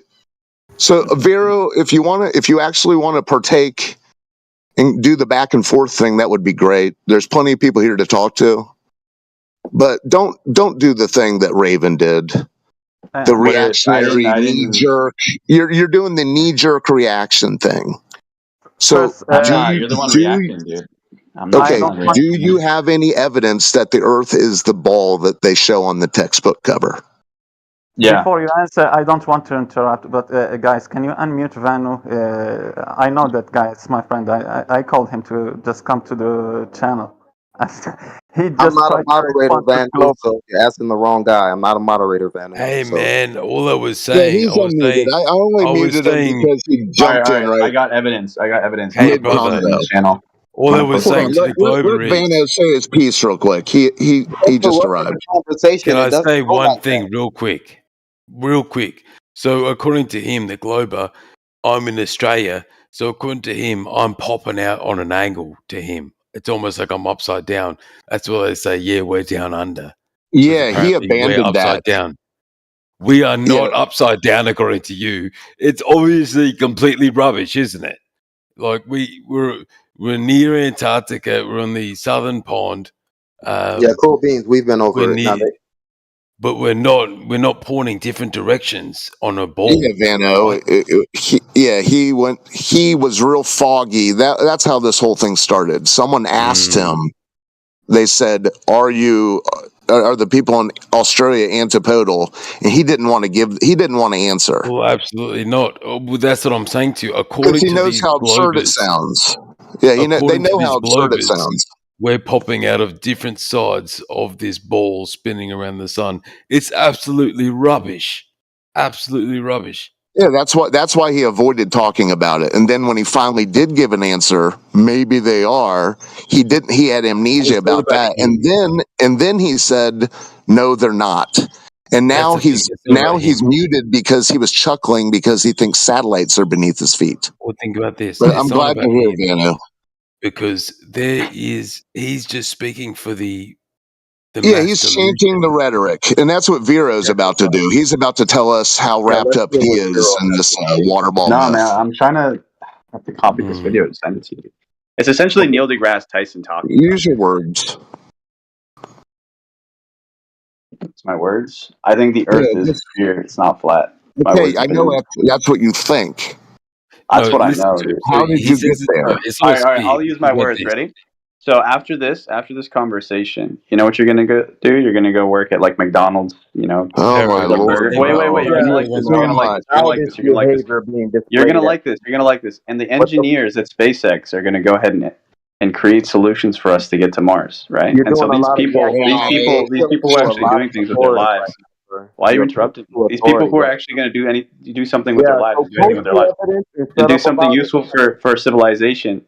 They're not wasting their breath. So you say the Earth is debating retarded. It's not a debate, bro. The debate's over, dude. It's when you say the Earth is a sphere. Running away to Mars. Hold on, running away to Mars doesn't sound like a deed for humanity. So relax. Let's not even get started with Mars. I Let me think say one thing it's not just for us. It's just about moving life, Vero, right? you Moving said life that from the one Earth planet is to a another. I think it's the Star Trek, everyone. So you're just you lost said the in the Earth is a myth. sphere. Got Listen, if the Earth is a sphere, you have to realize what does that truly mean? It means it's spinning around the sun at almost 300,000 kilometers an hour. Do you guys think the engineers at SpaceX have these debates? Vero. Wait, You're no, but appealing like, to a lot of do you think authority, they have these bro. Can you debates? Do you think they're understand like, that? is the Earth flat? Yeah, you're No, appealing You mean to a the lot of engineers authority. at SpaceX? around People Earth all day. all they Please do is send acknowledge. the rocket up into the atmosphere, and they send it towards the ocean. That's what they used to do. They used to crush into the ocean, but now they're catching it. So these Yeah, they dodgy catch it. engineers. So No, what? the Earth They're is carrying on. spinning. Of course they are. Finish his sentence. What's happening? So He like, didn't wouldn't even they have finish to his account for the sentence. Earth spinning to land it back on the They're platform? engineers. They're government engineers to put on a show. Well, they're Just not like how they had government. the robots going on with that robot SpaceX thing. isn't government. SpaceX Hold isn't on government. a minute. Of Hold on, course, just 1 SpaceX is second. though. government. It's a government contractor.